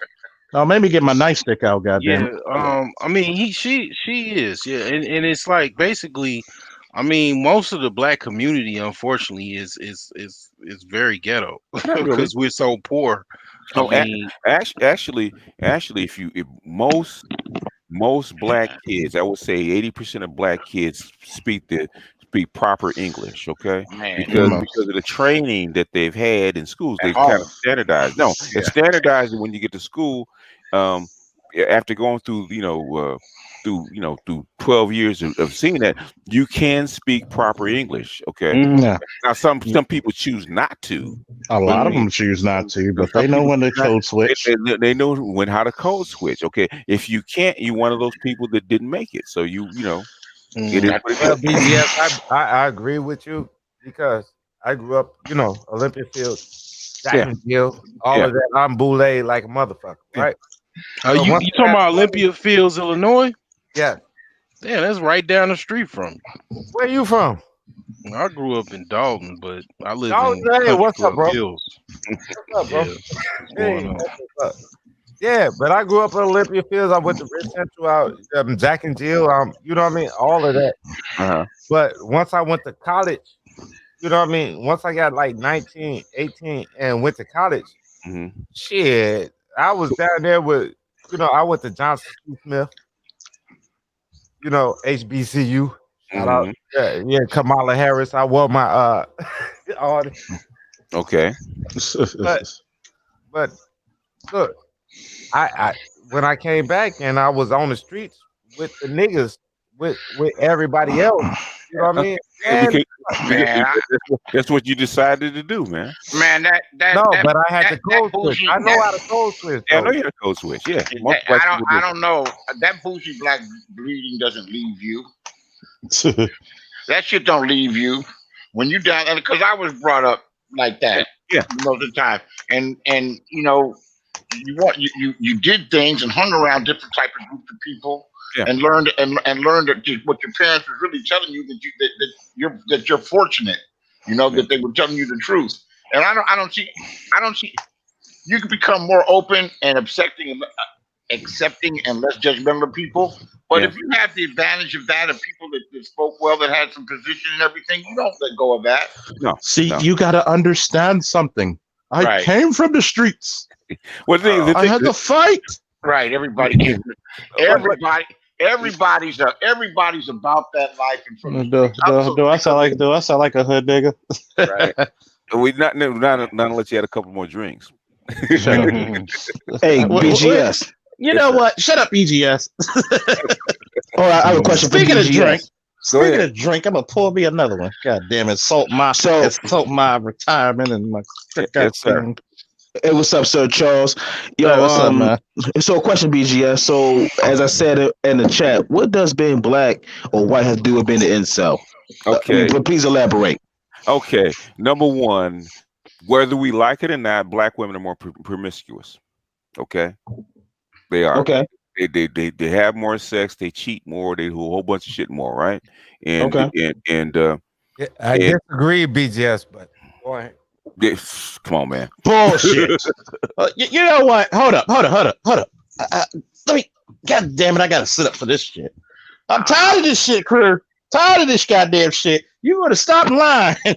God damn it. You know, goddamn well. You see these white girls? Oh, they go.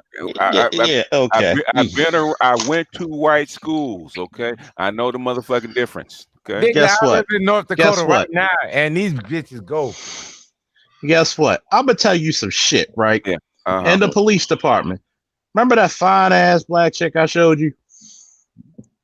Yeah. You talk about her all the time. Well, no, it's another one. It's another one. Okay. No, actually, it's several chicks I talk about. I just don't say names because some of them probably be fine. Right. They are. Never stopped them from the dick, but still. But the point being, fine as a bitch as she is, she talks about how her boyfriend is, but the one guy digging it down at the district, you can tell. How can you tell? People are like, now how do you know this shit? I said, ain't no bitch that fine is going to be that obvious to chase a nigga out the door. Unless she fucking him. Right. Or trying to get with them. Right. Yeah. And then on top of that, when she sat down and smoked the cigar with me, I was like, She was like, what? Most women don't smoke cigars. And she was like, well, I was stressing about my boyfriend. I said, do you see yourself marrying him? I want to have his babies. Motherfucker, I know you know what the fuck I said. Yeah. And I said it just like that, and she started smirking. Yeah. And because she knew that she knew that I wasn't a regular nigga. Yeah. She was like, you must be very experienced with women. She thought you was what you think, she thought you was you a sucker. Yeah. You're a simp. Basically a simp, yeah. But hold on. She thought I was gonna be a simp. So in other words, for those who don't understand, I'm pretty sure everybody on the panel knew. So in other words, she thought I was gonna be the sympathizer when I already called her on her bullshit, and she smirked because in other words, she's not used to somebody pitying her because of her beauty. Okay. I told her straight up, I said, look, shorty, I came from a beautiful woman. My sister is almost 50. She's still bad. My cousins are bad. I've dated bad bitches and still doing it. Beautiful women are just like a nice pair of cufflinks or a nice watch to me. So tell the truth. What's up? Do you want to marry the nigga or not? I want to have his baby. You know what the fuck? You're a college educated girl. You're going to answer this goddamn question correctly. Well, I don't know about marrying, but I want. Oh, so that's a black. Oh, so you one of them? Yeah. I was like, That's you got your black woman card, huh? It's most of them, yeah. I don't But anyway, let me answer Echo Yeah, Dragon the question. A Okay, great OG. if it's like that, then in black chicks are giving them more pussy than probably almost any other group. Okay, then you can find any black man can find a woman to fuck. I don't care what state you're in, okay, or what you look like. You can find a woman to fuck you, okay. So if you can't, if you don't or you can't, that means you don't want to. What you're being offered, you don't want, and that's not involuntarily celibate. That is Okay. voluntarily celibate. Okay. Okay. But let me ask you this, OJ.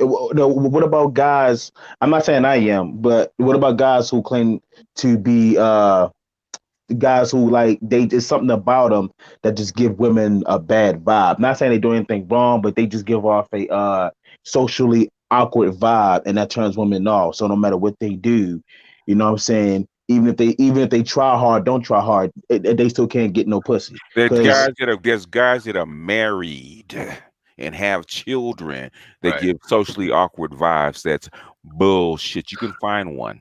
Okay. Oh, okay. Oh, okay. Bullshit. No, too many niggas that are married that are socially fucking awkward. Super awkward. Oh, okay. Too Oh, many. okay. Found a way to make you cute. Mm-hmm. Oh, okay. Because I was There watching is this. no way you cannot get pussy. There's no way. There's No, no not way. in this country. Because No. it's so many, as far as just the black community. I mean, it's so many black women that are single, because you got two types of women, right? I mean, as far as well, I broke it down to 5 types, but the 2 types that y'all talking about, what Charles was talking about. So you got a lot of women are because there's so many options for them, because there's so many simps and stuff like that. They're monogamous pretenders. They really chicks that service. I mean, well, they deal with a lot of different men, but they're monogamous pretenders to go along with the idea of monogamy, of having just one dude that's her boyfriend, but she's really, you know what I'm saying, like you said, like as soon as she's around the corner, she's in the elevator busting it open, you know. Mm-hmm. So yeah. it's like There's this Filipino chick in my building who's gorgeous with the what do you call it, a beauty mark right in the center of her cheek. Thin, beautiful, and she had a little son who was obviously half black. Yeah. And I had this Dr. Seuss book upstairs, and I had a collection of them. I said, I've got these books I'm going to give to your little boy and everything. No, I said they're sitting around, and I think you would appreciate them. She said, fine. She said, I'm going to drop him off, and I'm going to come and get him. I said, okay. I'm in 604. So she came in, and she didn't want to come in. I said, come in. I'm not going to bite you. She came in. I gave her the book. She started tearing up. She left, came back, and we fucked. You realize? Hold on. She left. She came back, and we fucked and everything. There was just something about this, that, and the other. The place was nice. Do you realize she was engaged to be married and was getting married and got married within about a month of doing that? Okay. That's why I laughed when you said Dr. Seuss books. I was like, shit, this nigga ain't talking about no Dr. Seuss books to be a nice guy. No, actually, I was being a nice guy, and it was a way, and the books were sitting there, and the little boy could use them. But you took the pussy anyway, right? Oh, man. Beasley was being the man. He was. I'm not saying that. I'm saying as a nice guy would turn down the pussy. She wasn't trying to leave. I said she wasn't trying to leave. Did you want to fuck her before you mentioned the Dr. Seuss books? Of course, man. The bitch is beautiful. That's all I asked. Hey, that's all I asked. Hey, you talking to a guy? I was in the Navy and everything, man. Say less. But am I looking to like, no, leave me alone? You said you're gonna give me books. I just felt out her body language. I thought it was worth a shot. Yeah. There's dudes with severe autism that could pussy, man. They're black. All you gotta do is try. I mean, Chief Keef is they say has an autistic spectrum. Yeah. I wouldn't be surprised. All them little motherfuckers in Chicago with some type of autism. Hey, Nigga, that be me. Like, nah, I got autism. I'm an autistic yo ass nigga. man, that's like saying all the niggas in LA is Bloods and Crips. I mean, Man, there's probably no, that'd be close. No, but there's a shitload of them. There's a shitload of them that were autistic and followers too. Yeah. And there's also some Jews as well. Yeah. But yeah. But basically, I mean, am I saying there's absolutely no such thing as a black incel ever because of physical deformities or something like that? No, there are people like that that are really shut-ins. not shut-ins. Basically, if they have like I forget what they call it, but there's certain psychological abnormality. Abnormality where they literally cannot attach to anybody. Hey, BGS, my best even friend, those who have micro dick. Yeah, this motherfucker. I'm telling you, my best friend. He never had no pussy till he was like 19, right? Okay. Once he got the pussy, that nigga started pimping. Yeah. That nigga went hard. Hell no. That motherfucker went all the way. He jumped all the way in. Yeah. Hey, BGS. This is how that nigga was when he got his first piece of pussy. What's that?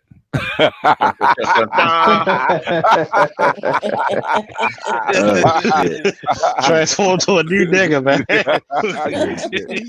And he was like, "Bitch, get up, get your ass out there in that street." Yeah, that's why dudes that say they're incels, which means involuntary celibate.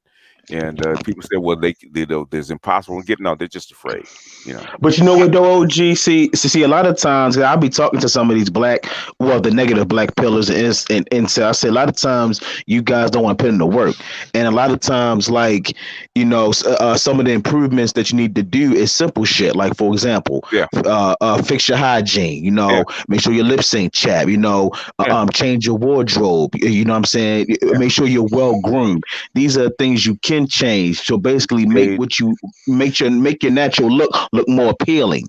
You know what I'm saying? Psychologically, they're trying to repel women. They're doing it on purpose. Because they don't want it. Because they don't want the burden of having a woman. So that's their excuse.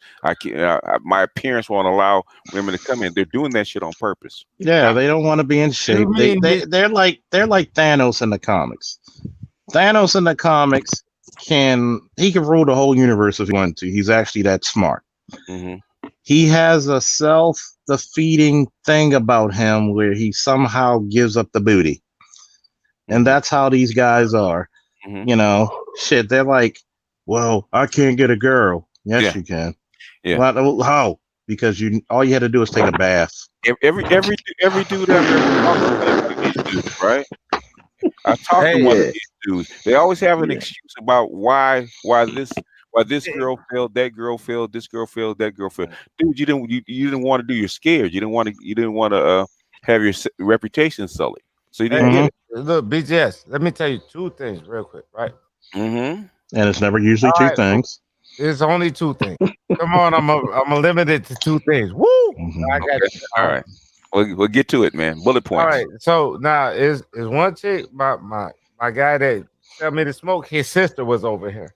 And his sister bad as shit. Okay. I got her. Right? I ain't scared. I got her. All right. Was she married? And I talked to her crazy. I said, you gotta go wash your cooch because it smells like piss. Yeah, you made her laugh, huh? Yeah, no, I told her go wash your cooch and come back. Oh, she wanted to give you the pussy. Okay. And guess what? She washed the cooch and came back. She wanted to give you the pussy. Okay. Yeah. Nothing wrong with that. And it still stank. All right. Yeah.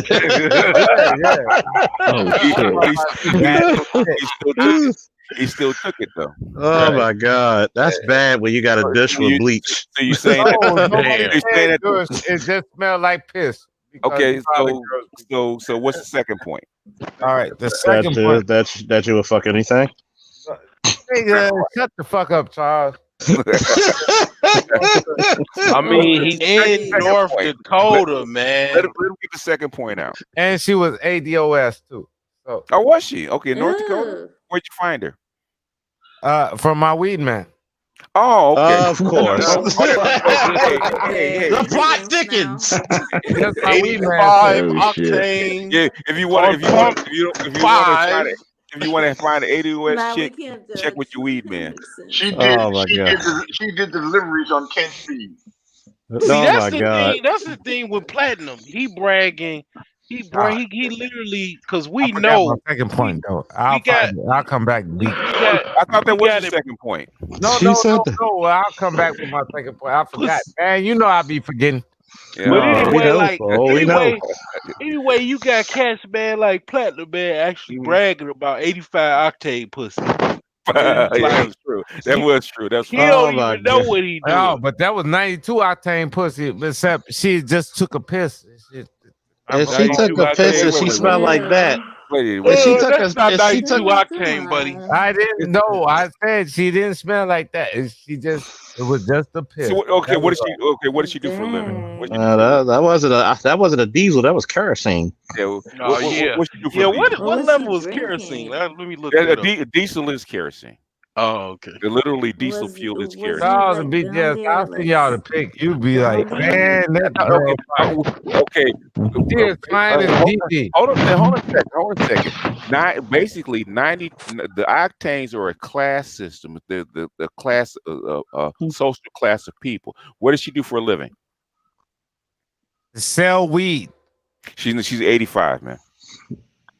She's street chick. What the fuck is the 85? The street, 85 are street people, basically. Yeah, street. I know street people. all right, so BGS. I know Judge's daughters. Which Oh yeah, she's butane. Judge's daughters that don't do shit but sell weed that goddamn shake their ass. In other words, if they 112s. No. 100 octane chicks. If 100 octane chicks, 112. Can I finish my goddamn statement? Because did you invent the scale, man? Did you invent? I did. I got my own scale, but go ahead, BGS. Are you asking my scale or you got your scale? Because I don't know what your scale is. You. All right, I'm gonna Charles, shut up. I'm BGS. gonna fall back and come back on. Right. My other You better tab. watch out, crew. Okay. All right. Thank you for coming up, GG. Yeah, I'm just gonna I'm gonna come back on my other tablet because All right. Okay. Send me a song, Gigi. Okay. I'll come back. Okay. 85 is a Putin and Ray with the pussy. Yeah. And 87 is just a typical working class woman, right? Yes. 89s are educated, but not really corporate. Okay. Managerial, right? It could be managerial. What about the girls that don't have to work? Huh? Yes. What about the girls that don't have to work? Then it's how they're educated and who they're married to. Right. What happened when they're not married and they don't have to work? Okay. I'm gonna explain this. That bitch is a struggle wolf. If she's not, so in other words, is she? She lives off the stipend of her parents. Stipend off her parents. No. Basically, this girl here, the particular girl I'm talking about, she gets money off of her. She's just fine. I thought she sells weed. Why she sell weed? That's extra shit. No, she didn't. No, man. No, that's not. Basically, the shit stripper. Basically, a baller chick, man, is she pulling like athletes and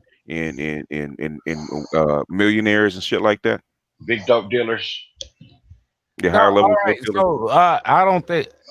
Look, remember, I think you did a video on Brittany. I don't know if you did that shit. Or it was somebody. Hold on a second. It might be cousin Tito. If you ask him a straight question, they don't give you a straight answer. No, but listen, BGS. You know, Brittany, that she was sucking dick and doing everything, and now she's married to this baller. That's every woman, man. Right. Not every woman marries the baller, but every woman knows what. Right. Brittany who? Some of these niggas do too. That Instagram chick that fucking oh, I've seen her. Brittany. Oh, well, yeah. She would be 100 octane. Brittany Griner would be 100 octane. She's gonna sell weed on the side to get her side money. That's how bitches do. That's how the bitches do. That's how they do. And I don't mean to call them. Let me ask you this question She's because jump off. Then she's not really 100 octane. she's not 100 octane. Is she pretty? In other words, this is what BGS is telling you, and I'm pretty sure he can explain it himself. Is she pretty enough to go to any fucking football stadium on a Sunday, of course, pre-COVID, and pull a football player? Yes. I still don't believe you. I don't believe it either. Well, you asked the question, and I said yes. Yes, she's. What's she doing fucking around with you for? Yeah, that's what I'm saying. She wouldn't. She don't fuck around with you. Wouldn't just be fucking around with you. You don't know. This is all I say. Motherfuckers, y'all. No, we don't. We don't believe you, sir. No, we don't believe you. We just don't believe you. We don't believe you. In other words, I don't care how much she wants to fuck. Okay, Not fucking you. she's gonna fuck in her class. If she's gonna give away pussy, she gonna give away this at least somebody who's a B level, C level actor or athlete. Charles, you ain't never fucked no girl below your class. Of course, That's All a right. man. That's a man. What the fuck is you talking about? I'm a man. Yeah. So you don't fuck bitches below your class. Men fuck women below their class all the time. Men day down anyway. Yeah. What I'm saying is, why would 100 octane chick that's a baller chick be stuck in Fargo, North Dakota? No, she's in Minneapolis, but she come out here to Fargo to come fuck with me.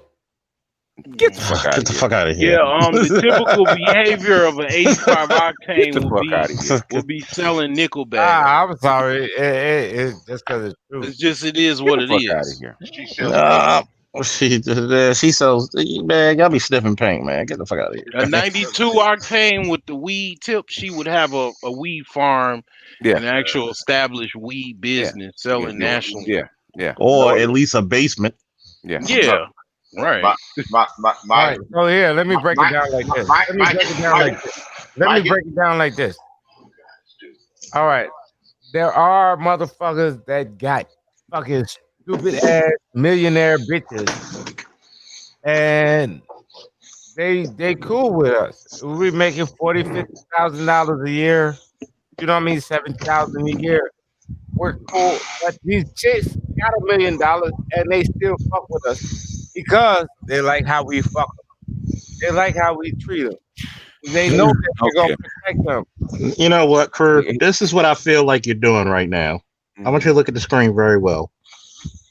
This is what I think you're doing. Yeah. Just deflecting everywhere. Just show us the goddamn picture, man. Because if we got to see the picture. You see Linda Carter?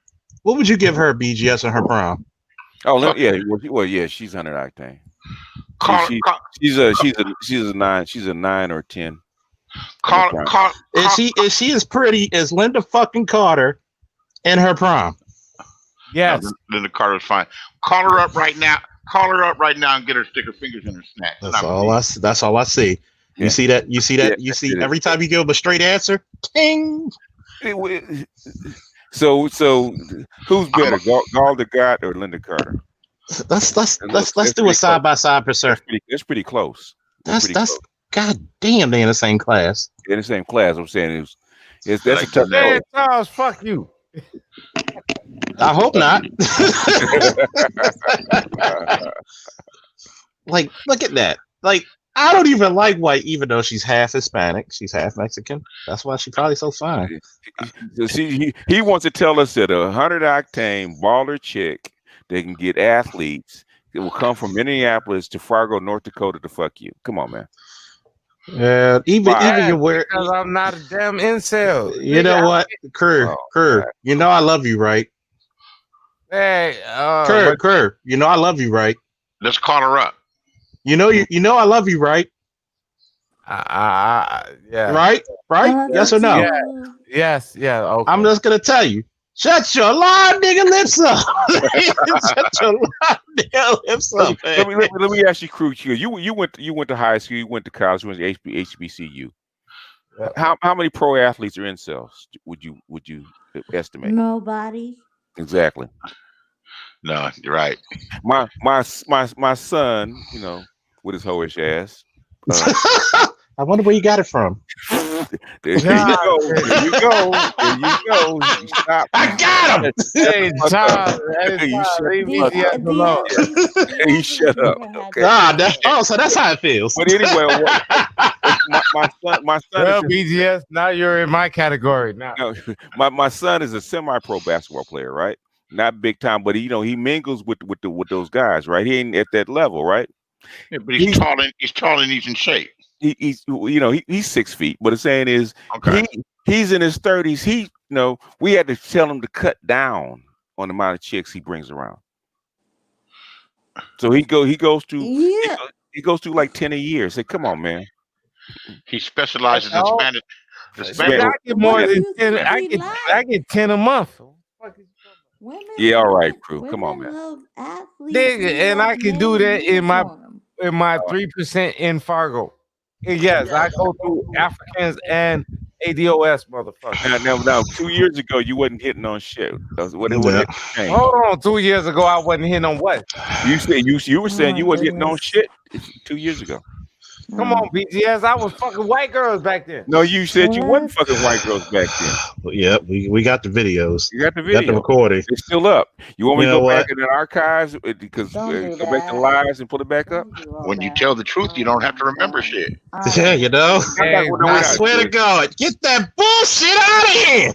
Come on, crew. We gotta remember, crew. You've been around a long time, man. We know you, man. So you don't have to do this, man.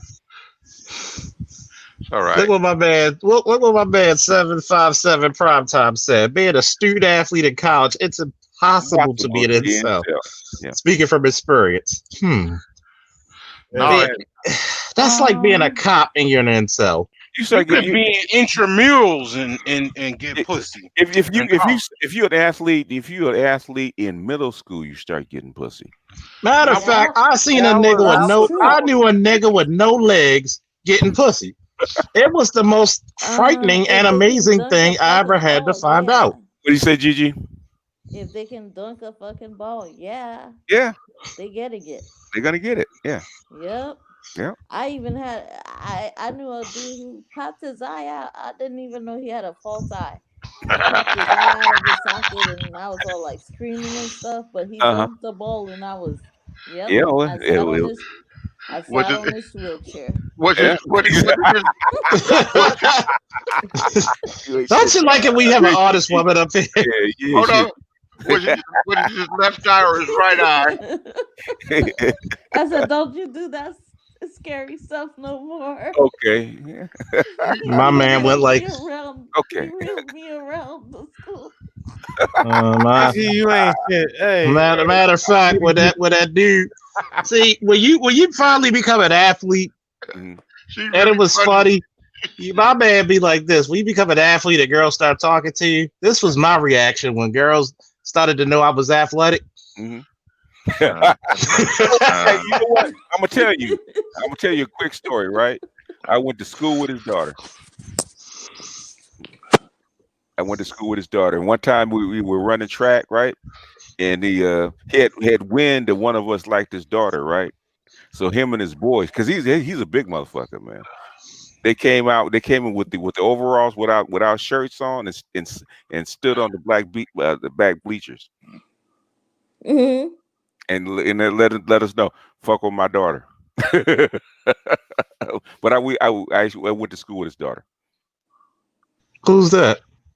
Mosley. Yeah, forget what his first name is, but his last name's Roger Mosley. He was at Magnum PI. There you go. The black guy. Yeah. Oh shit. Yeah. He used to be around. He coached the baseball team at the Deer Park. Yeah. Nice guy. Good guy. Nice guy. Just don't date his daughter. This is BGS. This is BGS when he found out. He was like, "Fuck this." They should have never showed me how to do this shit, man. I got too much. Because he's a big dude. He wasn't small. Why does he look? Why did it almost look like he was small back then? I don't know, but he wasn't small.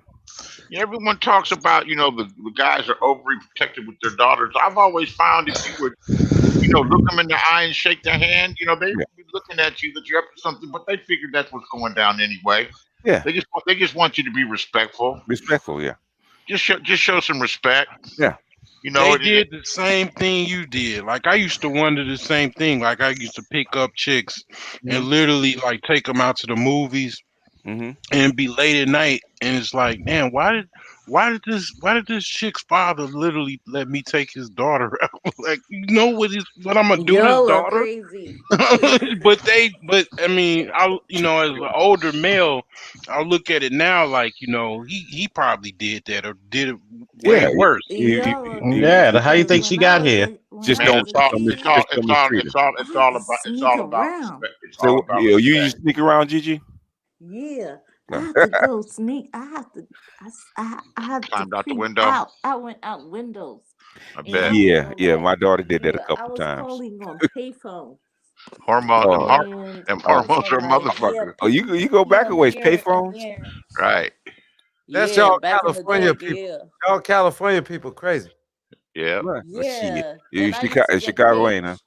Yeah. And I was all like, yeah, let's Chicago ain't crazy. shoot. Bullshit. People crazy. Bullshit. You a fucking adult at 14 in Chicago. Yeah, maybe. Man, fuck all y'all, man, fuck all y'all dangerous ass cities. Yeah, right. Baltimore. You niggas. There you go. You the police over there, and it still ain't getting better. What the fuck? Officer Bunk is selling There was Baltimore. no permission. As we call it, Bodymore, Slaughtermore, Murderland. It's not that dangerous to me. Say what you because you the damn police. Shit.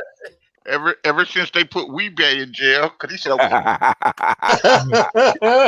my father said, hold up. Let Gigi finish. Yeah, well, my father was like, "You're not gonna get some till you married, right?" So, I mean, I wasn't getting none anyways because I was too scared of the D. Right. Will you let him suck on your titties, Gigi? But yeah, I used to sneak out. Leave Gigi alone. Gigi got knockers, so Gigi could hold him off a little bit. Oh, I hold people off all the time. I'd be like, Anyway, if you got knockers, you can hold them off. Gigi had knockers. So. Hey, BGS. I hope you ain't been up there trying to fuck with Gigi. But I'm no, I never tried to fuck with Gigi. Well, I've seen pictures of her. She has to put Stop motherfucking policing that man dick, man. Let a motherfucker get some. Gigi, my sister. Oh my god. Oh my goodness, you niggas ain't shit. Oh my god, I was laughing at that shit so loud. Are you turning into Game Changer? Yeah, man. Cock blocking all the way from North Carolina. I mean, goddamn, you blocking like you. Yeah, why you fucking another man's wife? Go find an oil rig, motherfucker. Don't you shouldn't be at work? Well, cruise the blind side. Yo, he blocking like the Ravens today, boy. God damn. Yeah, yo, well, for real. I'm blocking like Body D block. Yo, well, for real, damn. He's trying to tell another titty story. Go ahead, Gigi. Finish your story. I would literally crawl out of windows and just meet up with a boy, and nothing would happen. Seriously. When you say nothing, what do you mean by nothing? Nothing. Nah, something happened. I was hoping. You say nothing or nothing. A lot of nothing. They did probably later, but nothing. So what did you? Y'all just sit in the car and talk, or what? Not a cheap feel. Just sat there. Yeah. You just sat there. Yeah. You called out the window to sit. He wasn't ready. He wasn't ready to make a move. I ain't gonna call you. Bullshitter. But I will put this up for you, Gigi, because I gotta crew you for a little bit. That's my new phrase, crew you. See, this is what I think when a woman tells me, that meme. I don't think I do. Get the fuck out of here! I really didn't do you sneak out of a like window with a seriously, boy nothing happened. and it's just talk. How old were you? Like 16, 17? I was like 15, yeah, Yeah. about 15 No, years get the old. fuck out of here. How old were you? He was about Wait a minute. 17 or And wait a whatever. minute, Gigi. That's a pretty recent picture, right? Of you right there, right? Let me ask you this. Yeah. I'm just curious. So at 15, 16, hold up, Beasley. So 15, 16, you're a really nice looking lady right there. Really beautiful lady. 15, 16, Yeah. and you're in the car, and that motherfucker's dick is harder than calculus in a prison. And you make a move. and he's reciting All he had to They do was didn't pull want. it out. They didn't But want let to me ask touch you it because this. they were scared of it. It happens. It happens. Come on, Gigi. No, no. We don't believe that. Let me ask you this. So did that guy she could have been like your first, right? But he didn't try. He didn't make the move, right? He didn't get far enough. He couldn't do it. Yeah. It All right, was so like, oh my gosh. He so got you ended nervous. up I don't know. yeah, he got nervous. He hadn't been there before. I mean, that shit can happen. I get it. So let me ask you this.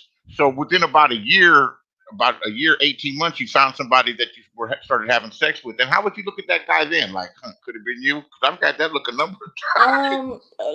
How I looked at that guy was like, man, I bet you did, Beasley. I could have fallen Yeah. in love with him. Okay. I could have been really in love with him. Oh. But just because he didn't have the courage, it was like No guts, no glory. Yeah, that's what they no pay, no gain. That's what they said in the 80s. Why would he have you sneak out of the house? He had other dreams, and I didn't want to be holding him back from what Man, he you wanted held to him. go do. Man, that motherfucker cabled himself. That's what he had. You know what? In her defense, you know what? I was on that scary shit too. It hurt my feelings too, though. Because I turned down pussy at like 16, 15. But you at least kissed and sucked on titties, it right? hurt my feelings. I really wanted him to be my first, and You hurt his feelings too because he couldn't bend it.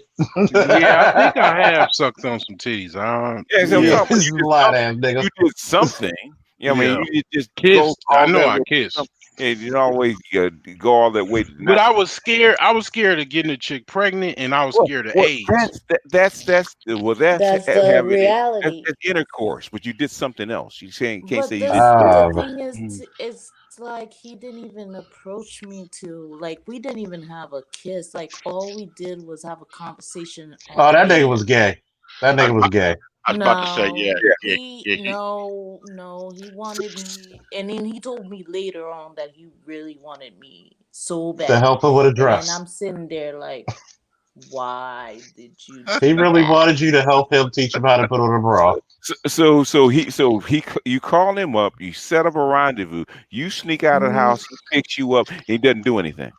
Wait a minute, hold up. He had a car? We didn't. No, we didn't do anything. Look.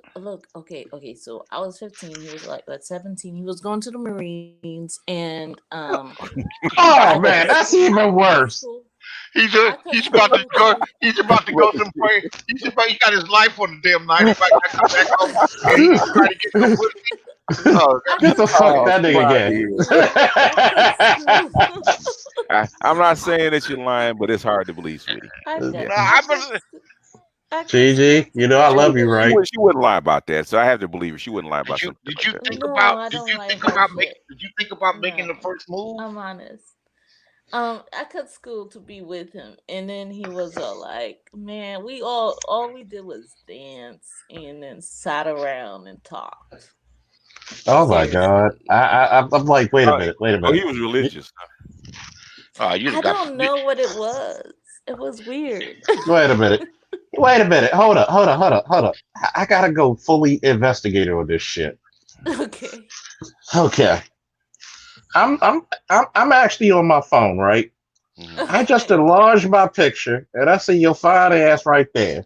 So I can imagine you at 15. Yeah. Please don't. It might be illegal in 7 or 8 states. Not in the 17, 15-year-old me can imagine that. Oh, there you go. So, and I'm just going by me because I was about as oblivious as a motherfucker back then. I'm driving, like, you snuck out the house. I'm driving, which is one of the number one, which is like the number one bitch getter for a high school chick. Yeah, I know, right? Everything on you Never is know the perky to the payphone and mother. everything. Everything on you is perky to the motherfucker. Put a blanket in the back seat. You know, lean that seat back, shit. lean the seat back. You know, your dick goes from Bill Bixby to Lou Ferrigno in like 0.5 seconds. Put the radio on 102.3. Yeah, recline that Don't seat. get me wrong, he was hard, but he Drink just some pink rugged. champagne. Well, how did you know, Gigi? See, full investigator. How do you know? Get a bottle of pink champagne or the golden champagne. Like when you said hard, do you mean quantum physics or prison sentence? Caught me cutting school and caught me on the bus. Oh! If he making you do that, he was laying pipe. Yeah, got me in trouble. Yo, if he making you do that, he laying some pipe, yeah. Oh, if he got you cutting school with a strict daddy, he laying. I think he laying pipe like DPW. Yeah, laterpipe.com. I don't care what you heard. I mean, he giving you nothing but 100% heavy dick. No, I ain't heard no shit cut school for a dude unless he laying some pipe. I mean, So have you ever looked him up on Facebook? Yeah, it was heavydick.com.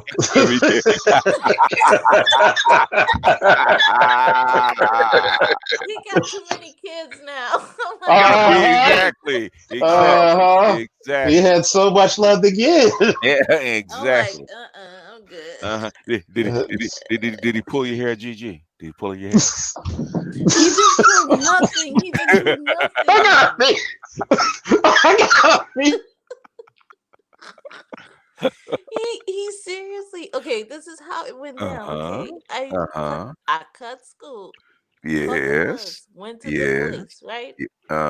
He's He's giving me like iced tea and shit. We're watching A Thin Line Between Love and Hate or whatever. And I'm sitting here like, and then we slow dance. I don't know what we were doing. Oh, that's why you knew he was hard, right? Yeah. So no, but I sat on his lap. But then I was like, not even harder. Okay, well, where is this going? Because I'm not gonna. All he has to do at that point is pull it out and take care of himself. So you didn't kiss. You sat in his lap. You danced. You didn't kiss. You did nothing. None of that. Look here. Look what I got. Look what I found. We kissed. But yeah. Then he was all like, we kissed a little bit, but then he was all like, you gotta go. I'm like, what? He's getting ready. He's getting ready. Yeah, he was getting ready to bang you. So yeah. So you kissed. You did do something. You gotta go. I'm like, what the fuck? I gotta go where? He was hot. You gotta go home. Yeah, you gotta go home. You getting ready to get pregnant. He knew it. I'm gonna get her pregnant. Cause we're going all the way to the bottom. Well, my dad is a minister. Yeah, exactly. He going all the way to the bottom. Always the preacher's kid. Oh, the preacher's girl, boy. So he saw Nan nipple, huh? Nothing. He didn't see nothing. Okay. All right. Okay. I gotta take your word for it. See nothing. Yeah, but the thing and he I said, was nervous too, and I was like, "Oh my gosh, I took like a 20, but you felt his power. You felt his power though by sitting in his lap, right? You felt his power though, right? I am a man. I am a man. Feel me. 17 years old, it's throbbing. I was like 15. He was 17. Yeah, he's throbbing like a motherfucker. He's lucky you didn't pass out. He's lucky you didn't pass out. All the blood rushed out of his head. He told me. He says, you're gonna be my wife and stuff. And I'm like, and I got scared of. Maybe that's probably the problem because I was like, I don't think so. If he hadn't sent you home, your daddy would have made you get married. Because you'd have been pregnant, girl. Because if you was that hot, your eggs were flowing. All he had to do was pull it out. If he had pulled it out, it'd been over. Over. If he had sucked on them titties, it'd have been over. And It that's would where he have had been sent her home. over. Yeah, It would have been she was ready. over. Yeah, she sit in his lap. She was ready. Shoot, my face would have been. He'd been pulling that hair. Gigi, who the man? Who the man, baby? Come on, baby. Who the man? You know what? Yes, sir. Y'all some loud ass Negroes. I'm gonna say that. Who's that? Me? What did I say? All you niggas are lying. But she said, I didn't do that. Nah, shut your lie, nigga. You lucky. Such a lie, nigga. It's something I do. You have to get a girl to hop out of a fucking window like she fucking Mary Lee Retton and shit. I know. He's doing something. Shit. You doing something? Shit. I'd be like that if I was your daddy, kicking the shit out of you. When I was 14 and 15, I had older girls that would kind of be on me like that, like 2 and 3 years older. Mm-hmm. And I missed a lot of cues, but I figured that shit out eventually. Yeah, yo, if I'd have known at 13, 14 what was coming, I'd have banged a couple of my girlfriend's moms. But look, whoa, boy. So what, baby? I was expecting something, and Yeah, then I he know you was were. like, "No, I'm moving on," and he got something simpler, and I'm like, "Oh, well, you just went ahead and did that." You was too hot for him, baby. No, I even contacted him. Look, like you said, Facebook. I hunted them. I figured you did. Like, what's going on? I said, really, dude. My friend, one of my college buddies, he told me he spilled the beans, like told me that he had a little secret love child with a fat chick. Yeah, I guess he would have. And then it literally showed me the picture. It looked like his ass with a little chubby little baby, little girl. Yeah. It's like, shit. Matter of fact, Gigi, I dedicate this gift to you. And this is how you have my man after y'all were quotation marks dancing. Dick was like this. I know I ain't shit. In fact, girls, man, them chufters, I didn't fuck too many of them chufters, but I sure got a lot of head. But now I ain't scared. I unleashed them semen recruits, man, at will. See, you gotta understand. I, good sir, do not partake in that type of activity. I am a good Christian man. I forgot we were our Igmore the other day. The guy said she was a big girl. I was like, how big was she?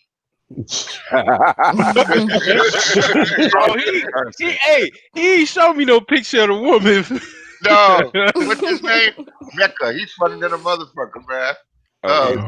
Johnny Carson. Oh, he's funny. Yeah. Oh my God. Hi. You know, Gigi, you I don't know what your entanglement situation is, and if he's married, but let me tell you something. There's something about them people that you could have got with 20, 30 years ago and getting with them now. Mm-hmm. It's still rewarding. Is it? I've been doing it. I think so. It works for me. You know what? I've never had a disagreement with any of my exes. Like, I wonder why. Oh, you're lucky. Cordial. No, do you double dip? Problems with them. Even the guy with the glass eye in the wheelchair. She laughs, so she does. She double dips. She's a double dipper. She's a double dipper. Oh, what does that mean? When you go back to your ex, it depends. No, she calls them double clutchers. Oh, yeah. No, if your ex called you your favorite ex, your one that's your favorite, he calls you tonight, or You know, No, I'm tomorrow not night. gonna do that. I'm in Why you town, say it girl. like that? Why you say it like that? You never Because know. I'm not gonna do that. I'm just gonna. Oh, If so we're what are you gonna going? hang What you out, we're gonna gonna hang What you out. gonna do? What you gonna do? what you gonna I'm actually not. do? I'm not That gonna do it. You're not that gonna do it. I know what homeboy got to do when he beats you. He He gonna wants go to deep. do it, but I'm not gonna See? do it. hold on, the guy from when you were 15. You should hook You that know, up. all my exes want to marry me. Huh. Okay, so They really Uh-huh. want to get back with me. It's like, okay, they had their chance, huh? Can you cook? well, cause I left them when I thought things was getting chaotic, and Okay, they That's a good time. understood. It's And better I than said, catching I'm them. gonna be there for you, but I cannot be with you. Yeah, that's a good time to leave before them left and right start coming. Them uppercut. Hey, this chick I used to work with, she had a I can, Sarah Botman booty, and she said she had fit 5 men propose to her, I believe and it. Yeah, she's like 50 something now. okay. Shit. She I probably got did. She fits a fetish, so I believe it. Uh-huh. I got 2 or 3 exes, beautiful girls, Uh highly sought after, huh. big freaks. Uh huh. Nobody ever married them, or they Okay. didn't marry the right dude. Who knows how many abortions they had between of them? Oh, you shit. And they don't have Yeah, and they shit. don't have any kids. No, I mean it was 2 complaining ass bitches. Yeah. You Oh, know, that's why. it's just you can never they're not happy, so you can never make them happy. They would rain on your parade. Perpetually single. Yeah. That's what Dr. No, they Peter always had Fine Johnson. they always had a man around making them miserable. Yeah. Yeah, that's perpetual single people. Yeah. Yeah. I mean, single women. Yeah, So perpetually one of single. one of one of them, Creole girl, gorgeous girl, beautiful Mhm. girl. Um, Evil as fuck, huh? one of my friends, fucked up in the head. Yeah. Goes Oh, to Al-Anon meetings all because her right. family. But her family's cool. They just drink and get fucked up. That's what foreigners people do. But one of my friends got with her 16 years after I stopped fucking with her, and we talked on the phone. He and I had fallen over something else. He said, I'm fucking so and so. I was like, damn, man, that's shit. That's cool. He said, you don't feel kind of way. I don't feel no kind of way. No fun. The homies can't have fun. I said, is that bitch still crazy? She's uptight than the motherfucker, man. You can't have no fun with her. He said, yeah, she is uptight. He ended up breaking up with her. Of course you did. Uh-huh. Bitches be crazy. Oh, I'll tell yeah. you one thing. When my exes call me, I know I'm crazy. usually I'm a good gentleman about it. But when my exes call me, especially when they be like, "Hey, I just got from the club and I've been drinking. Mhm. What are we gonna do?" I'm plunging in like this, deep in that motherfucker. And I'm gonna look you right in the eye when you scream, just like my man Kakashi. Tell me it hurts. This is how I do. Okay. How All was right. your day today? And then they're like, and I'm like, oh, you know what would make it better? Back rub. Go ahead. Well, tell me, baby, what would make it better? And that's all I do. No, that's all you do. Yep. And it said, Hank, I'd be like, you know come on. what would make it better? And they tell you the door will be open, baby. Uh-huh. All of a sudden, I got presents. Yeah, I bet you do. Because you know what, you have a sweetness to you, and a little girlish thing. When Mella makes those calls at 3:15 or 2:15 in the morning, nobody picks up.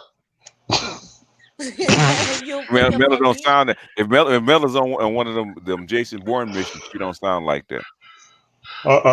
Who She would get pick real up my feminine. call at 3 a.m.? Who wouldn't? Oh shit! Nah, it's too late. Somebody's already there with 3 a.m. Uh-huh. You call in at Oh 10, so you be gosh. over at 12. Shit. So 3 Says he a.m. close. So 3 a.m. You sleeping at 3 a.m. Yeah, I should be sleeping. Soon as he opens the door up for you and you turn your back, told you he like this. Mm-hmm. Told you he like. My man, like, like Hey, told you right there. none of the bitches I used to fuck with want to friend me on Facebook. I wonder why. Too many of my ex-girlfriends are my friends on Facebook. Yeah, Bunch of evil bitches. They all say, a lot of them say they like 5, 6, 7 of them. Mhm. Like they all try to say I'm crazy or I'm this and I'm that. Well, And then they always say it. So what you doing? But they were like, why are you grabbing my dick? Remind them. I can't do Facebook like that. I have a name where I lurk around in and look at stuff. But You must have had the best. You must have had the best thing going around town. You must have had. Well, I don't mean to brag, but they'll fall in love again. well, I don't mean to brag, but yeah, I've been told some things or two. Yep. Is that your nightstick? I don't mean to brag neither. Is that your nightstick? No, that's my nightstick, but that's just my dick. But you know what I be thinking? I mean, no matter how you don't like me, you can't unsuck my dick or unfuck me. Oh, that was the classic line. Oh, especially for she who not be named. Man, I got that stored in the. Oh, I got that shit stored in the trunk like some emergency fucking shit. Oh, I pulled it out of you, huh? She said some shit. We were at the Ravens Steelers game, and the Ravens kicked their ass that day. And she tried to get out the gate in front of her friends. She was like, "Well, you know, it wasn't." She couldn't even say it was all that. I said, "All that." I said, "You were the one. You were the one clinging to the walls, Peter Parker."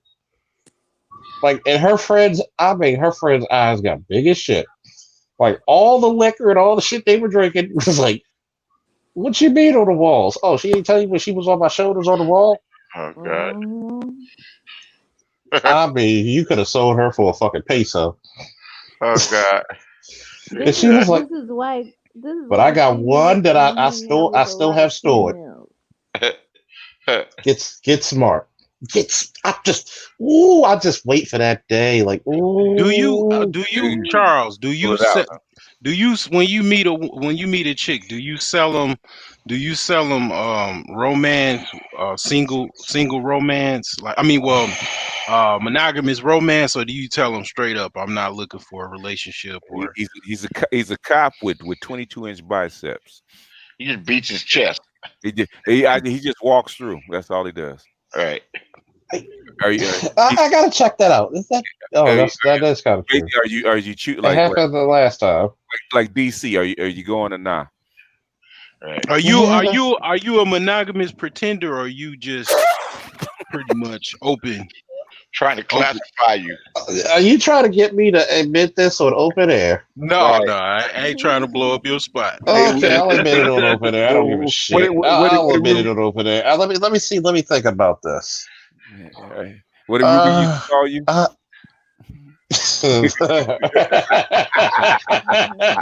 That's all they need to know. Eric Hormonger.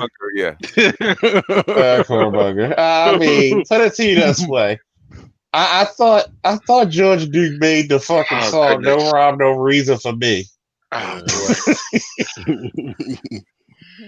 you ever had a woman that you've been fucking, you've been sleeping with? You guys finally go out somewhere, and you go out to a restaurant or something, or maybe to a club, and then you see somebody you know. Well, I've had this happen where I see somebody I know from,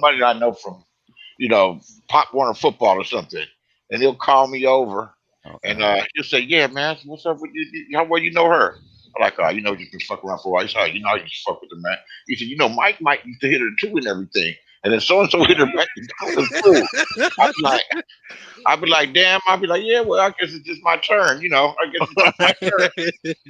We players, man. We're not tripping off no shit like that. Not too hard, At least we're not gonna show it. And I was like, "Damn."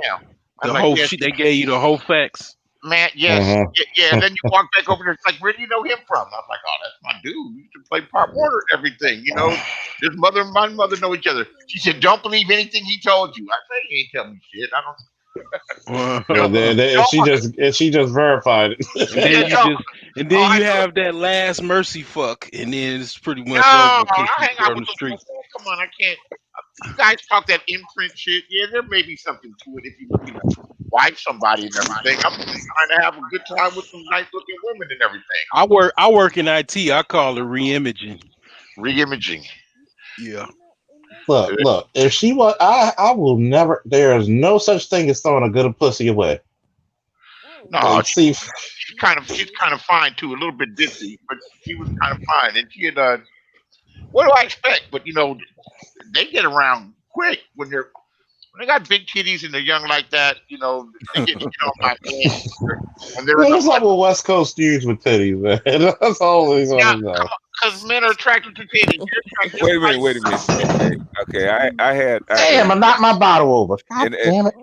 And in high school, I had a dark skinned girl with she's 5'8". She had like a 22-inch waist and 44 double D tits. She's top heavy. Yeah, very top heavy.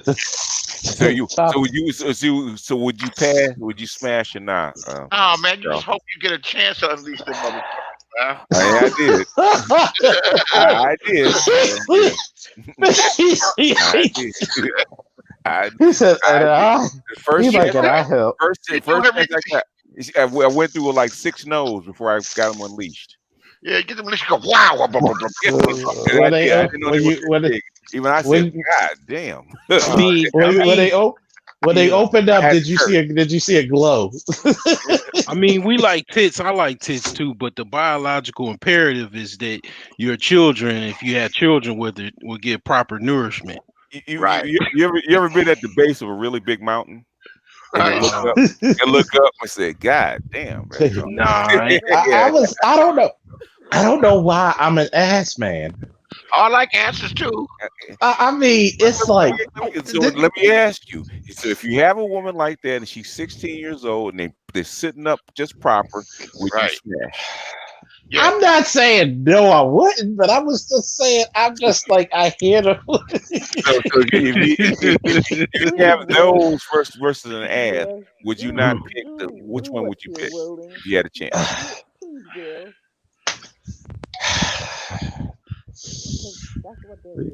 I feel. Can I get? Because little waist and big tits. That's kind of rare, man.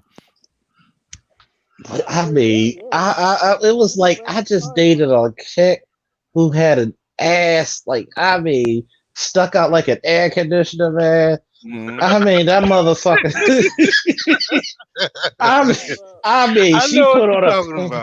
She put on a pair of fucking jeans and it looked like fucking like a goddamn superhero out that motherfucker. I remember one time I was with this one chick. And we did what we did. You don't even realize how fat she is till you be like, God damn. When she bent over and you like, I I'm sorry, baby. I gotta take pictures of this shit. Hey, I still have them. People be talking about fat chicks like if they walk past them when they was coming outside their house. They wouldn't be like, hey, what you doing or whatever. Like they gonna turn them down. Like what dude gonna turn down a woman with some big titties and a big ass just because? I mean, if you got a combination of both, she's right there.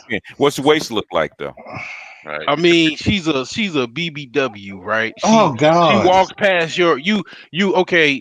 Scenario: you in a hotel alone, and you see a BBW walk past your room. I mean, cute in the face, but she just fat. You ain't chubby chaser, man.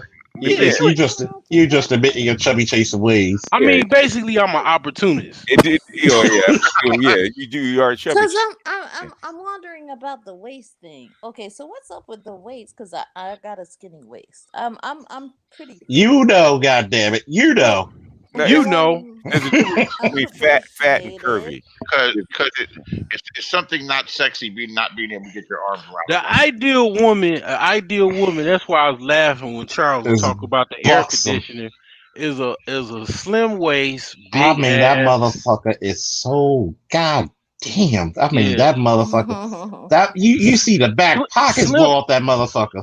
slim waist, fat ass, big Mm-hmm. titties. Mm-hmm. Because I mean, it's nothing like grabbing them titties when you hitting them from behind to Oh, hold Yeah, but yourself when I up. lose weight, I lose some of that other fat. well, it's called protein shakes. Get at it. You have a small frame anyway, right, Gigi? But you know what stays fat? Oh yeah, don't say it. Go make a grilled cheese sandwich. Hey, all I gotta ask, this is the only thing I gotta ask. Do for Gigi, do your guys typically come less than a minute or no? All the Do they come time. quick? Right. That's exactly. They come all the See time. what I'm I saying? don't care when they come. Yep. Anytime. You know when they behind that, and you gotta wipe your fucking forehead. Like shit. Hey, See, first gotta of go all, in for the all shower you together. motherfuckers, go ahead, Gigi. It's okay. Sometimes we snore together. Oh, that was some good fucking. That was some Olympic gold medal WrestleMania 11 Bret Hart Shawn Michaels performances going on. It's better. It's better when she rolls her eyes roll in the back of her head and she rolls off and vibrates. Like, so gotcha. You can tell it was good. Yeah, you can tell it's good because you gotcha, bitch. You know how it's good when she gets the soap, a warm soapy washcloth, and she wipes your dick off, man. Yeah.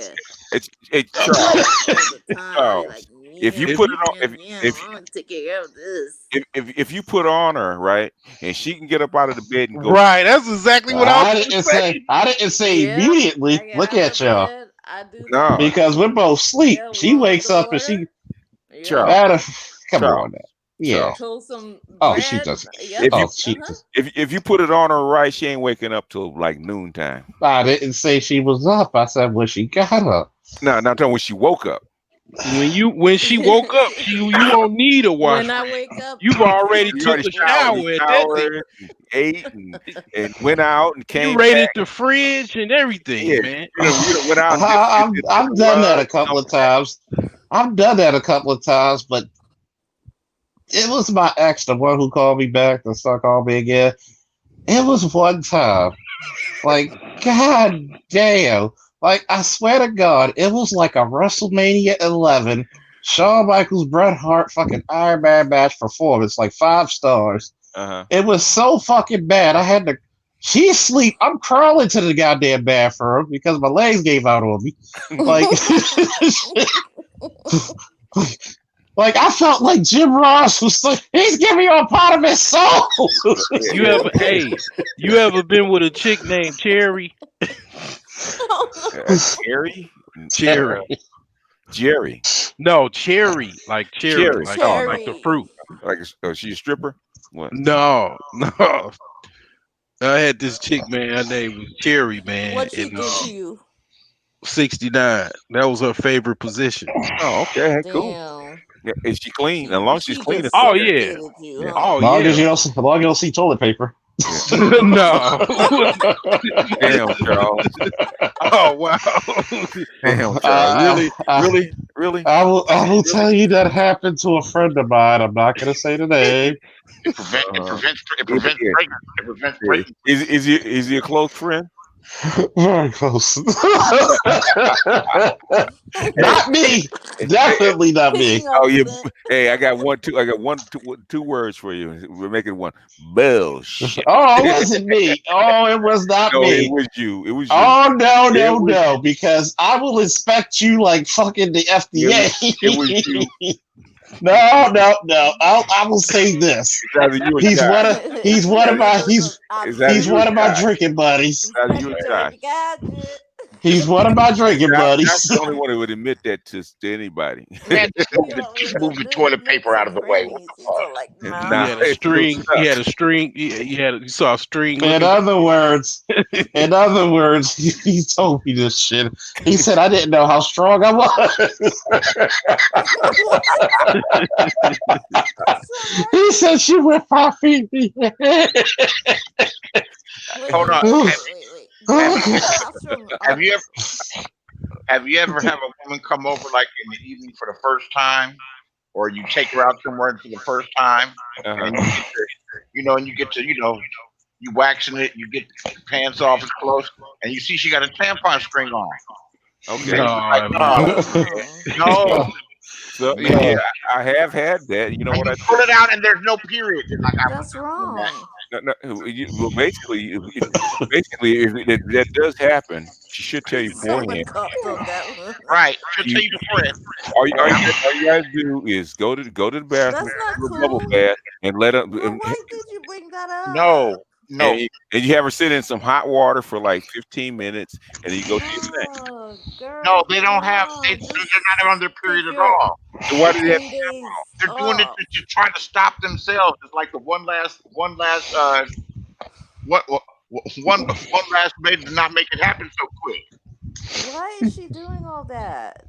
Oh my goodness. because she don't trust herself? Yeah, Trust That's me. disgusting. they don't trust themselves. Oh my goodness. Like, I'm surprised no one else has been through that. I pulled No, I it never. together seen a that. Hey, number of let's times. well, if you see the string, just pull it and say Hey, click. hey, let's just say red velvet cake is Pull the kind of plug. one of my favorites. I had an older woman when I was like 20. Remind me not to drink in your cups. Yeah, Okay. Okay, I like, had an older oh woman when my, I was 22, even and we women went through get that, and she said, weirded out by that crap. so, so, Like, we don't like that crap. so, Like, okay, girl, keep that stuff to yourself. Like, no, away no, no, from me. no. I had an older woman that teach me. She taught me. She said if it happens, we let bath You water know, in there the are bathtub. dudes who like to No, I'm not go talking about down there period. when No, women are No, menstruating, Hold he up, and hold I'm up, hold like, up, hold up, but ew. hold up, GG. Let mute me her just mic. finish the story.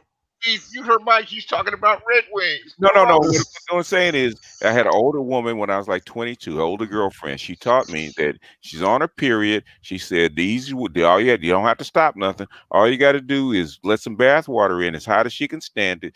She's soaking it for like 15 minutes, Oh my god. and basically that'll stop the flow for like 45 minutes. You can get what you need to get done. And Oh my god. I've done it. I've done it with every girlfriend I had. She's on a period. Don't worry about it. Let in some bath water. Get it. So Rub her back. weird. Let some bath water as hot as she can stand it.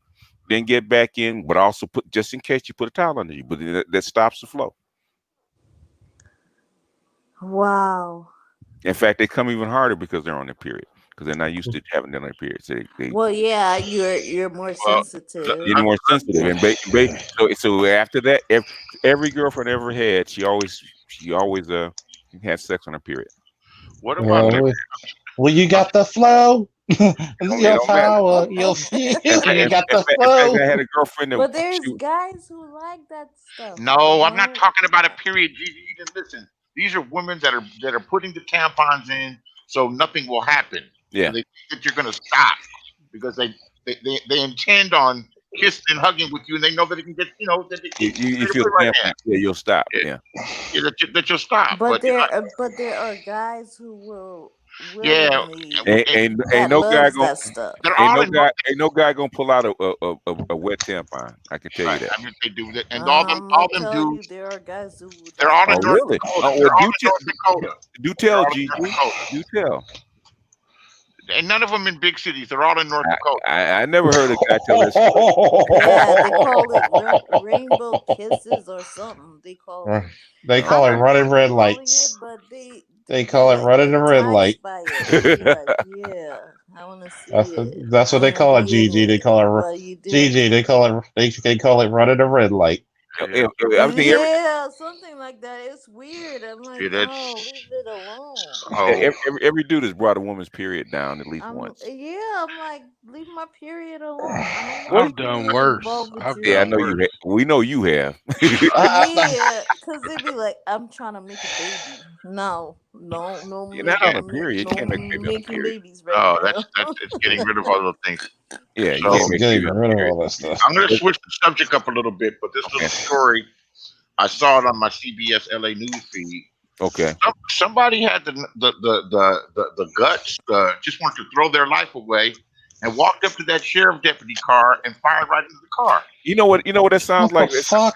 It sounds like MS-13, man. It really does. Yeah. They said it was black, but I can't see. Not a black dude. I looked at the pictures, and that didn't look like a black dude. It looked like a Latino.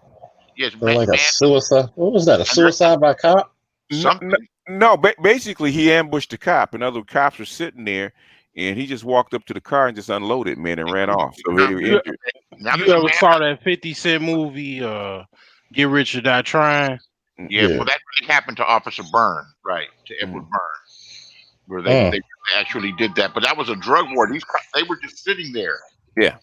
They were just sitting there doing whatever, eating some donuts or something. I mean, no, knocking at them. Were the cops die or were they? What happened? They're critically injured, but the story got legs. Got both presidential candidates talking about it. Yeah. The story apparently is turned into national news. The way that dude walked off, I don't see no black dudes walk like that. No. Like he had like a weird walk, like almost looked like the penguin. It's like it's weird. No, it's pretty bizarre to see. Yeah, the way he's built and the way he's dressed, he doesn't look like black. And they said he was black. They say he's black. Okay. Yeah, well, they said, but looks like him. Who knows? Man, they'll say that. They'll say that if he's not black. Hey, it's a black guy. Yeah. Maybe Bob Barker shooting the nigga. It was a black guy. Yeah. The picture's not clear, but he doesn't look black. I'm gonna tell you one thing about it. There's so many times. Unless I'm in an area where there's no people, I usually am out the car. Right. Yeah. There's a he doesn't. If the picture I'm looking at, unless he's really light skinned, he doesn't look black. The picture's blown up, it's blurry, but yeah. I can't. You talking about those two county sheriffs on the other side of Watson, Willowbrook? Well, since you guys are thinking, yeah. Can I say something? Yes, will you all donate to making Gigi more fabulous by giving her a makeover, a mommy makeover? A makeover. Okay. Tell us more. Yeah. A makeover or a takeover? Okay. Making my body look better than ever. Charles can find it. I was going to email it to you, Charles, but I don't have your email. But it's right. It's right there in the ticker if you can see it. Okay, Charles. I know you was a freak. Let me see if I can get the big one out. That's what she said. I see it.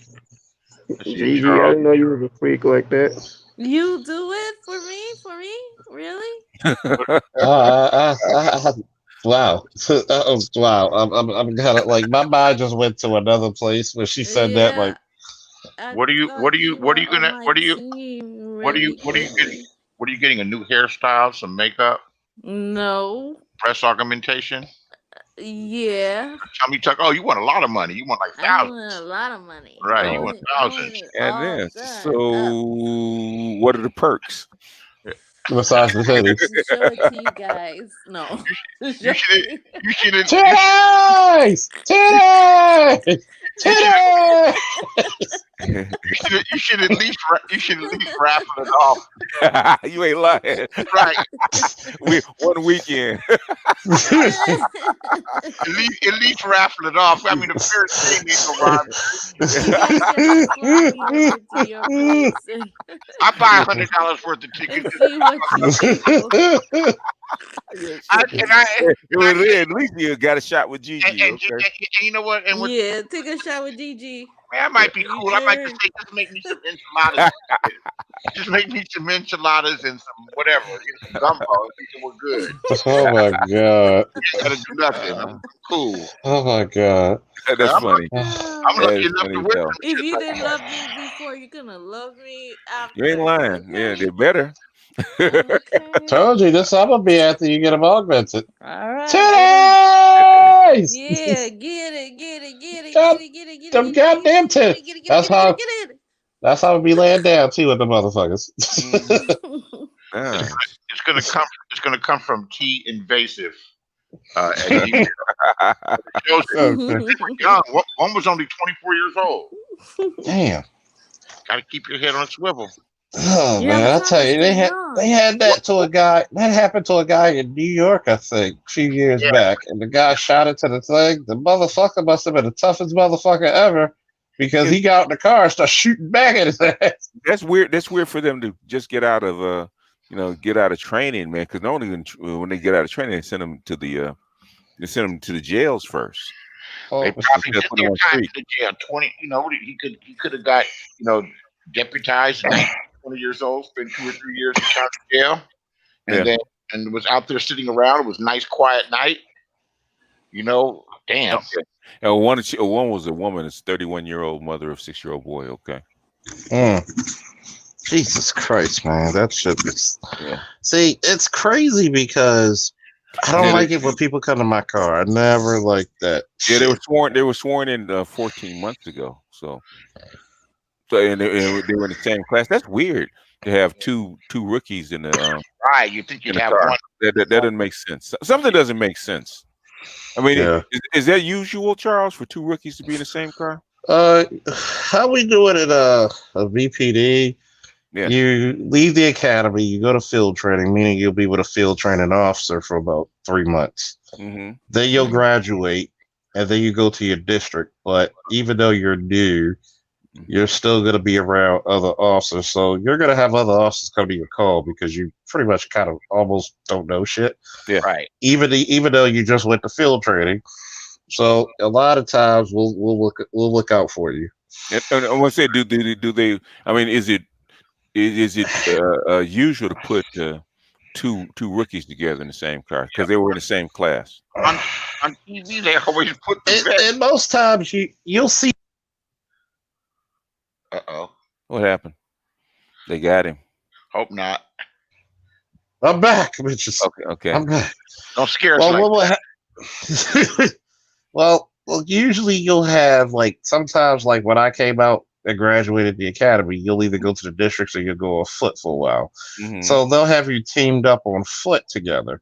Mm-hmm. But you'll still have senior officers or supervisors around to guide you. Mm-hmm. Well, it's a little bit different for me because me and my boy Vince, we're Baltimore natives. We grew up in Baltimore, so it's a little bit different. We'll just don't trust no new niggas over there. Yeah. So we were already on some shit before shit was even on.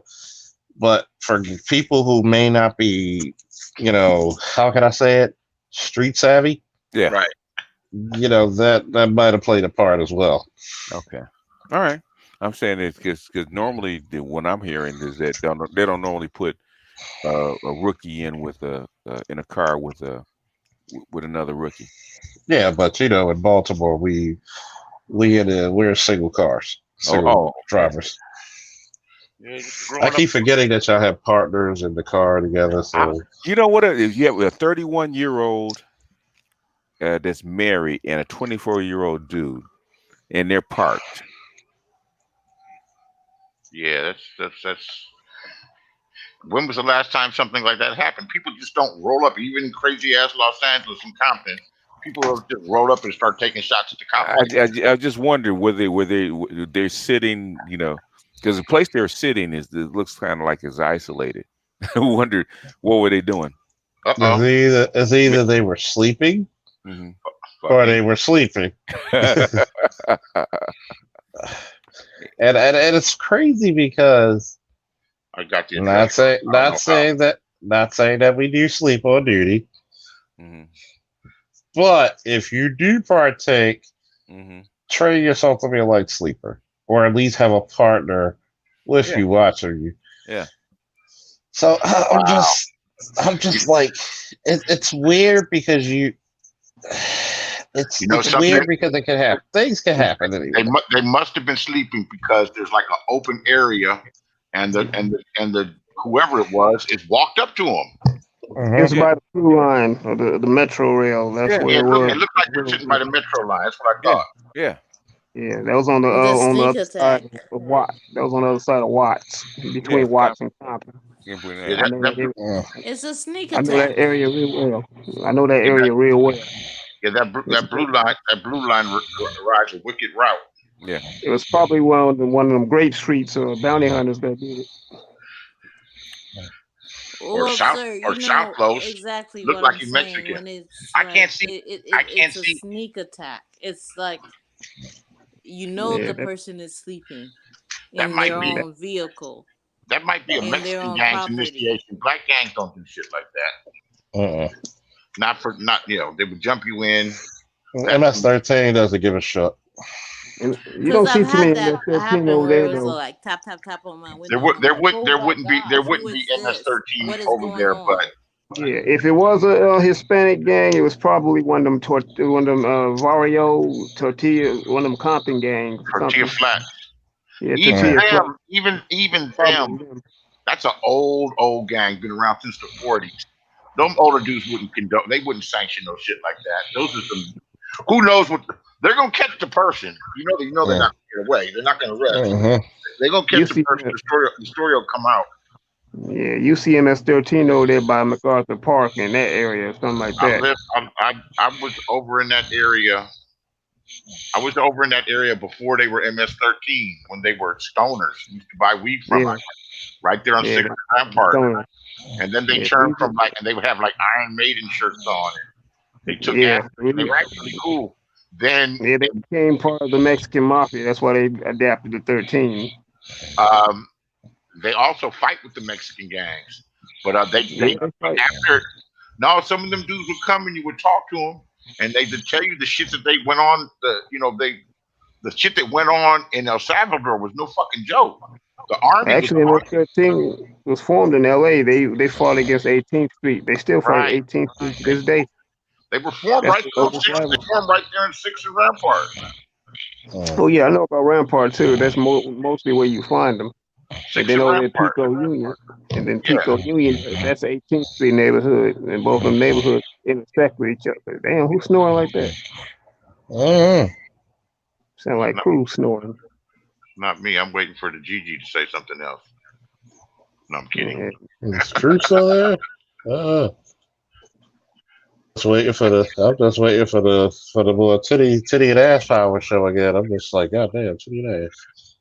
So you know about Los Angeles like that. Yeah, I remember before they were 18, before they were gangsterized, and they became gangsterized. I heard you. Yeah, make a little joke. When the refugees started coming from the war, the Civil War in El Salvador, and they were particularly crazy. But and they were also in Hollywood, in East Hollywood. But they really started right there on 6th and Rampart. Yeah, they started in L.A. I've been living in L.A. for some years, but I know that. Yeah. Yeah, you got a lot of they was formed in L.A. to fight against the Mexican gangs. The Mexicans was always murdering them up. Then they started clicking together from Central, because Mexicans and Central Americans really don't get along with each other. No, they call the El Salvadorians, they call them cerotes, and then they call the Mexicans way. They had years ago, probably late 90s, early 2000s. They had I guess not like a rumble, but they had like a big, huge showdown between the MS-13 and the 18th Street. So about 200 of the 18th Street of the El Salvadorians showed up somewhere there between Rampart and downtown. And they got the 18th Streets come from East LA, and 800 of them showed up. That shit made the newspapers. Yeah. Nothing happened, but yeah. Then they go to prison, and then they make friends, and none of them like black people. Well, East LA don't get along with the Mexican mafia either. The Maravilla gang out of East LA, they said the Mexican mafia ain't gonna run them. Tell them what to do. They put them on the green light. They put them on the green light list, but they stood their ground against them. They got to be extra big and extra tough. Yeah, some of the founders of the Mexican mafia ironically came out of East LA. Some of the mafia founders. Some of them come from places like Pacoima and El Monte. All over the place. Yeah, that's some creepy shit. You ever read about all the killings that happened because of American Me, or watch a video on it? Oh yeah, as a Yeah, matter of fact, they put a hit out on Edward James almost because they said that they didn't properly represent the Mexican mafia. That some of the stuff that happened really didn't happen. The stuff that they put in rape, the movie, that like they rape. had that. Yeah, that cat with the cat named Popeye that supposedly got raped. Yeah, they said that didn't really happen. Yeah, that didn't happen. That was an insult. 10 people got killed behind that. Yeah, one of them was this woman. She was a consultant. She got murdered, and somebody else got murdered. And they had put extra security on Edward James Olmos. He had to pay him off too. Yeah, he did. He was getting extorted. He was getting extorted for years. They had him scared to death, rightfully so. They say the Mexican mafia is the most powerful gang in the California penal system. They run the jails too. Just like this, I wouldn't want to fuck with them. They actually had a green light on black people for a little bit. That's changing now. Yeah. That's changing, at least in the streets. It probably hasn't changed in prison, but I don't intend on going there anytime soon. Well, the Mexican mafia still has an alliance with the Aryan Brotherhood. They still link up with them every now and then.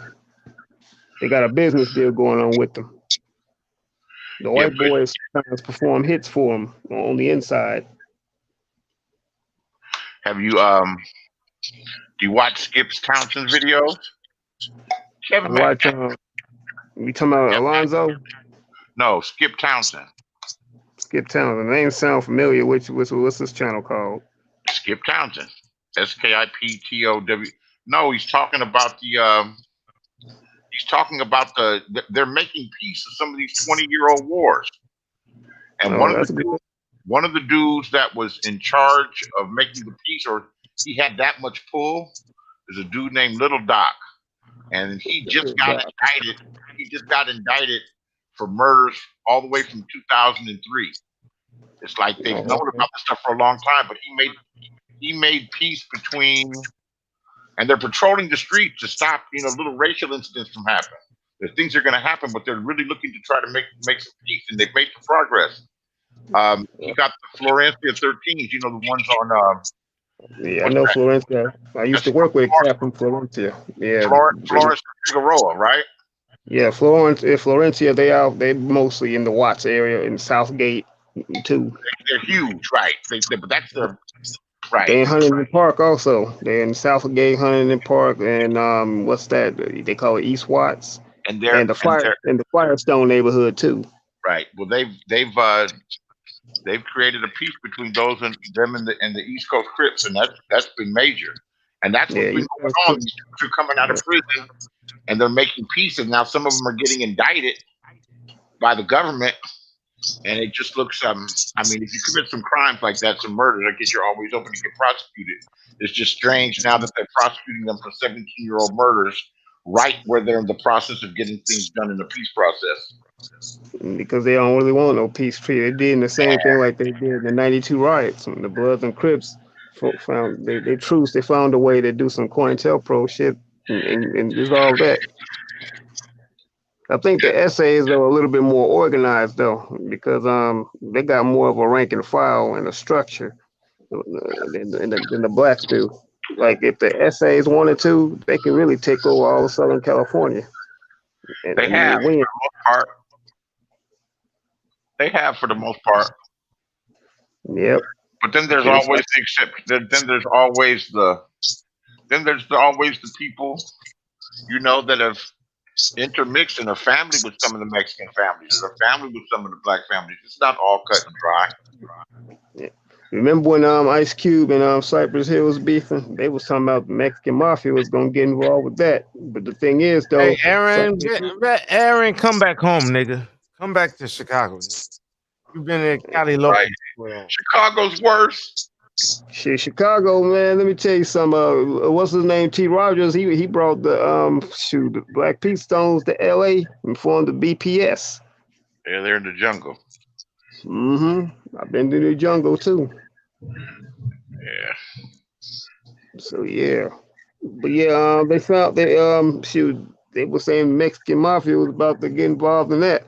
But Cypress Hill, they Cuban though, and they used to be Bloods. Yeah, it's all bad. It's all It's all Aaron, on. who had the oldest gangs, nigga? Aaron, who had the oldest gangs? A lot of these Latino gangs we talking about, they got some history behind them. Valencia, see Aaron, what's. did Chicago have the oldest gangs? Yeah, I think so. White Lord, Blackstones, Shit. The Souls and the Moles and all that. Shit. What about? You know, I'm from the South Side, so you know. I don't know. You've been in Cali too long, man. Is the sun still red out there, Aaron? Man, I don't lose my Chicago roots, bro. I live in LA. You know I fuck with you, Aaron. What about Dion O'Banion? The Irish and what's that, Italian. Beasley? What's that? They talk about the murder rate now in Chicago, which is high. It was much higher during Prohibition and when the white gangs were there. I agree. The Irish and Italians always had it, but they like to put everything. They like to put. But Beasley and Aaron, hold on. We're niggas in the ghetto, right? We not out shit, right? We're just niggas, right? And ain't that what all white supremacists say? You already know what it is, crew. You got black skin. If you could do better, you do better, right?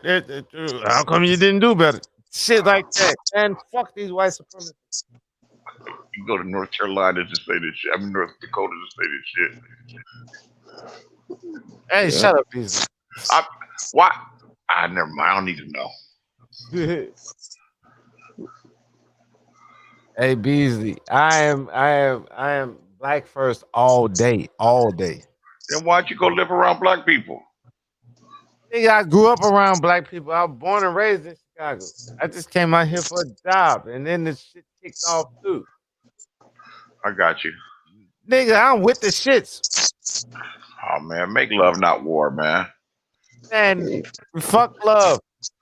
Love don't mean shit unless you doing shit.